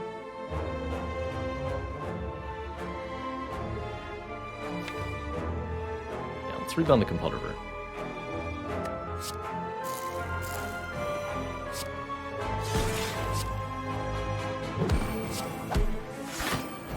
Claw, which is excellent, because now All for One will get these back. Get him. So I'll play these first for more slow damage. Claw, All for One. Dual cast this Lightning Orb, so we have Frost in front again next turn. Go for the eyes. Claws are 43, good. 43, 43, 85. And Tori, yet again, blocking for some against Giant Head. Okay, well, our Burning Elite went a lot better than expected. Thanks to 3 claws. Get a meal ticket, an emerald key, and my, that's a biased cog. That might just be enough focus to operate on 3 energy through our next elite. We're really hoping it's Nemesis and not Reptomancer, but we'll take what we can get.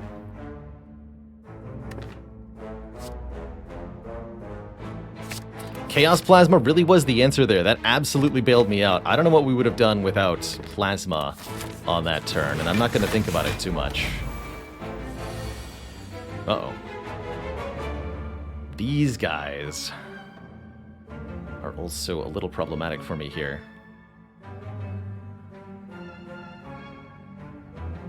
Might have to use the Liquid Memories now? That's really deeply uncomfortable.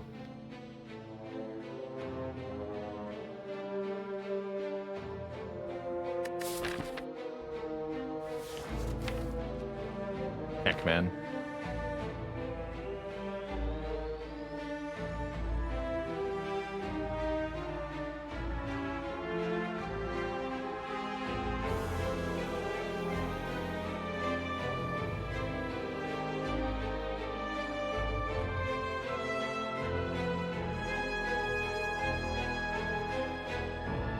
would that actually be enough to kill? By Liquid Memory is a card, it says 0 this turn, but what it actually means is 0 until played, so I can't play it multiple times at 0 cost in the same turn.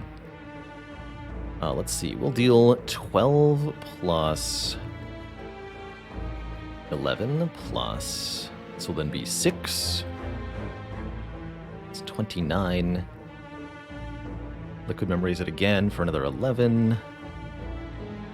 Plus 8, 48. And then I hologram play it again.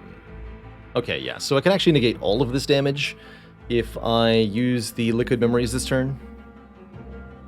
Okay, so I'll do the following then. Claw, all for 1. Claw, Liquid Memories, all for 1. Claw, and then actually Compile River. Take 1.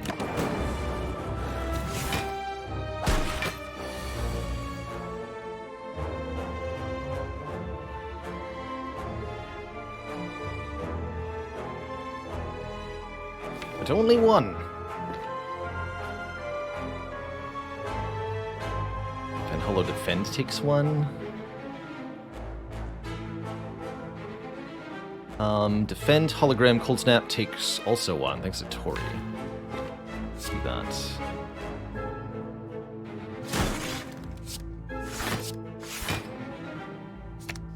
Keep it for next turn.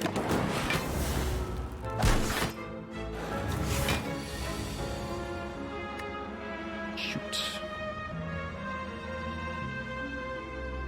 Laws are 10 damage though, so I think I can sunder one of them here.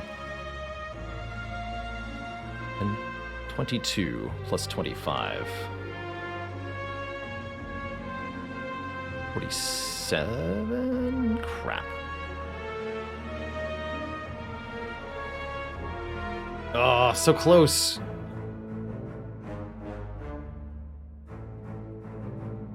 If only I'd done the... Blah. Yeah, we're so close. Got 47 damage here, rather. This guy's got 49 health, so we're too short of a kill with Claw Sunder. Dual cast first, then I can't play the Sunder.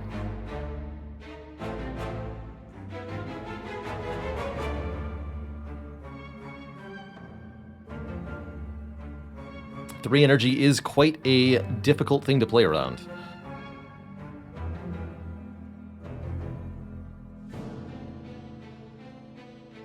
There's a 50-50 I'll get a kill, though, still. Claw Sunder, Steam Barrier is 11, 13 blocks, so there's a 50-50 chance that I take only 1, but then a 50-50 chance I take a lot more than 1. Versus, what can I do guaranteed? Something like Bias Cog, Loop. No, can't play Loop.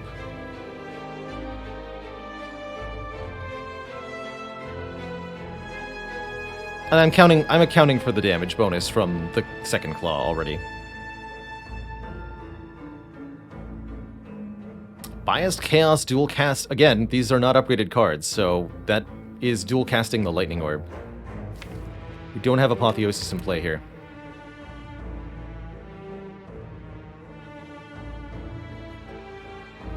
Honestly, it's my best way to block too. Alright, yeah. Let's try it this way. Cool. Lightning Orb, please! No! Welp. That is the unfortunate outcome we face then. Lightning Orb, you traitor.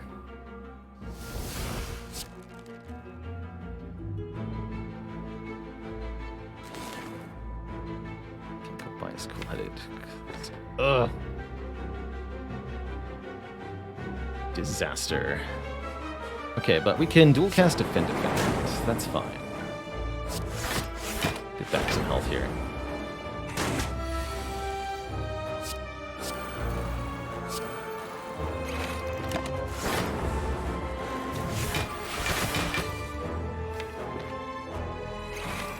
14. That is pretty spooky for the elite fight. Not impossible, but very, very unlikely. Take my 4th claw. And it is a Reptomancer. Do I live? Got Seek on turn 1. That's pretty helpful.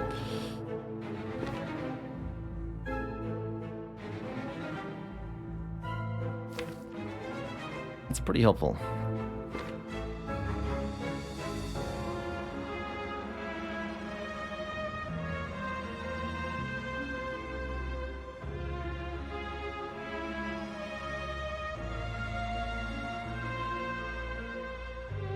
Okay, I'm going to seek for Apotheosis and Sunder. I'm going to go as follows. Claw here to use the Akabeko.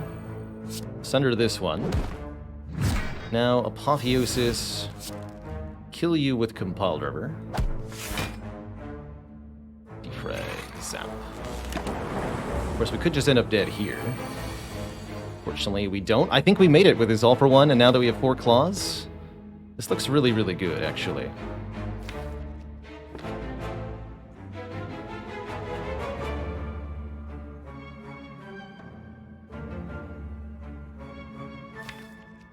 There's only one more claw in the draw pile, the claw pile, if you will. And I can just hologram the All for One. I'll actually just do that.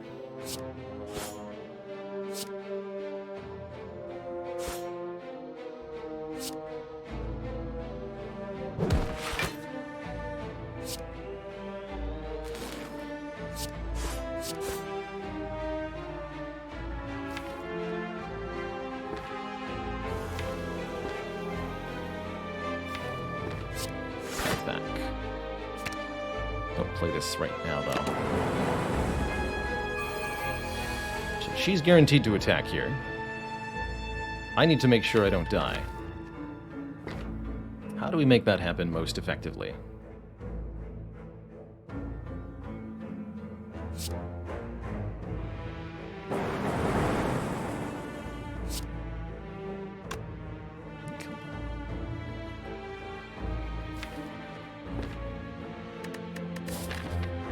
Got to survive this floor.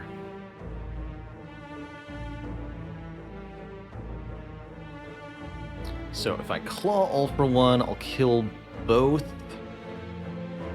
thingamajiggies. I will do 1, 2, 3, 4, 5 attacks. So I'll gain 4 block, 13 block. 13 plus 16 is 29. That's not enough to survive. What if I defend? 27 plus 16 is 43. Oh no. 34 plus 9. It's 43. Shoot. Oh, but so we exactly... Yeah, we would exactly die to that. We don't get Torii value. Unless I were to kill the front one? Oh, did I need to target the front one for this to work? 27... No, that would take 7. And then 9. So that would still die.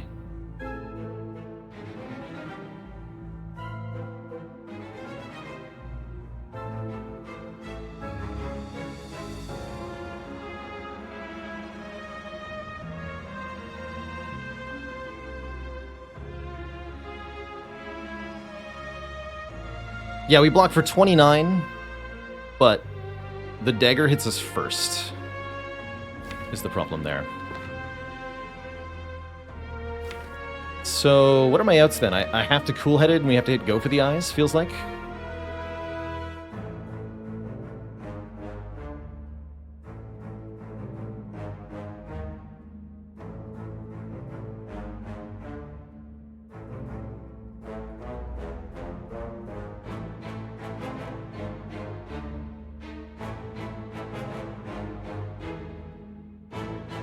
And rather, 29 is our combined health and block total. Rather, we have If we do the all-for-one kill route, we block for 13 and have 16 health. That is also not Tori saving our life.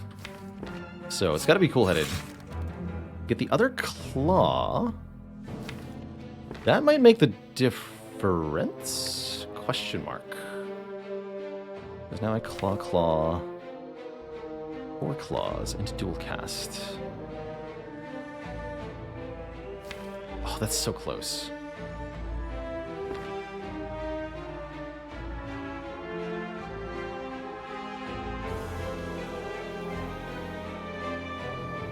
Dang it. Ah. I think we barely died here.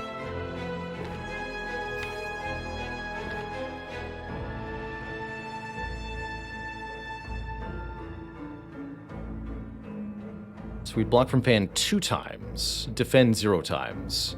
So we get 12 block, and we die. Anyway, a lucky lightning orb can save me? No. Can I kill the Reptomancer? I don't think so. Hold on. 16. Maybe. Hold on. Maybe. Yeah, can we kill the Reptomancer? We have 6 claws here, right? We play claw, all for 1. Claw. Actually, no. We only have hand space for 3 cards, so we're not going to get back all 4 claws. No, we can't kill either. So we're dead.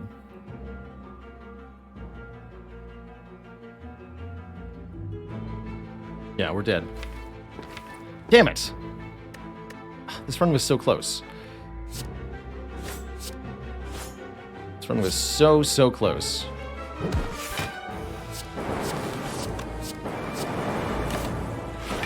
All we had to do was get to this shop, and we would have won the whole thing.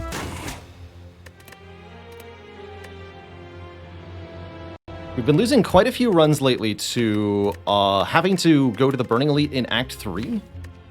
Because we didn't do it earlier in the run, and the map pathing just absolutely dumpsters us.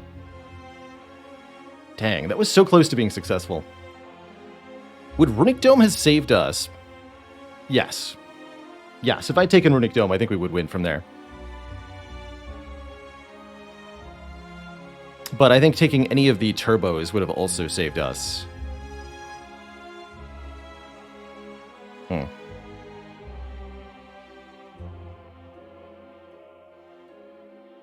It's break time.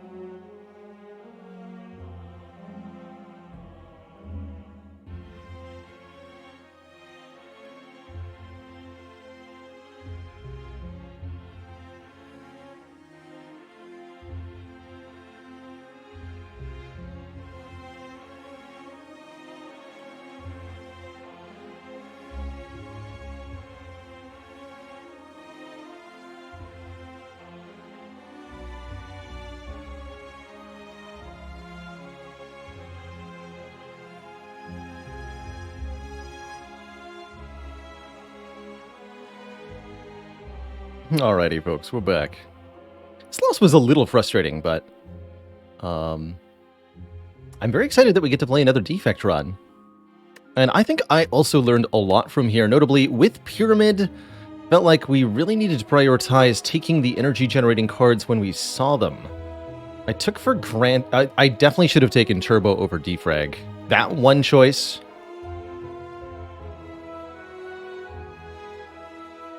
would have changed everything. That said, the defragment was relatively useful. It was very, very helpful during the giant head fight for looping the frost orbs and whatnot. But I think with the turbo instead, we would have had no problem just destroying Act 3 here. It's a real shame if it hadn't been for Jawworm Horde. And if we hadn't taken damage to Hexaghost. There was a lot of things that went wrong there in a row. But, oh well, we get to play a new one, and I'm excited. I'm excited.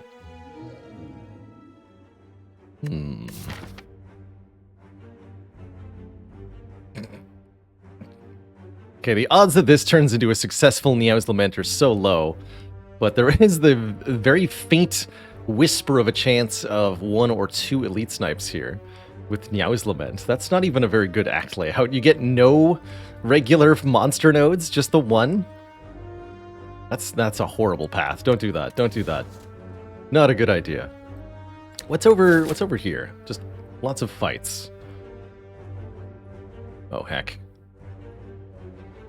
All the relics and none of the cards, followed by Slime Boss crushing you to death.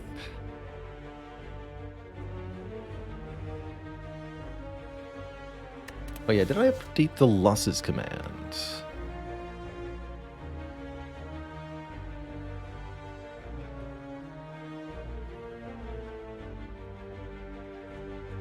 Did not get updated, so I'll keep that manually updated then. 22. Still got quite a few more wins than we have losses in the year, so I'm feeling very good about our overall performance. Also on 52, I think. Right? Let's verify here. Kills. Yes, 52. Alright, well this Lament Sword seems absolutely insane. I'm definitely more inclined to take a boss swap here then. Swap our starter relic for a random boss relic. Actually, really like this path here. Fire, Fire, Burning Elite, Regular Elite, Fire, Fire, Slime Boss. You were more likely to be able to do that if I just simply choose a card. Curse for Transform 2 also could work out. I'm just going to take Boss Swap, something I know is pretty good on the defects. And I'm relatively pleased to see Boss Swap into Empty Cage, giving us Remove 2 right away. And I think on defect it's correct to dunk 2 strikes, generally speaking. Leaving us with a fairly compact deck that draws notably Zap and Dual Cast very often.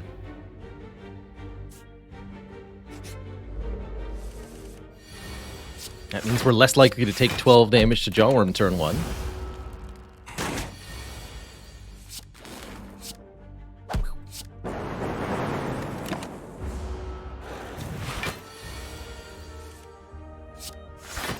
Easy block every time.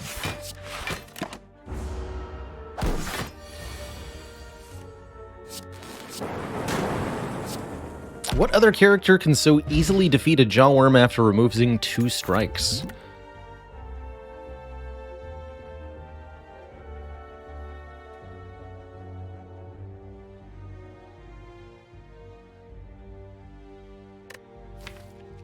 If you're looking for a damage card to add back in, Rip and Tear absolutely hits very hard here. 14 damage for 1 energy. Otherwise, it's a block card. Since I have 4 defends and 2 strikes, I'm really inclined to take Rip and Tear here. Let's do that.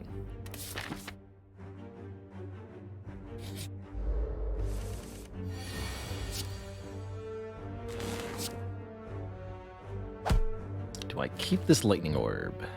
Yes. That way we still have it in case we redraw Dual Cast without the Zap on this turn. Knowing that we're drawing dual cast Rip and Tear, I'm allowed to defend 3 times. This empty cage is going actually really well.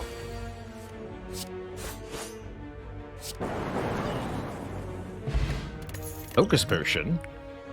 Oh, and a Bullseye to make our lightning orbs deal more damage. I think that's the other excellent strike replacement that we're going to include here. That enables us to do really, really good damage with just essentially the starting deck. And we can keep things thin, compact, and powerful. Might allow us to take a Dark Orb card. I would certainly take a Doom and Gloom after taking this Bullseye. We could maybe think about a block card next. I'd love an Equilibrium or a Glacier, if either of those would like to appear. Am I brave enough to triple defend here? Yes, because I think Zap, Dual Cast, Rip and Tear is a guaranteed kill. Don't get the Rip and Tear. That's okay.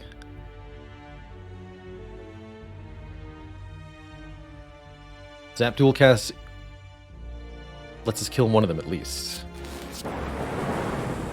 And if we get lucky, we only take 1. That worked out. Sneak through with 61 health here. This is an acceptable block card. If we were to add a block card, I think Charge Battery is quite nice, as it lets us block while playing more cards total.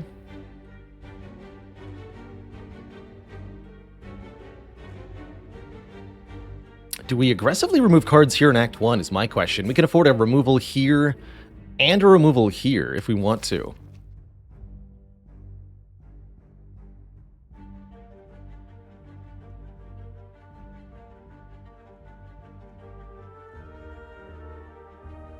But if we avoid that first shop and only go to the second one, we could potentially buy the shop relics that's there. Plus we get to see an extra combat. I don't think we're strong enough that I'm going to opt into this combat. Into this elite. We're going to go fire, fire, but I will be fighting the burning elite here. There's also, I suppose, this line. That seems out of reach, even for as strong as we are. But I love the raw relic gains there. That said, we'd actually really appreciate upgrading 1 or 2 of the cards in this deck. Charge Battery with a plus on it is particularly spicy. So, do I pay 75 gold to remove a defend at this shop?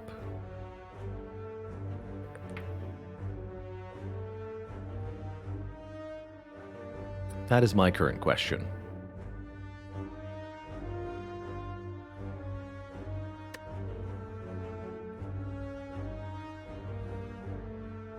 Somebody earlier was asking about when do you upgrade Zap. This is starting to approach a deck that would also really appreciate a Zap upgrade, as we're going to be drawing it very often due to the relatively small total card counts. Sentries are definitely a little scary here. I agree with that, because of our often randomly targeted damage. But we have a while to prepare. Don't forget, we get 2 upgrades. I'm not going to be fighting elites willy-nilly here. We're going to be fighting this one first. I think I am going to go small deck challenge here. We're going to aggressively remove cards. Oh, I love the FTL as an addition also. There's also a defrag here. Cool-headed to give us a Frost Orb. We could easily go defrag Cool-headed here. Although that's paying a lot for some cards. When I could just get cards from killing stuff. Panacea is also rather interesting as something that you can maybe scale with on defect. But I'm here to remove cards. I'm going to remove cards. How do I feel about this FTL on sale? I feel really good about it. Okay. 40 gold for that. You have a deal. Purple Fire Spirits? Oh my goodness, that's another card remove. That's ridiculous.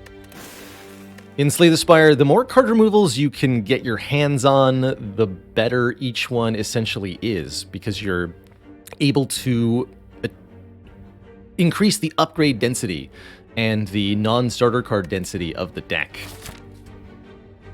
So in a situation like this, it becomes dramatically efficient to get some of these cards upgraded and remove further starter cards in order to make this deck more powerful.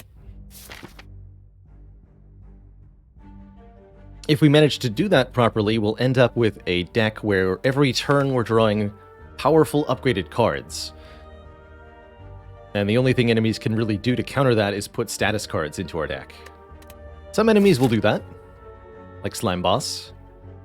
But we'll look to find counters to them as well. I think my first upgrade wants to be either Rip and Tear or maybe an energy upgrade, Zap. We have the Blessing of the Forge, so let's get something that we want upgraded in the long term for surezies. Which I'm thinking are the Bullseye, the Charge Battery, and the Zap are my first three candidates. Rip and Tear is something we won't care for an upgrade on in the long term, necessarily. But the extra turn of status is going to matter a lot. The extra block will matter a lot. Extra energy is always good. So I'm going to start with the Bullseye upgrade then. 3 more damage and 1 more turn of lock on. And we'll upgrade, I think, the Charge Battery second. Also going to continue to take events over combats at this time. Although card rewards are still very good, of course. We're going to be getting a few already. At least 3 more. And I'd like the potential for maybe another removal. Remove Transform upgrade could be really good. There's a few things we could get. Or it could just be a combat. I think we actually knew that too, based on the previous events. Because Purple Fire Spirits, yes, is a shrine. So that's right, we knew that. Wow, this deck really hits hard.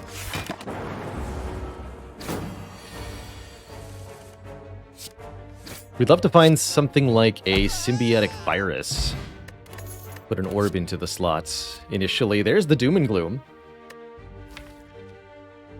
That absolutely slaps. Turbo Recycle are also very interesting here. Recycle in a deck this small could easily lead to some kind of infinite combo as our win condition.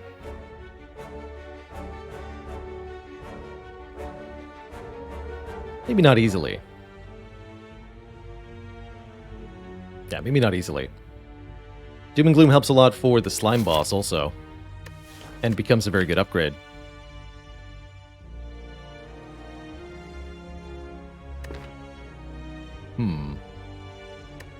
Choices.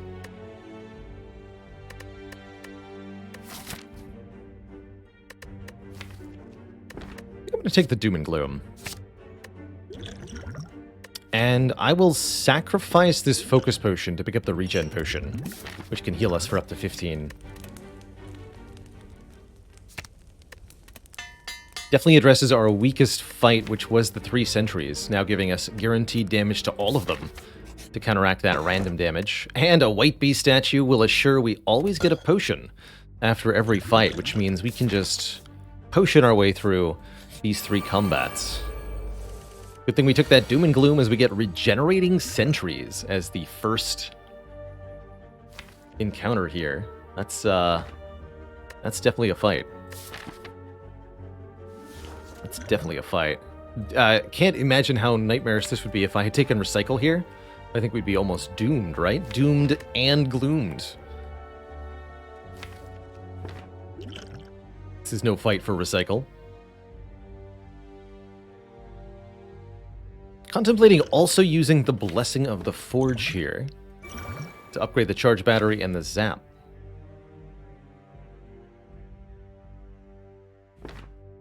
And also gets Rip and Tear and Defend upgraded for the next time we see them. This is happening either way.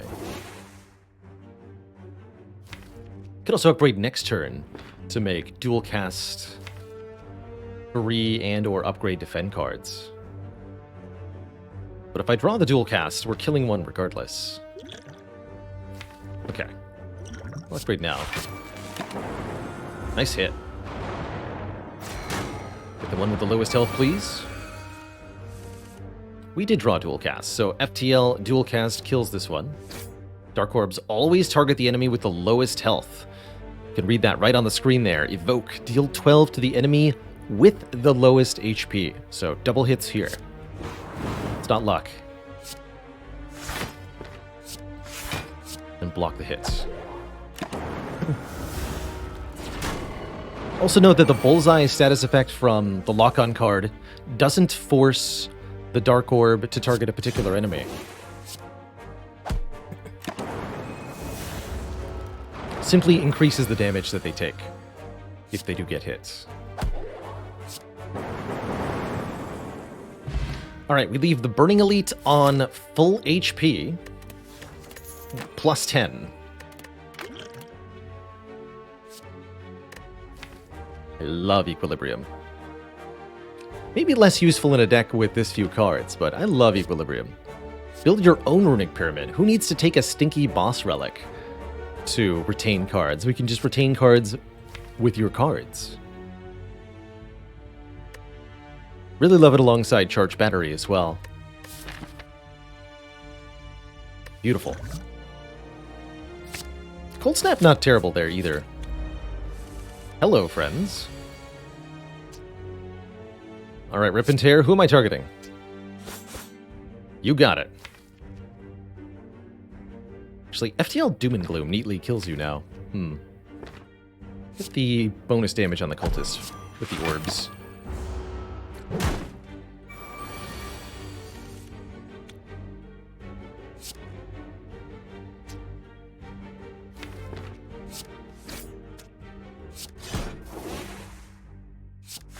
And then dual cast kills. Really beautiful. Beautiful set of cards we've assembled so far. Oh, Recycle is back. This time I'm allowed to take it. And I think it's pretty powerful. Self-Repair could let us sustain ourselves as we go through the game. That's also a very reasonable inclusion here. Although I have to suspect this deck's not going to take a whole lot of damage.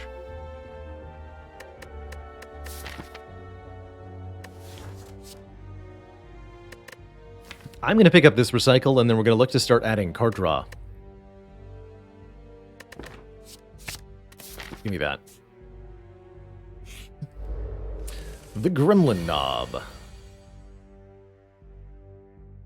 Bob. Bob the Knob.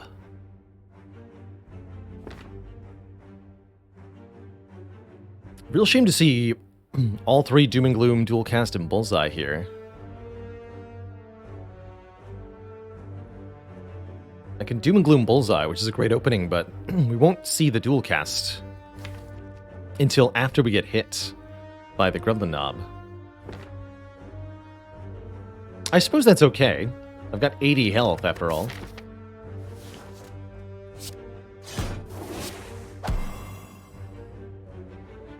Wasn't anything meaningful I could do with the Equilibrium, as I can't play the Equilibrium and the Doom and Gloom. So I have to Equilibrium this turn, then Doom and Gloom next turn, and then I'm still stuck with the same problem.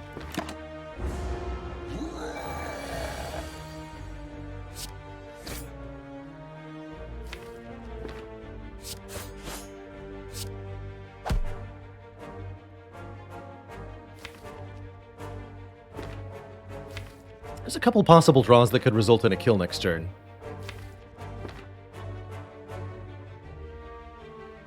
Play this Charged Battery.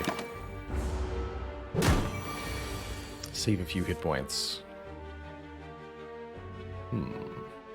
20. So, 15 short of a kill here. How many attacks deal 15? Beam Cell does. Sunder does. Meteor Strike does. Streamline does.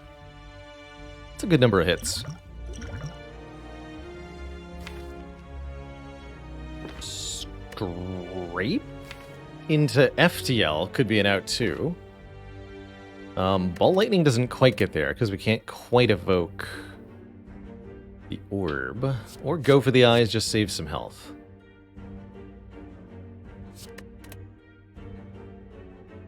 And you're right, Beam Cell actually only deals 13. So Beam Cell was not in fact an out.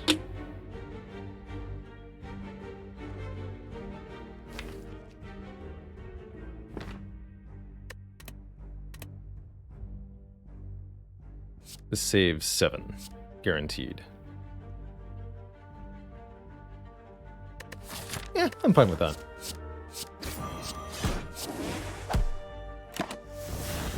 Guess I was technically allowed to play the defend, too. Oh, the scrape would have actually... No, scrape would have drawn the defend. Because the dual cast would have been discarded. So, glad we didn't do the scrape play. Alright, 55 health is plenty for Slime Boss, I am sure. We have just enough money for a card removal, so that's probably what I'll do at the shop. Can ignore all of this. I will upgrade Recycle, so that it is 0 cost and can generate energy for us now. And we'll go for the remove. Or perhaps the on sale Echo form.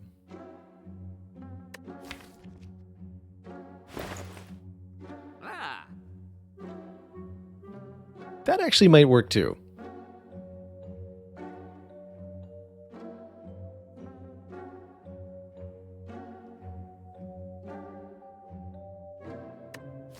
It can generate energy with Recycle. Or we can use Recycle to generate energy so that we can play it. We've got lots of good cards to dupe already. Really good with Equilibrium, really good with Doom and Gloom. I'll take it. I'll take it. Echo Form is very much a card that can really help solve the late game.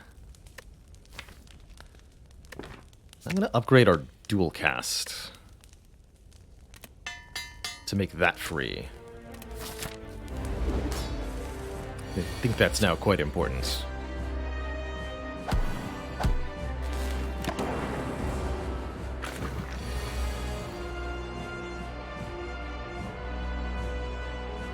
So here, for example, I could recycle the Doom and Gloom to play Echo Form and the Rip and Tear. Unfortunately, I can't do it the other way around.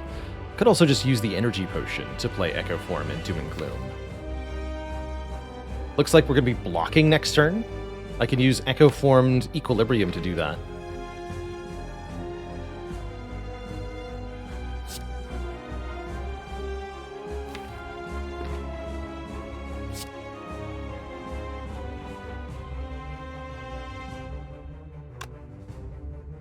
Could skip the Echo Form here, go Doom and Gloom, Rip and Tear, Dual Cast. I might even split right now. Then build up a Dark Orb, but if we can just block next turn, I really like that line.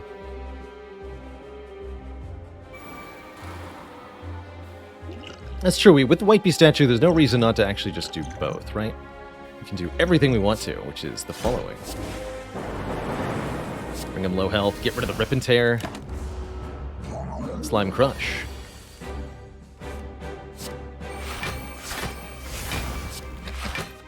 Xaxes.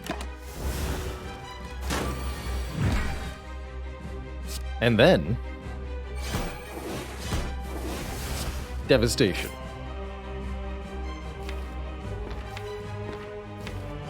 A lot of slime.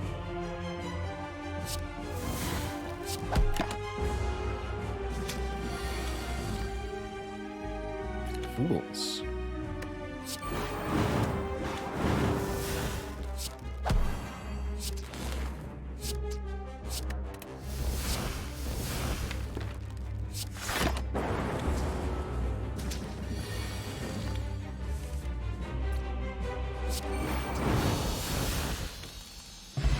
Not bad at all.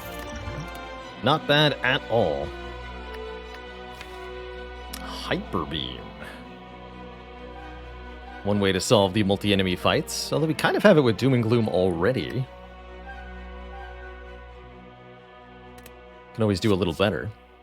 Core Surge to block debuffs could be cool. Combo with a Bias Cognition later, maybe. Or just block stuff like Vulnerable from Hearts. Rainbow is a way to make orbs. Currently We don't have that many orbs, but Rainbow is a way to just immediately generate one of each in a way that is actually rather productive with Bullseye. The more I think about it, the more I think this Rainbow fits in quite nicely.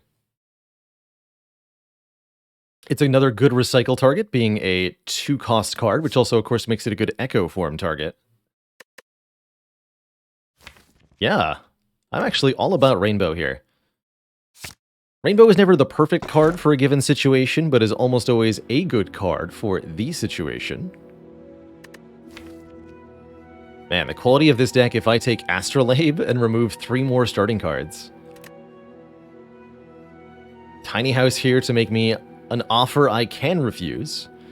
It betrayed us last time, inevitably. I still think that last run would have been completely fine if we'd been able to go to a shop before having to fight the Burning Elite. But alas, that's how things go. Or the Coffee Dripper. With our high max health and very good performance in battles, I think that the extra energy from the Coffee Dripper is really nice, particularly since it lets me play two 2-cost cards in one turn, like Equilibrium Rainbow or Equilibrium Doom and Gloom. That said, with 3 fewer starting cards, I really like our performance with an Astrolabe here.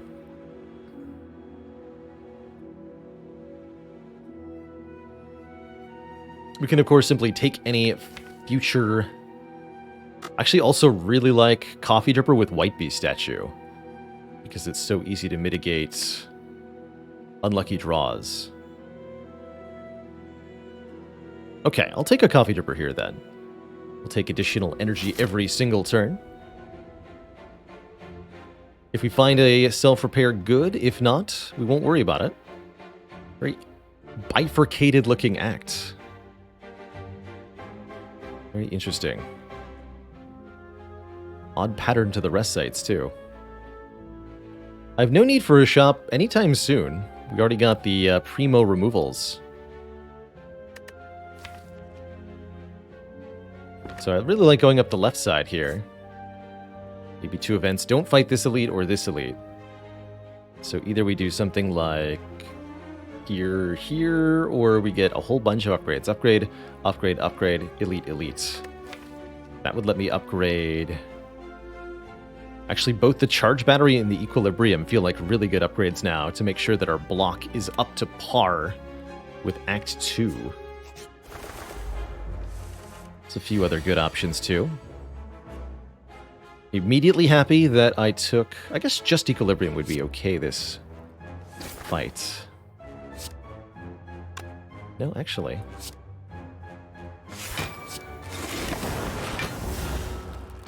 Yeah, I do wish I took Astrolabe. Getting a Rainbow in this deck, actually, I could definitely get behind that as well.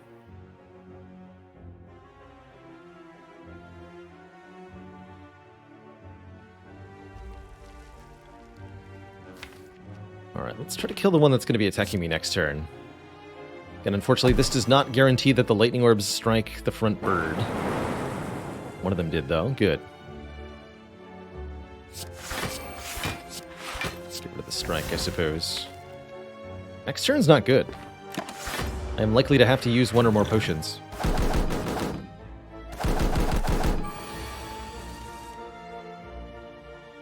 I've got 6 energy, but nothing meaningful that I can do with it.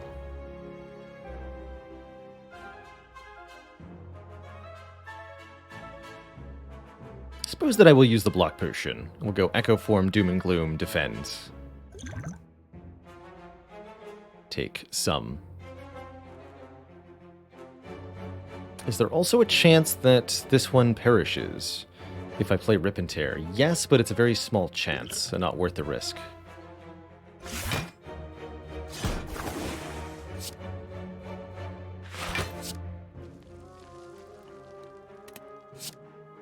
This would block for 5. Could also just not play the Echo Form. Take 3 less damage right now. And get the chance. It's not like I need the Echo Form in play, right? No. Get him, Lightning Orb. Yes! Beautiful. Correct choices were made.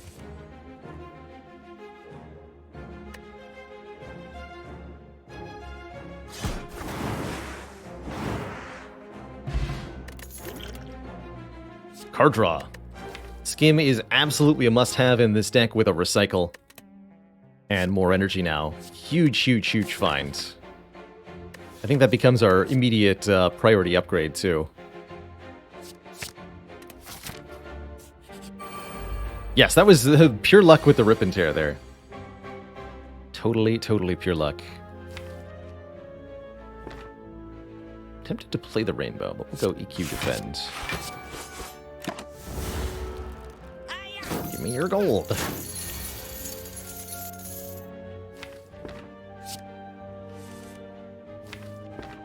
Recycle, please. No. Alright, Colorless Potion, what do you got? Finesse is one more chance at draw, whereas Hand of Greed could actually be money here. Does 20 damage. Doom and Gloom Strike, Hand of Greed gets a kill. I play Charged Battery. Heck yeah, I want money. Stealing from Thieves. How ignoble of me.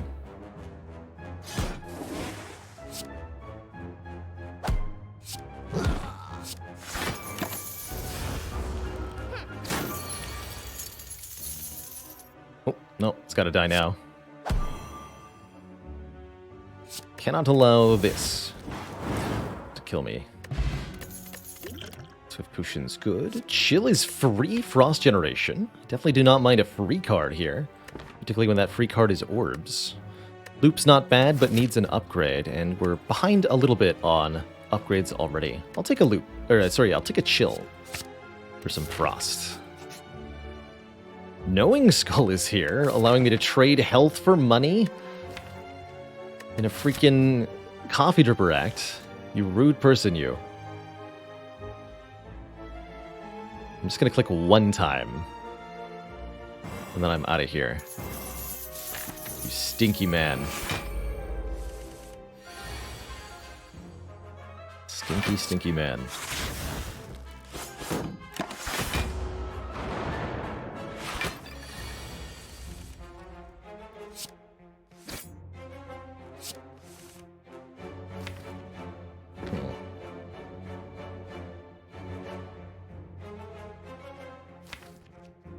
Turn's going to be a little awkward. We're definitely going to want to dual cast a Frost Orb. I might have to use the Swift Potion to solve this draw problem. I could actually use it right now.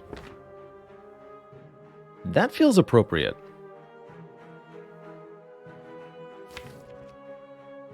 Yeah, that feels highly appropriate.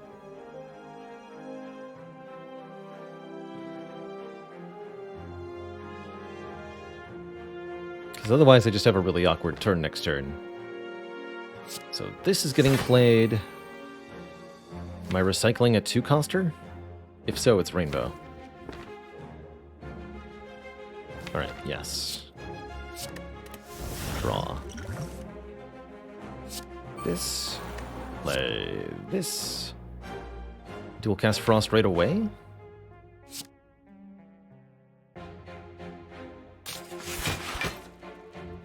Yes.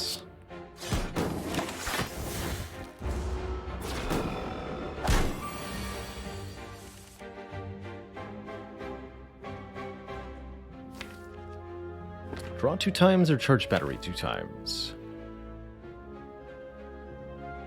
Not many of the things I can draw are better than charge battery.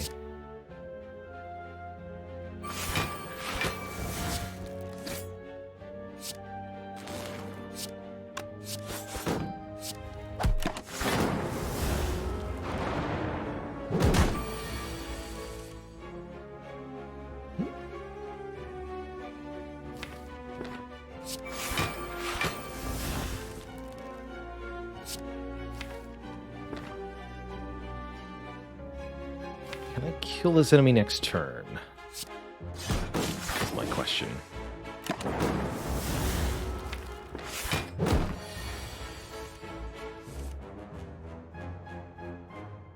I think so. Double bullseye, dual cast. Dual cast is 48 plus 22. Yeah, that's enough. Okay, a little bit of damage taken, but not too bad. We got a block potion to keep our health high. Both Ball Lightning and Recursion could be interesting damage sources here. So I'm more interested in maybe like an X-cost block card. Or high-cost block card. Glacier would be nice. More card draw would be nice. Compiled River. Not sure if Ball Lightning is what we're looking for.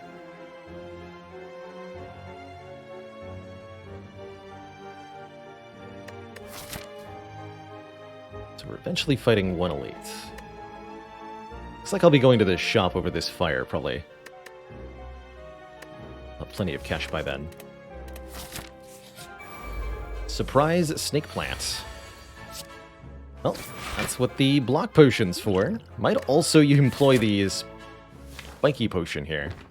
Although this would be a good hold for a potential eventual Book of Stabbing. But, yeah, rude.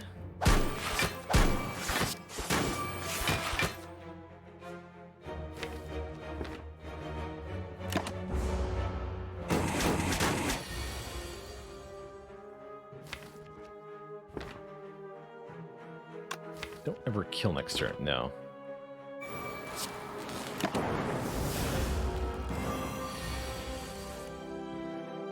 Let us then employ the Echo Form.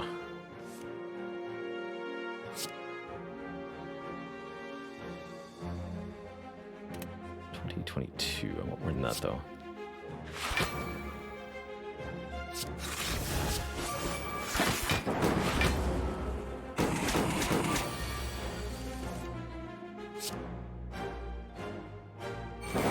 Rainbow itself is a pretty good target for the Echo Form.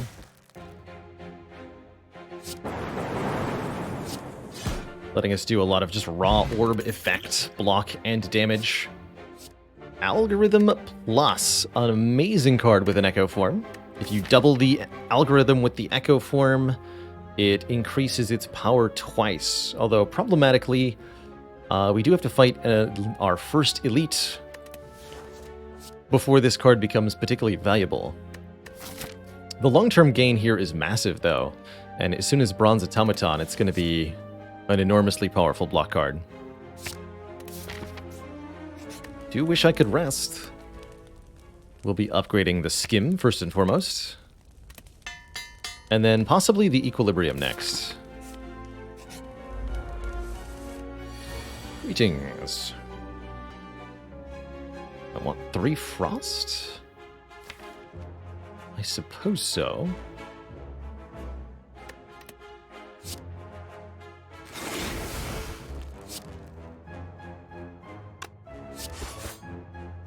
Go with the one with the lowest health.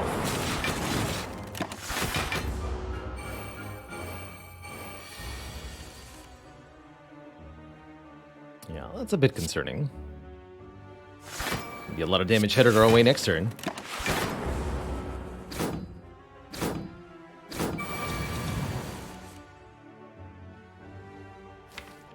Skim Plus gets me Doom and Gloom.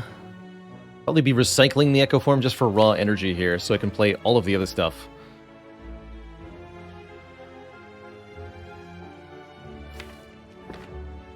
That feels right.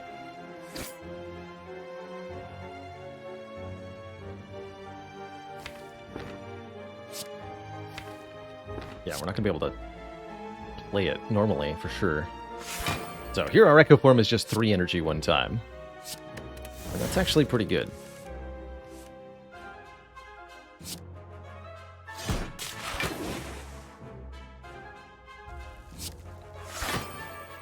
Like this.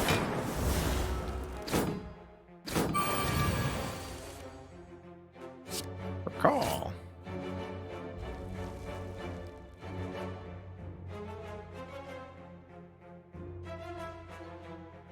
Depending on where Rip and Tear hits, I may or may not be able to finish the job. Let's see where it goes. 1 on each. Not quite. So 32 incoming. What's my best block? We can block for 10. 28. With the Forge Potion, I can full block easily here. Okay, I'll do that.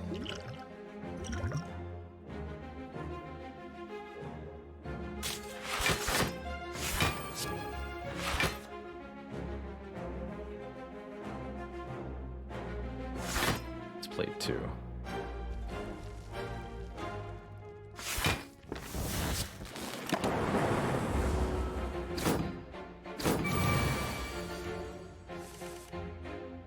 Uh-oh.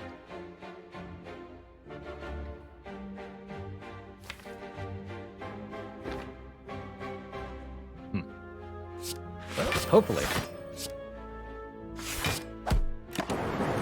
Good.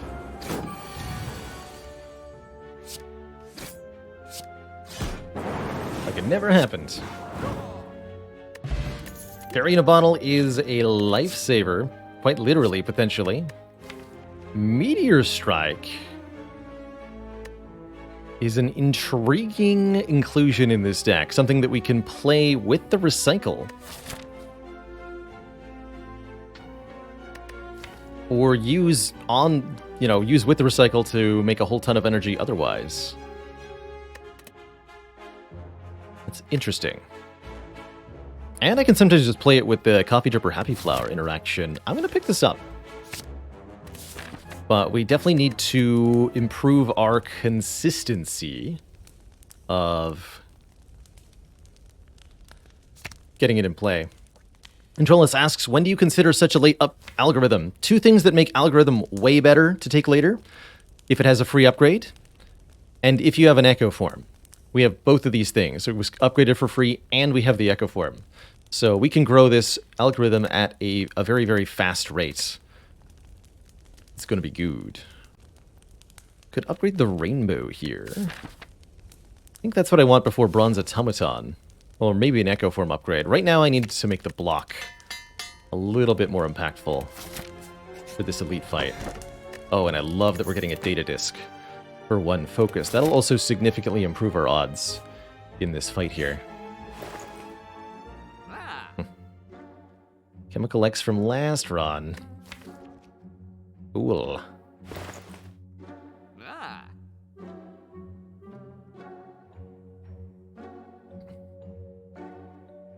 Feels like a pretty dang good shop overall, though. Seek is excellent here for getting this Echo Form in play early, or for getting the Meteor Strike alongside the Recycle.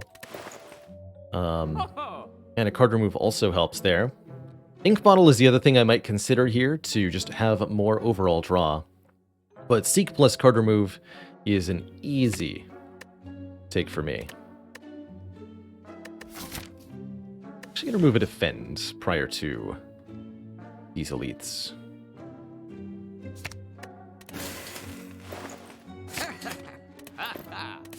And that Seek will be my next upgrade, probably. Alright. I can get the Recycle. I think I have to get the Skim with this opening hand. Unfortunately, we don't have the Seek upgraded yet. I guess I could also seek for Equilibrium. And that would be an okay choice with the Meteor Strike in hand. Actually, with Happy Flower on 2 and Dual Cast in hand, it's more than an okay choice. It's actually an incredibly good choice, because it is guaranteed to let me play Meteor Strike and immediately gain 4 energy back if I seek for Equilibrium. So it's got to be Seek for Equilibrium here.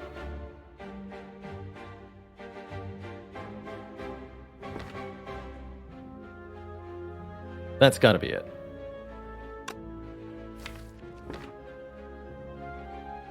Squeakwilibrium.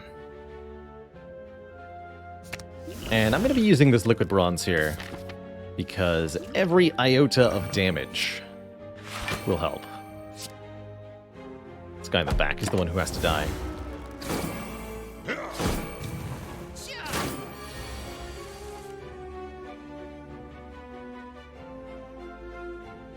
Beautiful. I can in fact evoke all of the Plasma Orbs instantly here.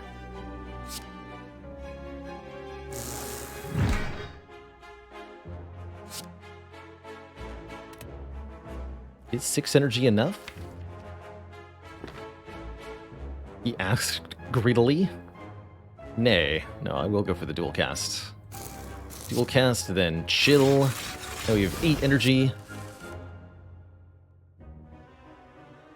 which lets me potentially put this Echo Form down, but let's verify our actual damage here.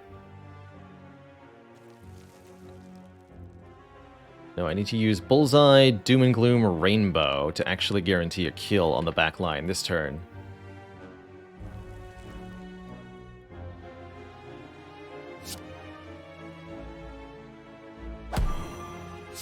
So that'll evoke this Dark Orb. This Dark Orb will guaranteed hit the guy in the back and kill him.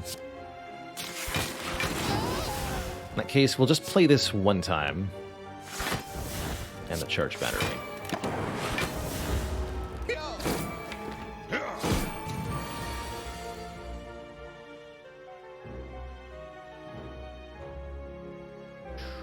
I think we want to shuffle the deck before too many more wounds get added here.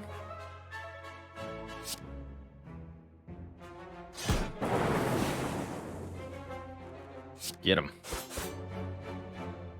So close.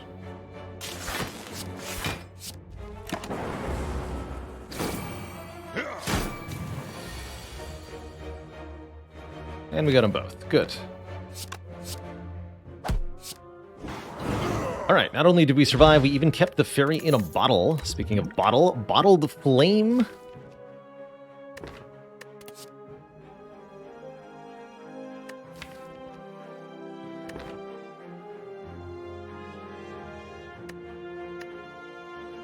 With Happy Flower, if I bottle the Meteor Strike, we can actually guaranteed make it playable on turn 1.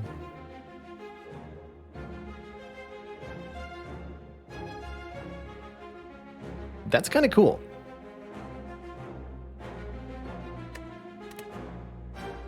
I like this capacitor too for more orb slots now, especially since we have focus in the form of data disk. So I think this capacitor is an excellent inclusion. Great Echo Form target too. Yes, we'll be taking that, and I'm going to do it.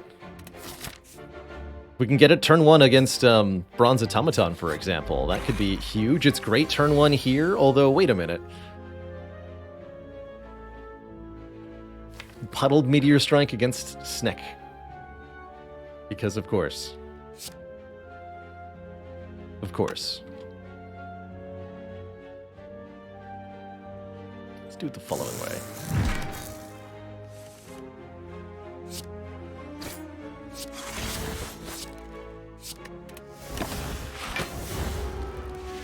I mean, that was still a very good turn. Overall. Uh-oh. Heal potions, save me! Pretty good.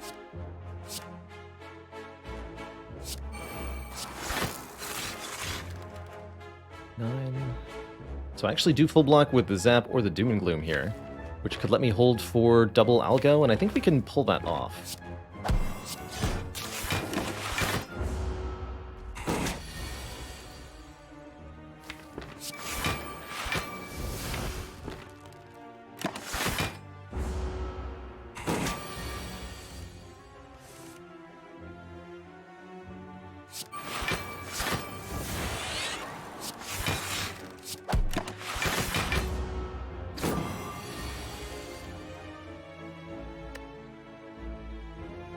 I'm retaining. Okay, here's Algorithm.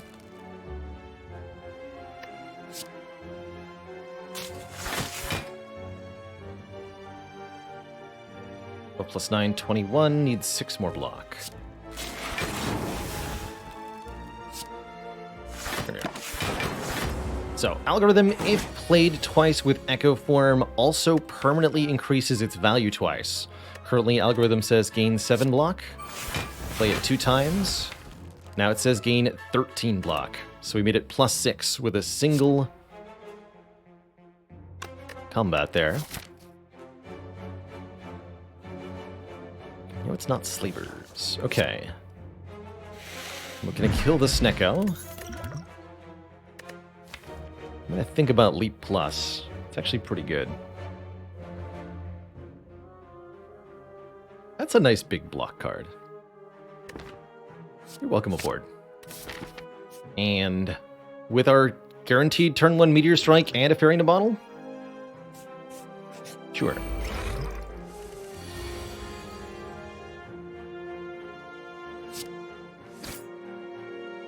glorious.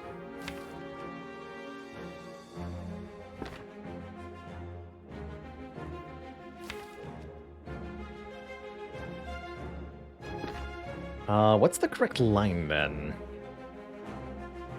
Play the Meteor Strike, seek for dual cast, or do I now skim?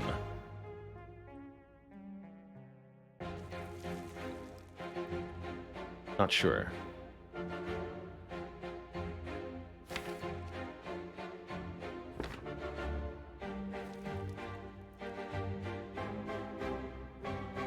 We could seek for Echo Form and then block with Equilibrium, but then I'm not able to play the Meteor Strike next turn.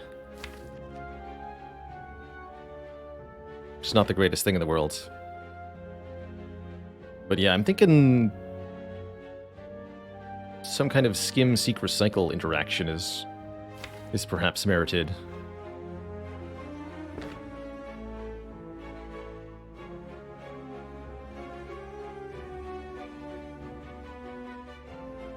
But then I may not necessarily be able to play any cards after the Meteor Strike. I'm going to do it this way. Seek the dual cast.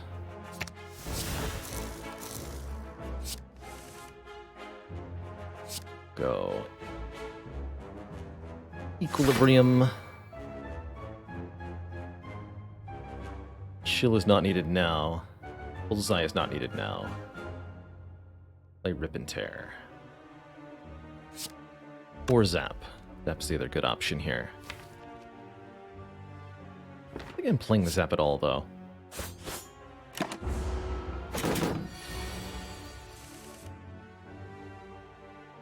Alright, looks like Echo Form may not be joining us tonight. It's a little unfortunate if so.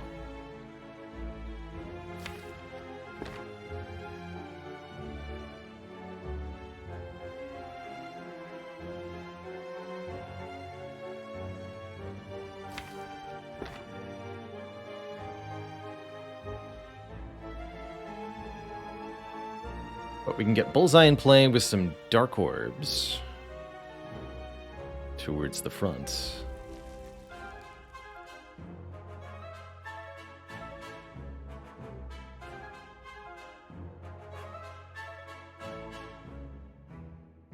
Flux Potion's only 10 damage here. Casually blocking next turn.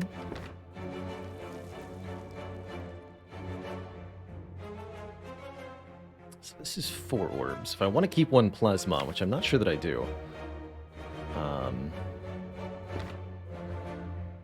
then I can withhold how much I play, but I think it's correct to just get as many orbs in play right now as possible. That feels like it's correct. Let's just verify costs. 6 energy. No, I'm going to have more than 6 energy, because we're evoking. Capacitor... Doom towards the front. Rainbow evokes.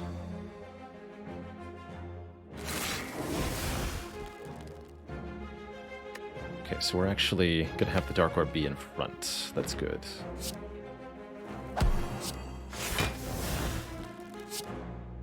And it's got to be Zap here. We need the extra damage rather than the additional Frost Orb. So we'll go Zap. Defend. Don't play the Chill. Let the damage start doing. This turn's a single hit for 24. Unfortunately, we don't draw the Leap Plus, which is very sad. But I do survive. And we do get the Echo Form in play, which could really matter depending on what I draw here. Could even let me block. Or we could Echo Form Meteor Strike. Boop. Easy. Regal Pillow. Ouch. Gives me a boost when we rest. Yeah. Defrag is here, giving us actual focus. Very nice with the Echo Form, the Capacitor, all that. Machine Learning is also kind of an interesting option for a bit more card draw. If I take this Defrag, I can't upgrade the Seek. Well, no. I'd have to upgrade Seek first, more accurately.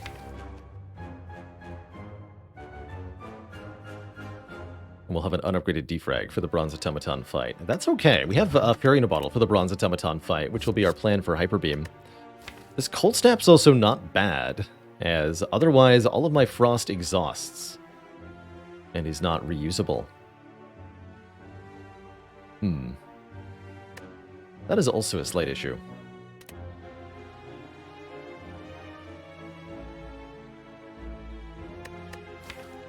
The more I think about it, the more I want this machine learning, actually. Take that. It's a power that doesn't need to be upgraded. And additional card draw will help our engines of various sorts work a lot better. Alright, we're also going to 1 hit point here. Ow. Although, I can play Meteor Strike with the Energy Potion, yes?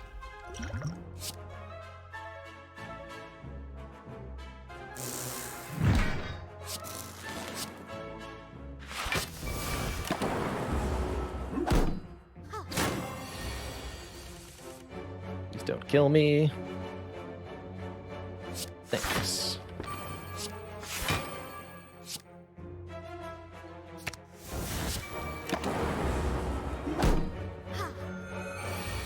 Want to make sure we end this fight with Happy Flower on 2. Otherwise, I'm not going to be able to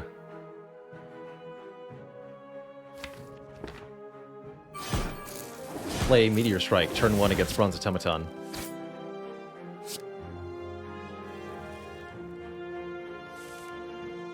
My hand is full. Good for you.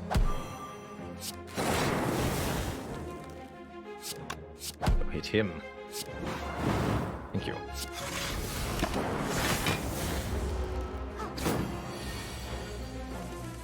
So we'd like to kill her next turn.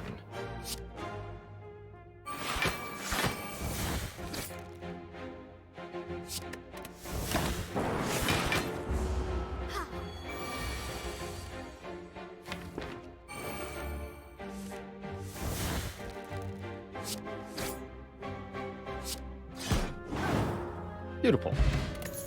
Get our energy potion back. Turbo plus or overclock plus? Oh man. Now we're starting to talk. Overclock is what I like to consider front-loaded card draw, which lets us get the Echo Form up early. And we have the Recycle to help us mitigate the burns, although it's a bit of a losing battle. Or a Turbo plus, just for some more energy generation up front here. Said, I think with the Plasma, I'm going to take this Overclock. And we're going to go ahead and upgrade Seek for this fight. Our plan is to survive Hyper Beam with Fairy in a Bottle, if indeed the Hyper Beam needs to be survived.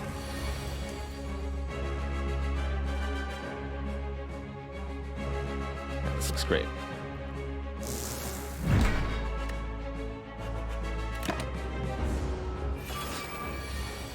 Uh-oh. But what if I have to use it early? Oh no, we got Leap. This is why we took the Leap. Get in there, Leap. Easy.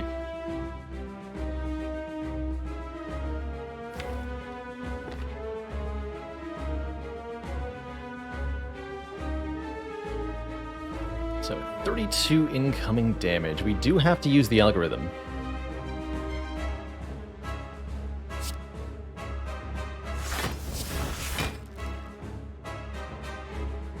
So I'm going to go Capacitor, Chill. Keep 1 Plasma Orb here. Or no, keep 2. Even better. Perform. Perfect. Actually, wait, I didn't... No, I didn't need the algorithm. I forgot to do them... Oh, because I forgot about the focus and the orbs. I understand. Well, fair enough. I definitely don't want those cards stolen. I'm not going to double my Overclock, though. Let's double the Doom and Gloom.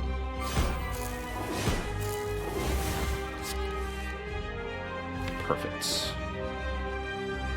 I'll steal the Recycle and one of the rare cards from the discard pile now. Thinking about doubling the machine learning.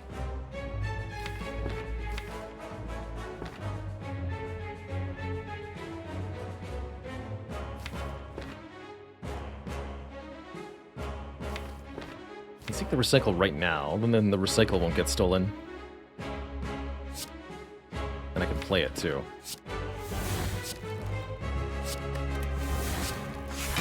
Alright, I'll do it this way. So Rainbow and Meteor Strike are stolen.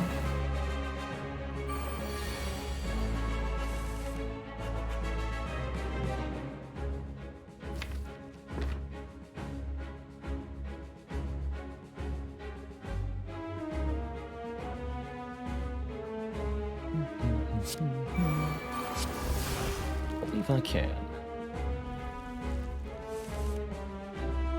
Good. So 16 plus 9, 25. We have to block another... This is 34 though, so we need another 9. Dual cast has it.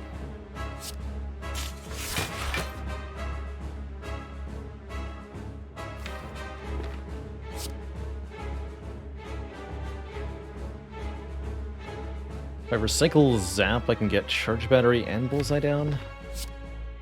Need to remove some artifact layers off this boss, I think.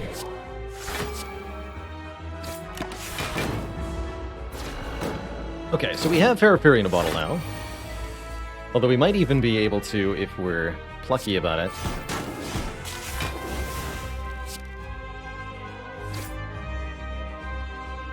Do it without assistance. We'll be able to double Equilibrium, for example.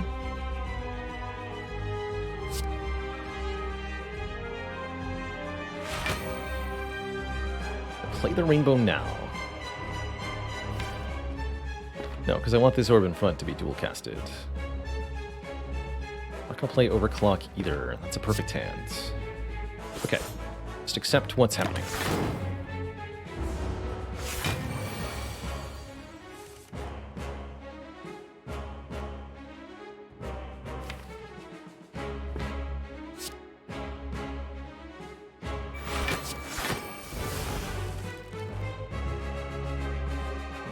So 12 more gets us to 44.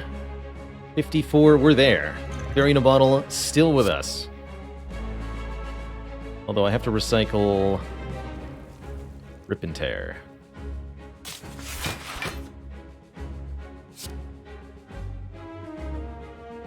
And not the burn.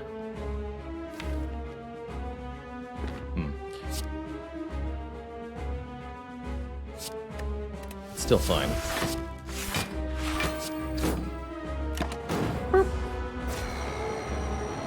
One block to spare. Easy. Now we can Echo Form our Meteor Strike. And I think that's where things start to get silly.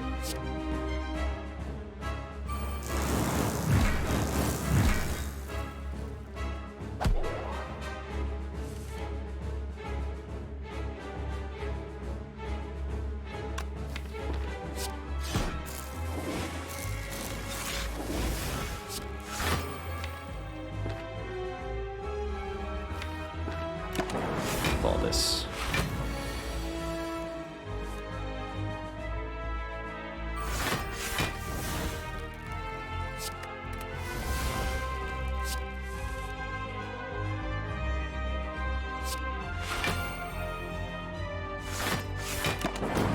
And again next turn.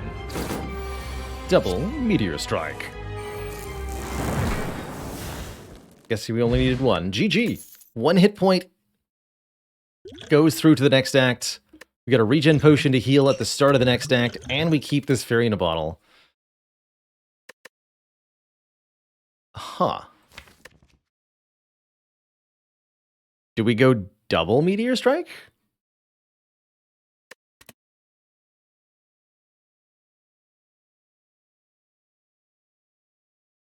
Yes? Question mark? I have to know. Surely if 1 Meteor Strike is good, 2 is going to be... Oh! Unlimited power.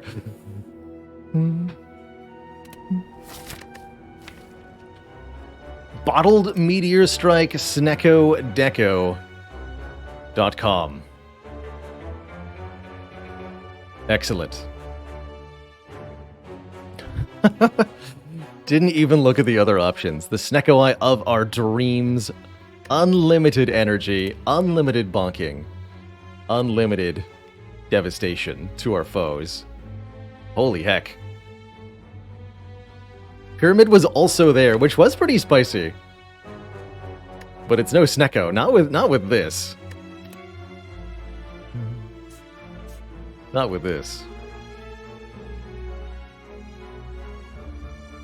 Okay, but where do I go? Fires? What upgrades do we need? Now that we have Snecko Eye. I maybe want to upgrade this capacitor, but I'm ambivalent about it. And I can do it either way. Okay, let's go with a bunch of early events. Do we ever upgrade the Echo form? I think that could be a sometimes thing. What is this? Turn 1, by the way. Bonk.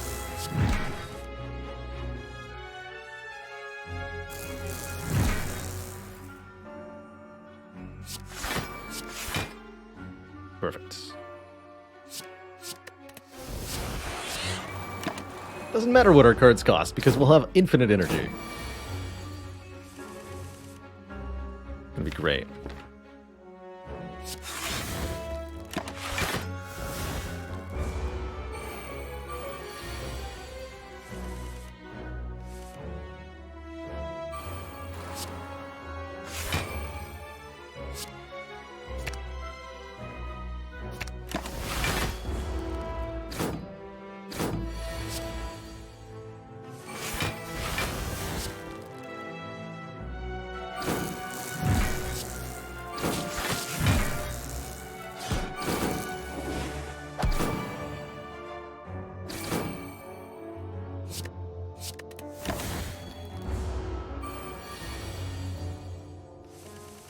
Get him, Zep.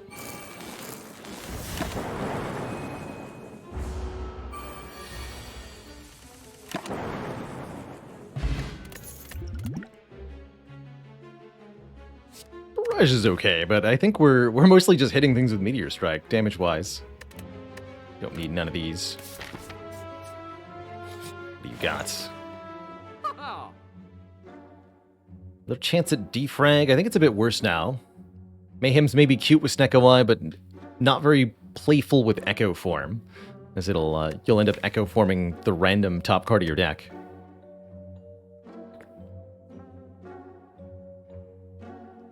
Simply dunking another strike from the deck, I think, is pretty productive here. We could also maybe take the Toy Ornithopter, healing us 5 whenever I use a potion, to keep me healthy with the White Beast statue. That's pretty good. 5 hit points per fight. Makes taking 3 elites this act a lot more reasonable.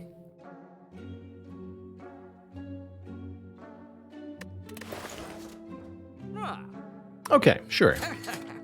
I'm sold on that. Welcome aboard. Toy Ornithopter. Match and keep. There's a starter card pair, common, uncommon, rare, and then 2 sets of curses on High Ascension. Fortunately, there's an Echo form, and I'm gonna find it. Even if it means getting a curse. There it is. Easy. Add an Echo form to your deck. So now we're double Echo form, double Meteor Strike, Snecko Eye. That's pretty good. I won't lie, it's pretty okay.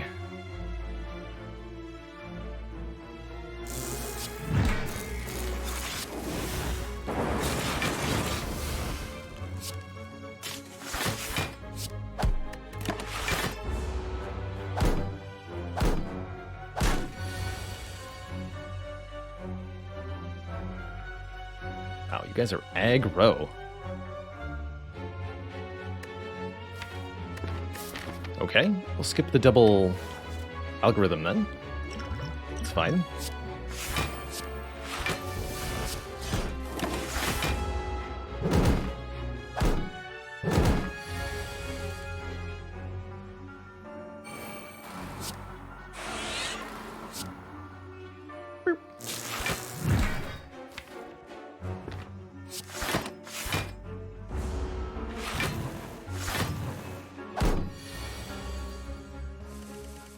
Once you have one Echo Form in play, the next Echo Form that you draw gets doubled, and then the next 2 cards on the same turn will also be doubled. So I can go double leap, double skim, for example.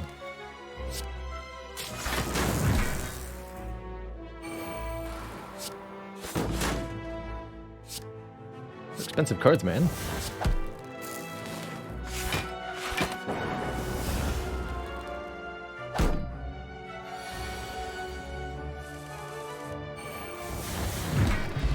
Yeah, and the second Echo Form, specifically the second and subsequent Echo Form, work on the same turn.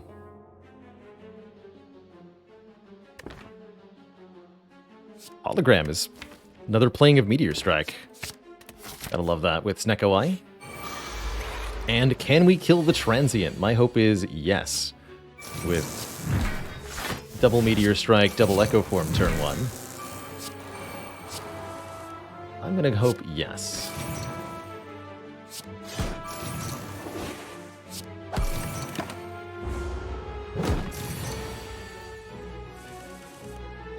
Of course, our turn 2 leaves a little bit to be desired.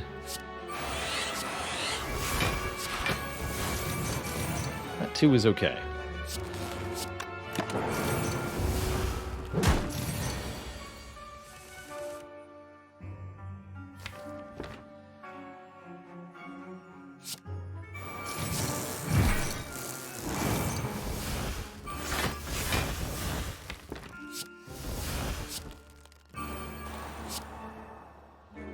Cards. Get rid of this. More cards.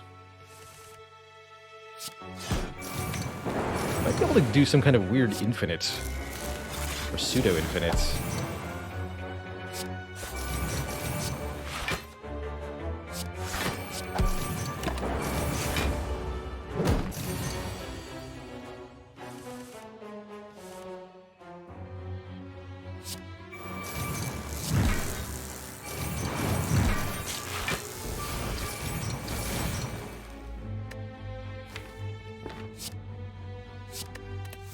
Quiet.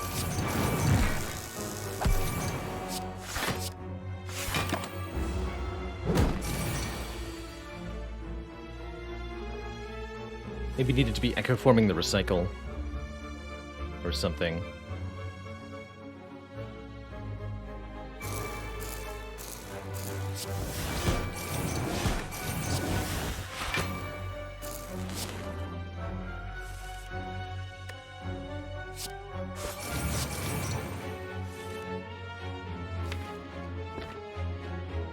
Yeah, no.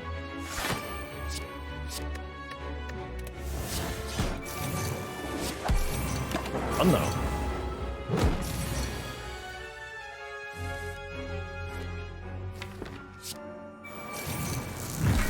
Bonk.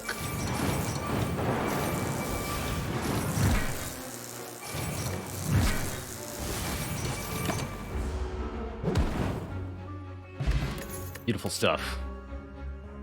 Auto shields, not with echo forms. None of those are good. Oh yeah. Might be time to lose the Farina bottle, actually, now that we have healing. That's what we'll be doing.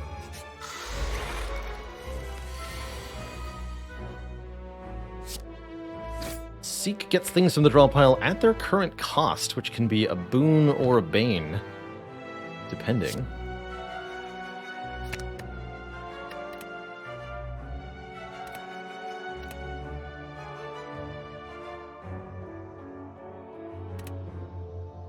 Not gonna be able to put that echo form in play yet.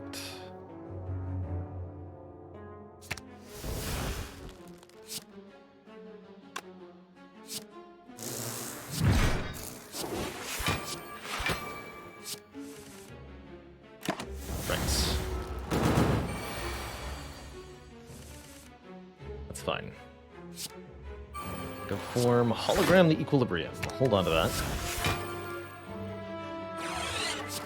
These powers down.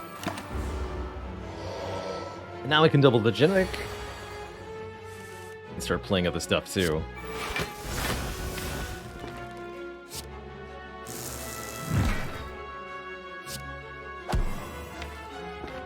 cast next turn.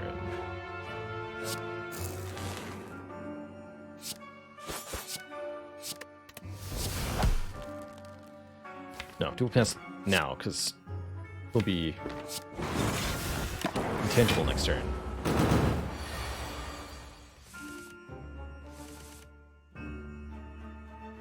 Alright, this feels like an appropriate time for the Gambler's Brew. Look for something better block-wise, and heal for 5 here.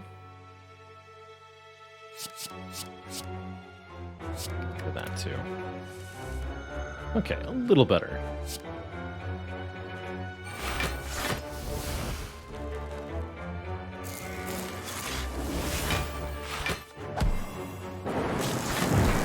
Well, actually, pretty much perfect.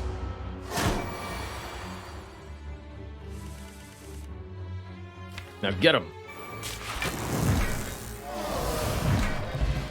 The Courier makes the merchant cheaper. And Restock themselves were offered a Defragment Plus. Now there's a focus card I can get behind. Comes with a free upgrade on it. Sure.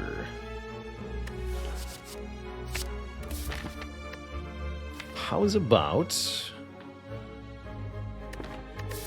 Let's see, how good are rest sites anyway? Upgrade Capacitor? Upgrade Hologram? Okay, we got some good upgrades.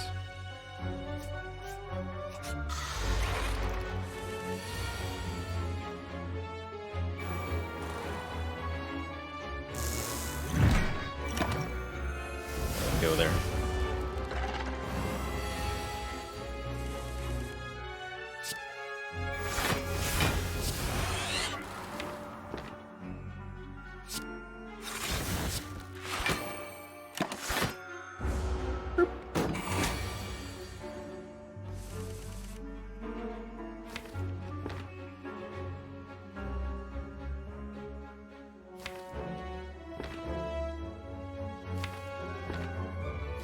So what do I want to get right now? I'd like to double that Doom and Gloom. Get some Retain going.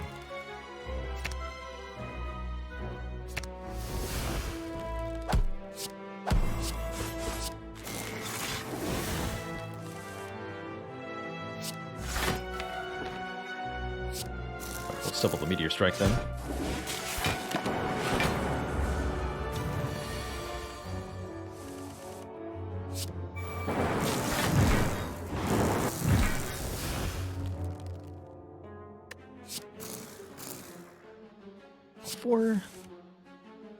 Finally put this in play for some of these stinky cards. Also, blocking is apparently a thing. Suppose I'll sort that out. Here we go. It's so much energy each turn. We can just kind of do anything slash everything. It is in fact that easy.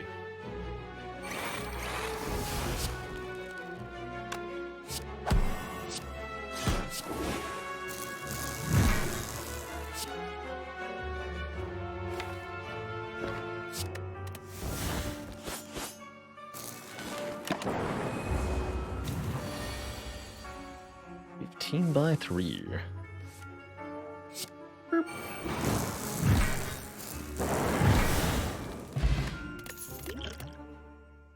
Sunder is okay with Snecko Eye, but it's basically a Meteor Strike that doesn't generate any Plasma Orbs. So what's the point? I don't see a point.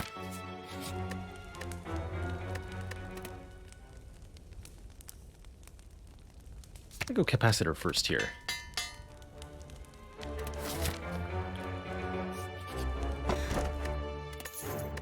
Have to take our blue key to go to Act 4. Upgrading one of our Echo forms might actually be a reasonable idea for those times when we get them both inadvertently. Can be a little awkward. Speaking of awkward, this draw is awkward.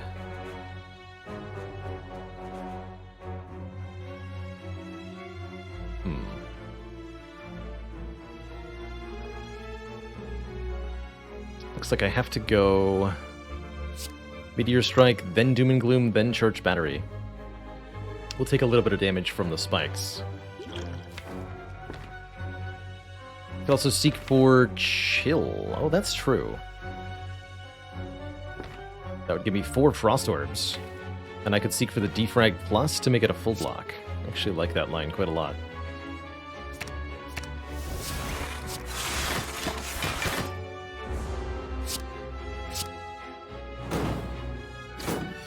And then we're well set up for the next turn, too. Or are we? This guy explodes on turn 3. Maybe I just block it. Looks like that might have to be what I do. Actually, no. We can hologram Meteor Strike. Let's recycle this 3-cost Defend. Get the boop.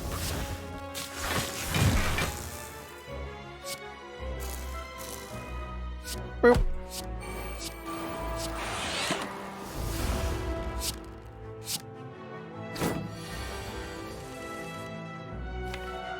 And now Double Echo is a thing.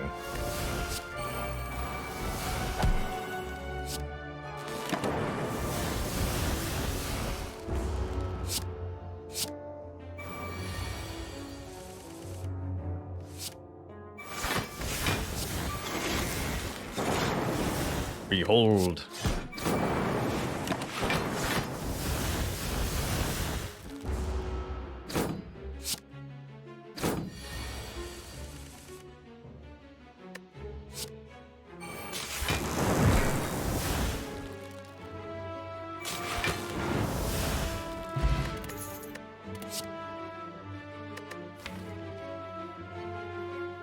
Stack has some reasonable options to it. Gonna have to upgrade. Actually, we still don't have a reusable Frost Source, huh? I think we might want to take this Cold Snap. For the Awakened one. So we're gonna have pretty good focus. Later game. Especially if I use this potion. And yes, we'll be looking to upgrade Rainbow also. With our last upgrade.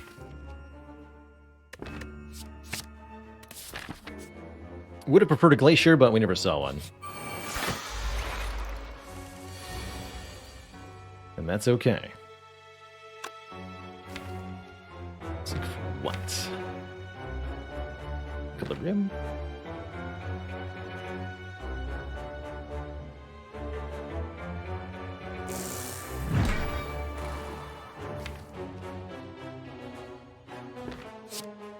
Give me Machine Learning and a Sender's Bane, actually. A card I want to draw and a card I don't want to draw.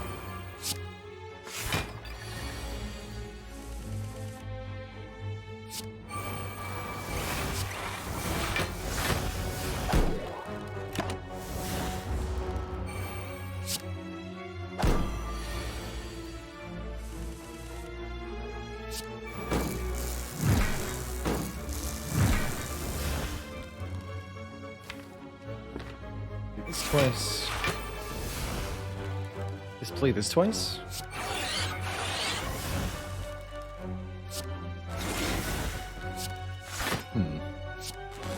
She didn't go quite as I wanted it to. Oh. Fair enough.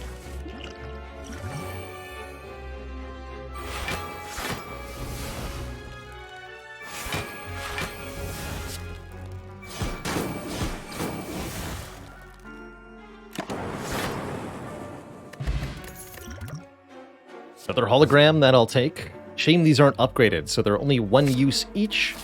But either way, getting simply Meteor Strike from the discard pile is always a very effective thing to do.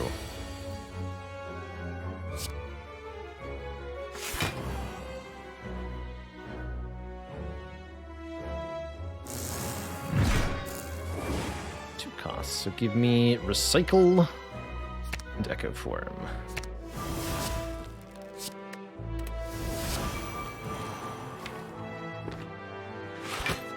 Recycle. Get rid of that.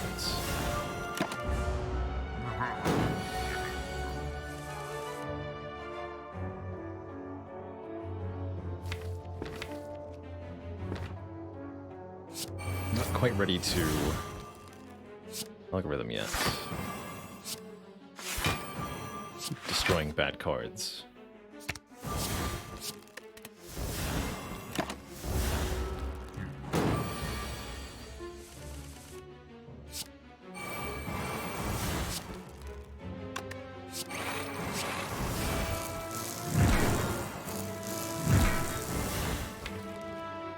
Excellent cards next turn. Although it'll be the first big attack turn. It's okay. Let's make sure... Yeah, just make sure.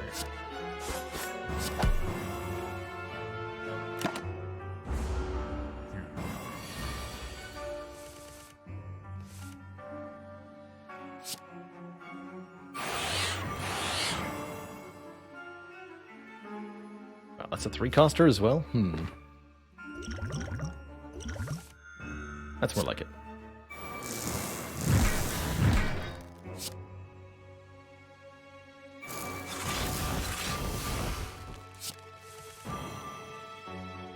Okay.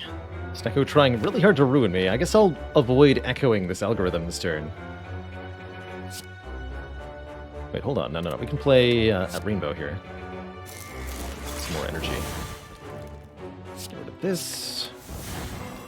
21. Oh yeah, we got it. Snap. Leap. Machine learning defense. We can get that algo doubled. After all. What a beautiful turn it was.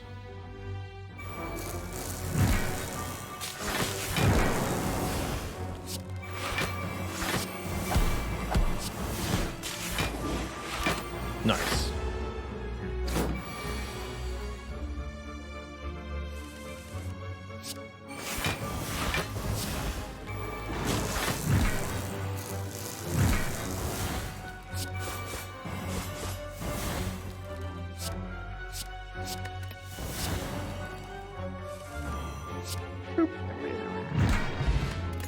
More max health to work with, always very nice.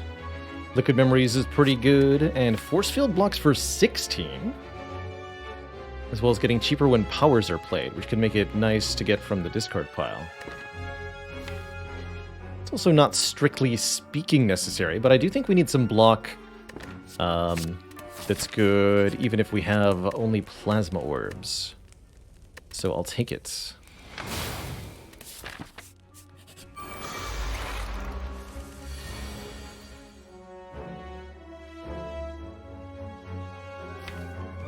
Plus getting a what?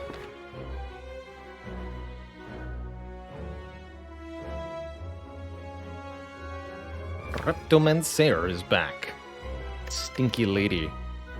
Let's do the following. Give me Chill and Echo form. We go Meteor Strike you. Chill. Gain 6 energy. Hollow Meteor Strike again.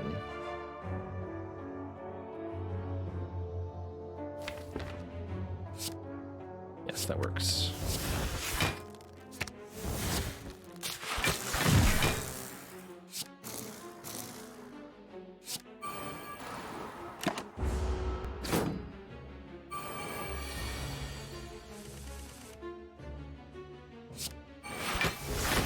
Beautiful.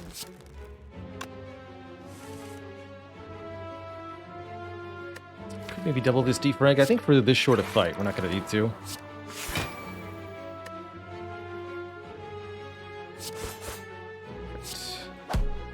This one will kill itself from its 25 damage attack. Daggers on their first turn deal 9 and put a wound into the deck. On their second turn, do 25 damage and perish from the attack.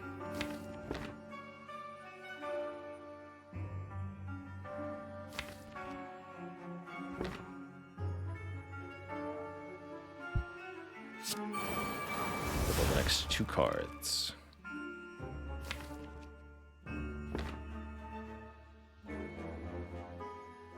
Double force field, double leap. That's basically good enough.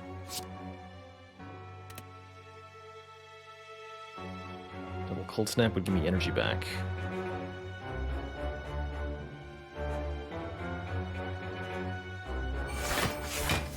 one more card gets doubled. Double hologram's an option. Get force field back. Get defend back would be better than playing leap twice, actually.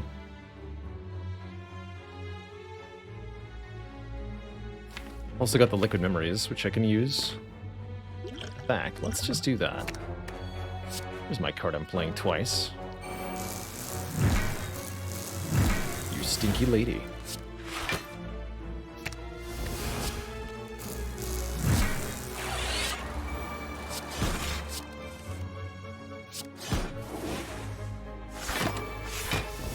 Wait, what? Oh. We had a brain fart.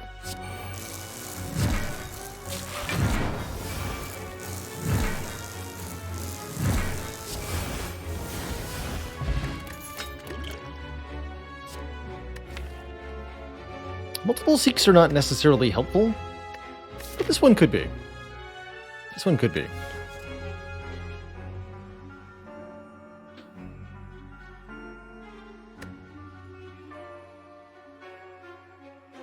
Not sure how the Deck UI calculates its average discount. If it's looking at the original cost of the card or not. Compile driver actually could be draw 4. That's pretty potent. You know what? You're allowed. And our last upgrade, we said, is going to be on the Rainbow, which makes the Compile driver a lot more valuable. Have to be careful against the Awakened one here. We can only play so many powers against this bird without enraging it unnecessarily.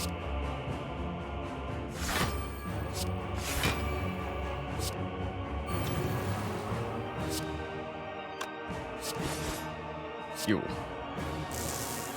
Keep 1 leap plus. Already we're aggro too. Good, we can already double algorithm. Which I will be doing. Gives me a very generous turn in which I can play some other powers if I want.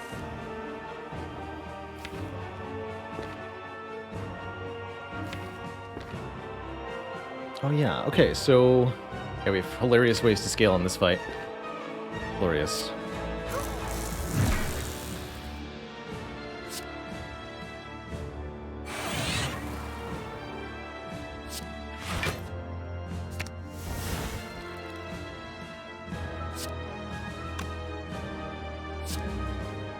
Zap skim. Okay, here's Recycle. Recycle lets me start getting rid of cards that I don't want. Could even include powers I don't want to play. For this fight, specifically. So let's start there. Defrag.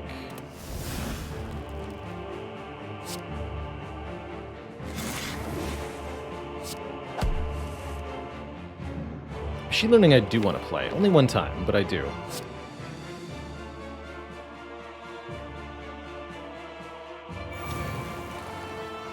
Definitely don't want Overclock in this deck anymore.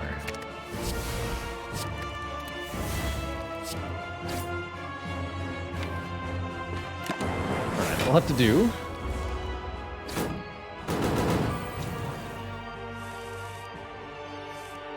Do I double echo here? I'm going to go ahead and say that the answer is yes. 2 more echoes, so that every other card I play is getting played twice. Cycle and things to recycle.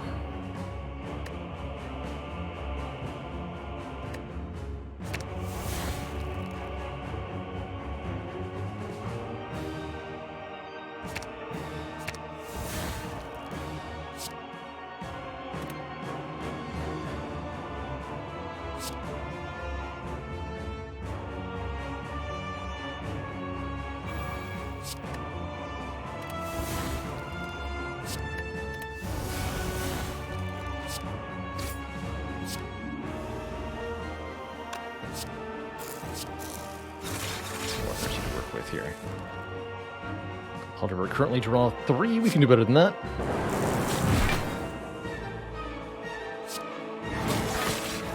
Draw 4. Okay. Here we go.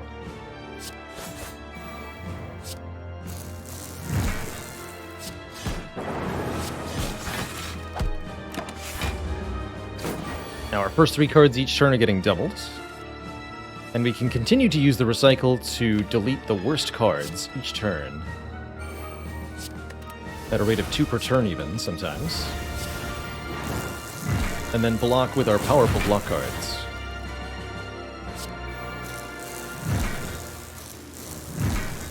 I think this is going to go infinite in a few turns. Which is good, because our opponent does a lot of damage.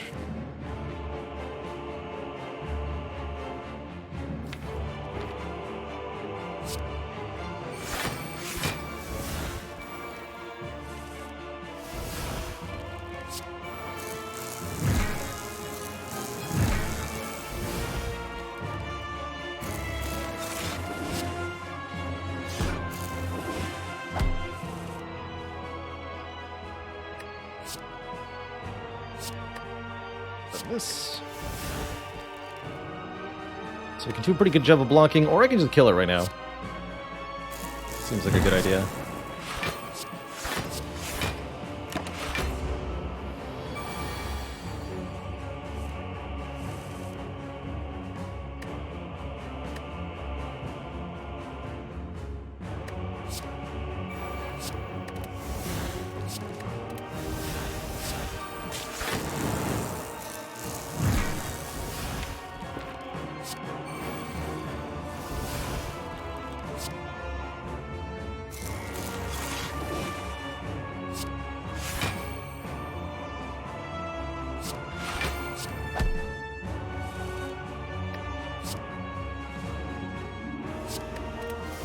Tear and skim.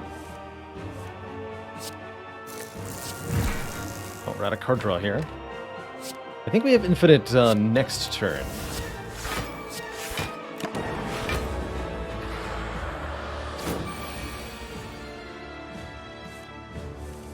Which is to say, we've now exhausted so many of the cards in the deck that we're able to play a fairly basic sequential pattern of them.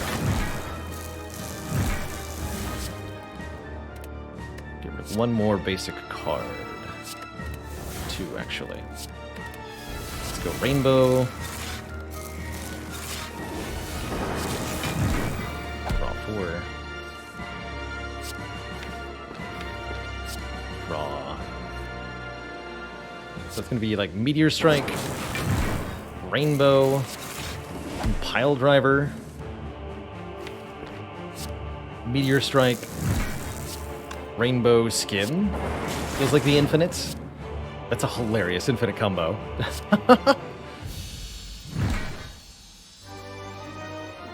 The bunketing. The bunketing. I enjoy that HelloFresh meal, Hyrule. I'm going to be making some one-pot black bean Mexicali soup after stream here. My HelloFresh. How many cards would you have to remove to go infinite turn 1? Like half of them. Half plus of them. A lot. Too many. Way too many. This is Leap Hollow Leap. That feels like the most reasonable turn here. Can't really E to E against the Time Eater, nor can we do an infinite combo, but we can put Echo Forms in play and then hit him on the head really hard.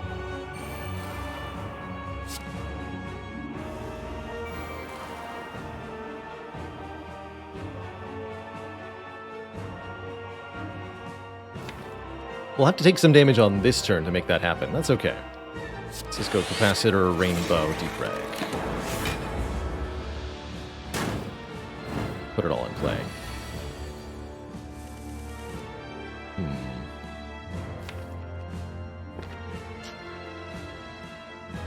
Can I hologram the Equilibrium? It's in the draw pile? Okay, we'll just seek for it then. It's played 2 times.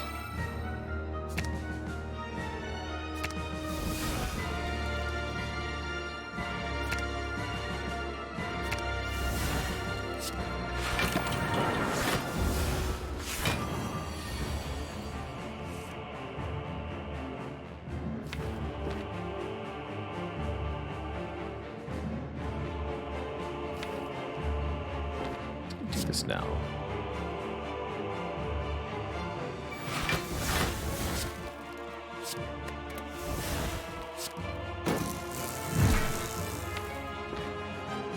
Two Echo Forms is plenty for this fight, actually, anyway.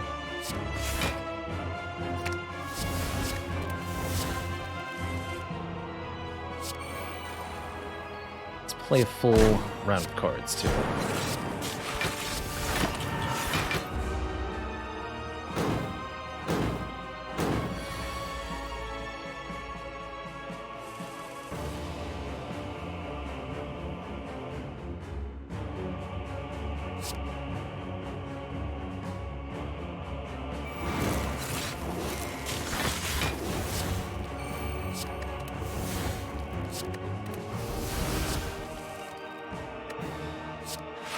Three, block is covered.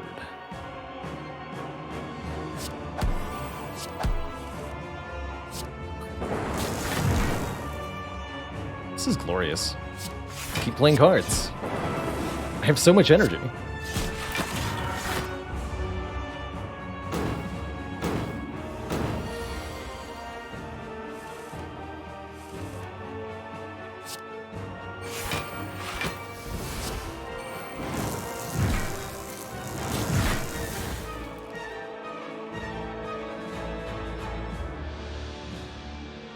And get rid of this.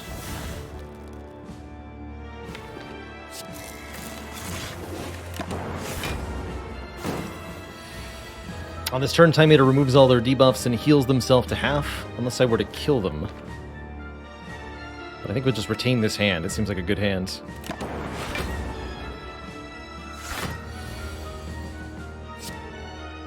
Bonk.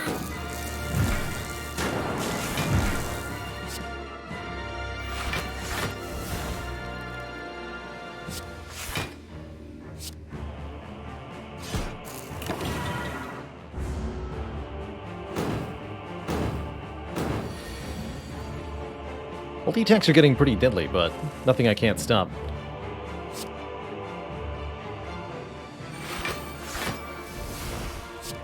Bonk.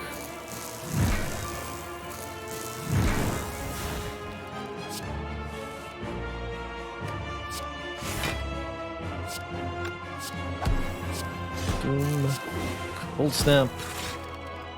Sure, I'll draw a bit. Bonk. Frost. Poor guy. Didn't stand much of a chance in this matchup. GG, Time Eater.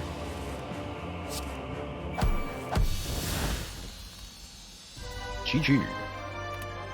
Two thump, two thump, two thump, a deep pulsing dread can be felt throughout the room. Is this the heart of the Spire, the source of all these random cost meteor strikes? So, here I can either upgrade one Echo Form or one Hologram. Personally, I think the Hologram is going to be the better upgrade, as doubled holograms are very strong. And I think with our bottled Meteor Strike, we can make it work anyway. Essence of Darkness, Fruit Juice. What a strange set of potions for the final store. Another defrag here is not necessarily the best thing, but it's definitely helpful. Bronze Scales would also help for damage against hearts. Just a little bit more focus to scale with is actually pretty good. More energy? Cool-Headed's nice too, as it's Frost and Draw. I think I'll take Defrag Cool-Headed. Storm behind it. And we'll purchase a removal of that last strike.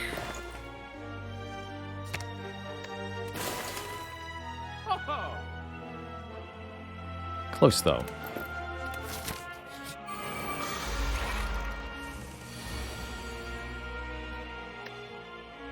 What do we say to upgrading Echo Form? Not today. All of my health, though. We've unfortunately managed to draw 7 non-block cards in a deck that's, well, full of block cards.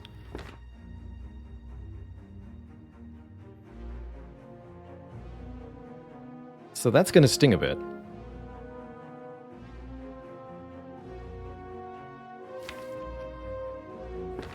Let's use this now.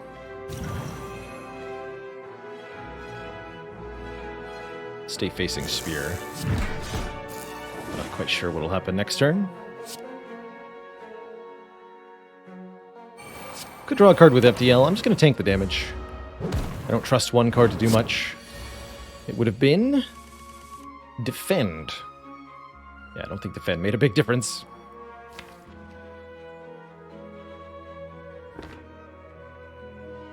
Hologram pluses here. Good.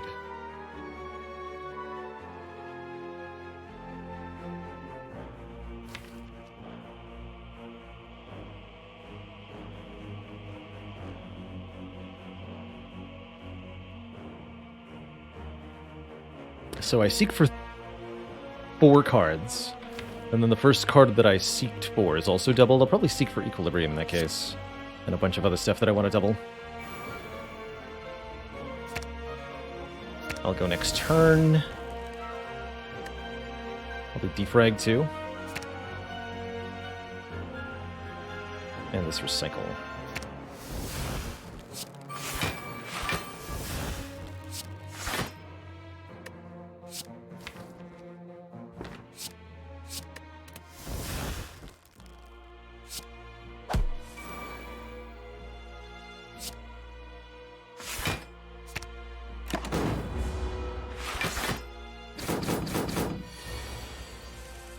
First 2 are doubled.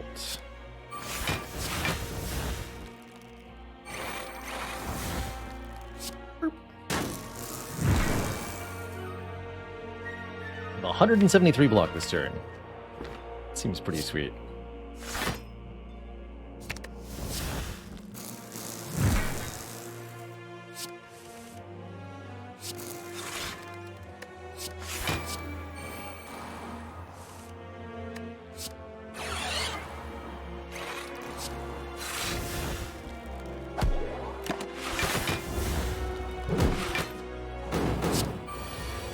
So many really good relics we could get from these two. Wood calipers. Be good here.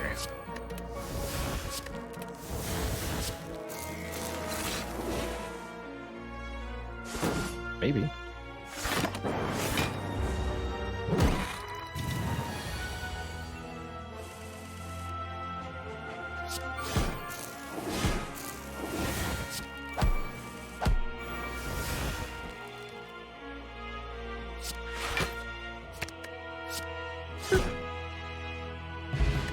It's Akabeko. We also get a Essence of Steel for a little bit of plated armor, and one more Cool-Headed if I wish it.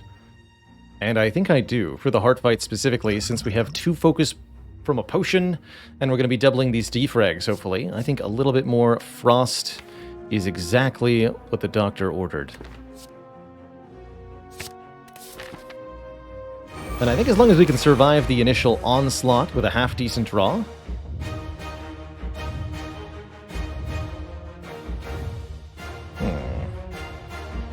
Wait, I can play them both. Good, okay.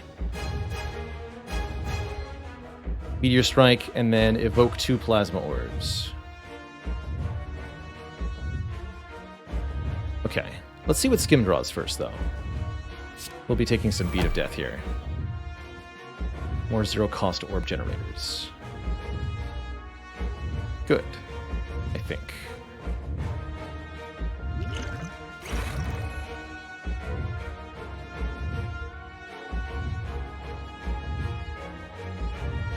Actually, no.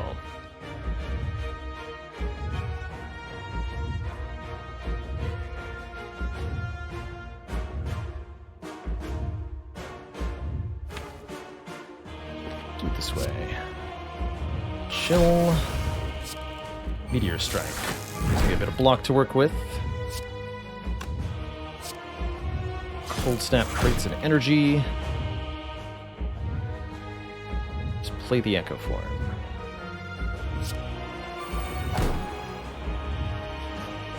Could have, like, dual casted and maybe played EQ also.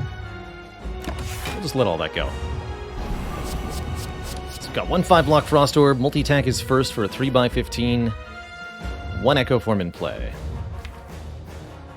Also, Seek is here, which is fantastic. There's a lot of things that I can do with Seek.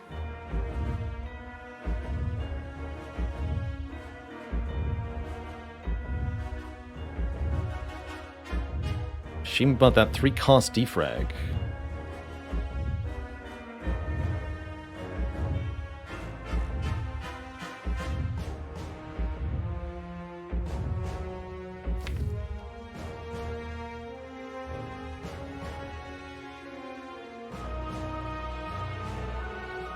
So how am I blocking this turn? Probably with his Horse Field, one or more times. I'd like to hologram the Equilibrium. Play the Equilibrium so that I can retain double Genetic Algorithm for next turn as our block for the 67 hits. So we guaranteed survive next turn with this hand based on that, which is quite nice. I could double the Force Field, or I can double the Seek. Doubling Seek sounds great. Get lots of cards into my hand, plus retain. Slime is the only status you cannot give yourself. You can do Wounds, Dazed, Burns, and Voids, yes.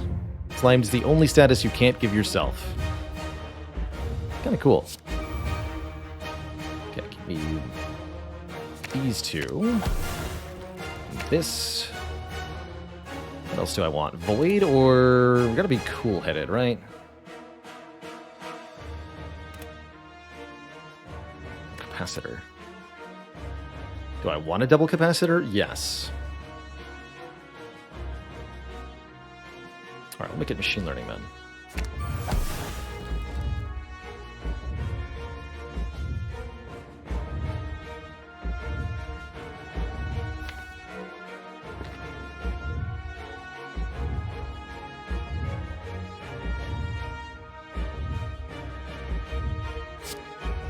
Start with Rainbow.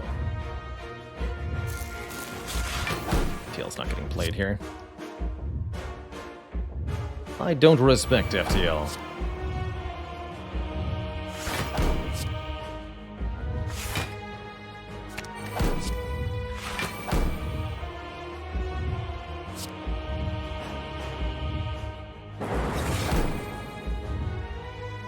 Get this. Keep Recycle around and give me energy next turn. Yes. And I'll use the Plated Armor next turn, because I'll lose it all right now if I were to drink it. Only at 31 block.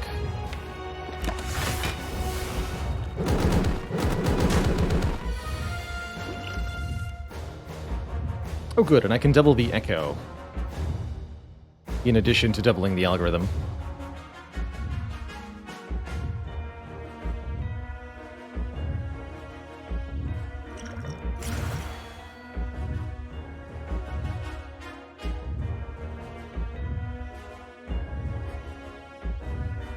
Double Echo, double Algo, double Recycle.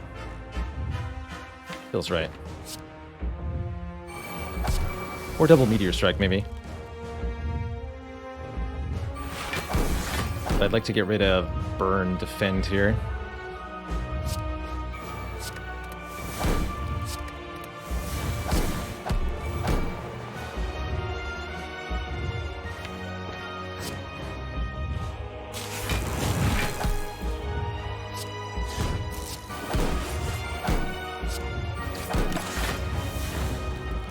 Double that defrag later.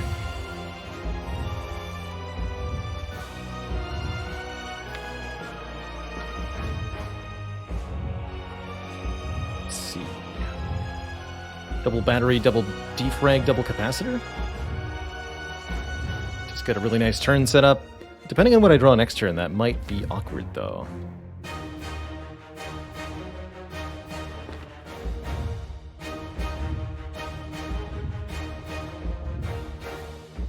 Because I won't have any actual orbs at that time, and if I don't draw anything useful in my next 7 cards, it could be pretty gnarly. But I could double hologram to fix that. We're at the mercy of card draw, we don't need to be. And we're not gonna be. I refuse to be, in fact. With double hologram and equilibrium, yeah, I don't buy it. So, let's hologram some stuff.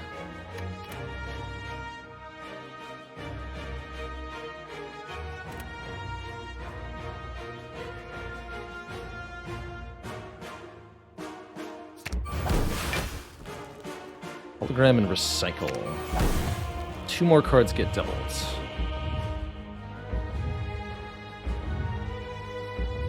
Double defrag. Double hologram. Now. Get this. Get my best block for next turn. 7 focus. Double cold snap. Double cheap cool-headed. Double free force field. Let's go double 1 cost cool-headed. Recycle this. Play this.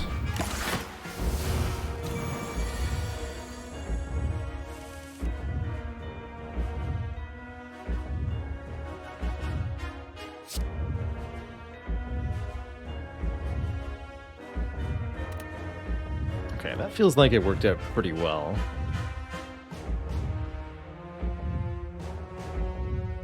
Now we have the opportunity to double this capacitor. Potentially. I think it's going to be double battery, double capacitor,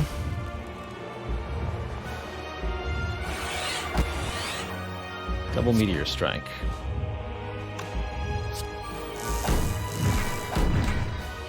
Out of energy, but I can keep playing. Cold Snap gives me enough energy to play Cool-Headed, gives me enough energy to play the other Cool-Headed. We do take some damage here, but then we're incredibly well set up.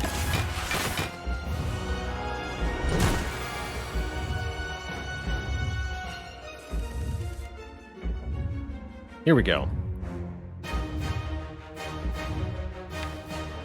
Now I can double Rainbow meaningfully. We'll get this doubled also. Let's go double EQ first.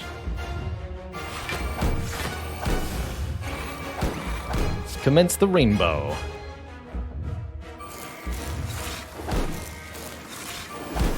It's beautiful.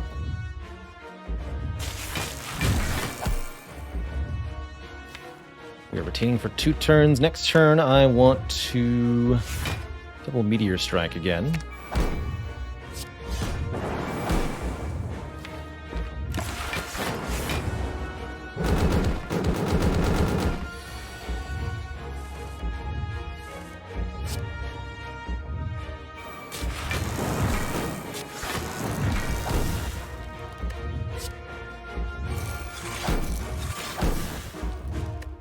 Double Rainbow.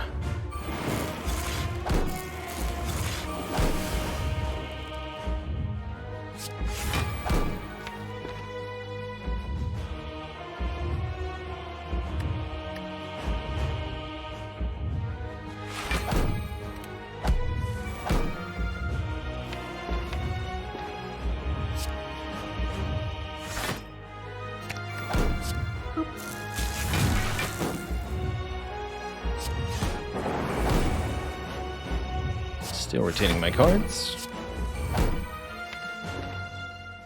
Recycle, hello? You are.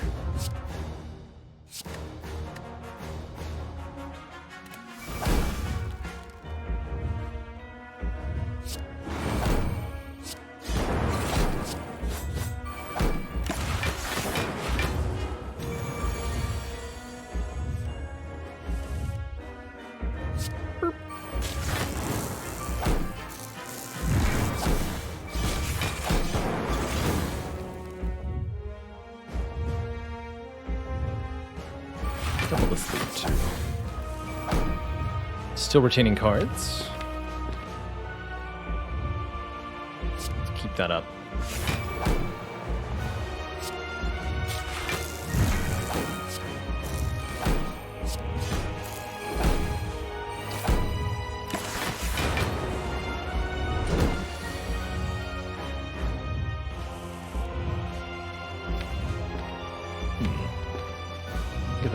it, though.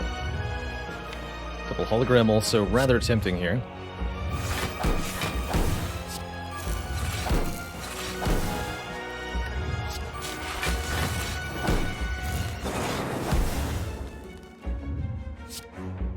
What does it mean? Let's give it a zap.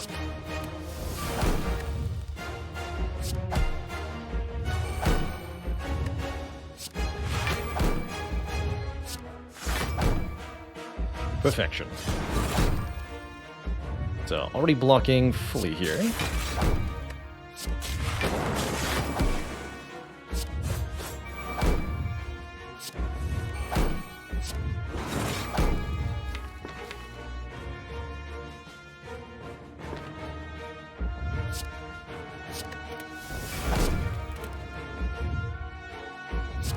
And a dual cast for the win. GG.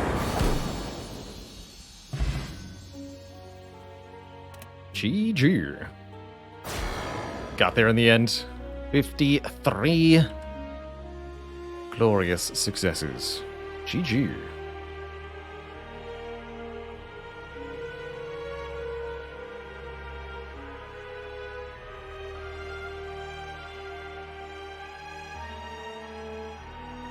GG. Everybody, GG.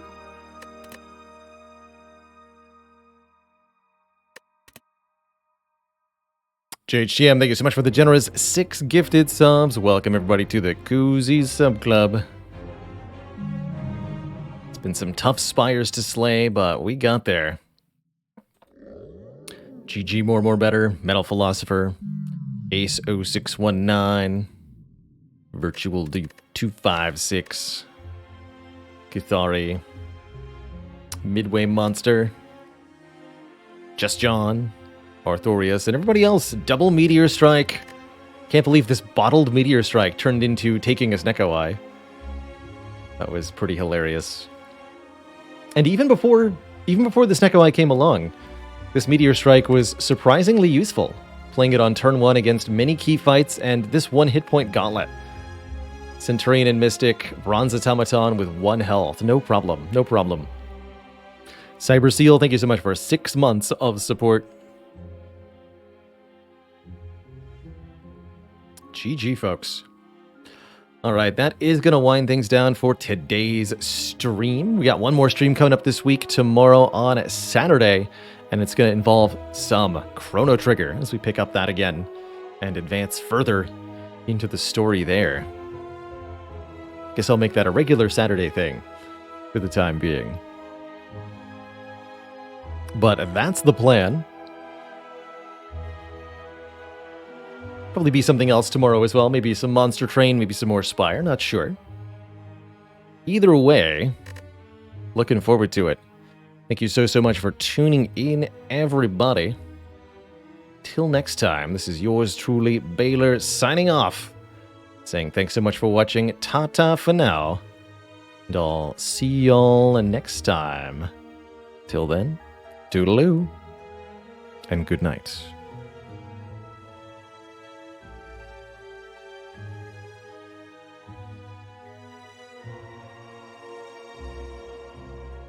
Okay, maybe it's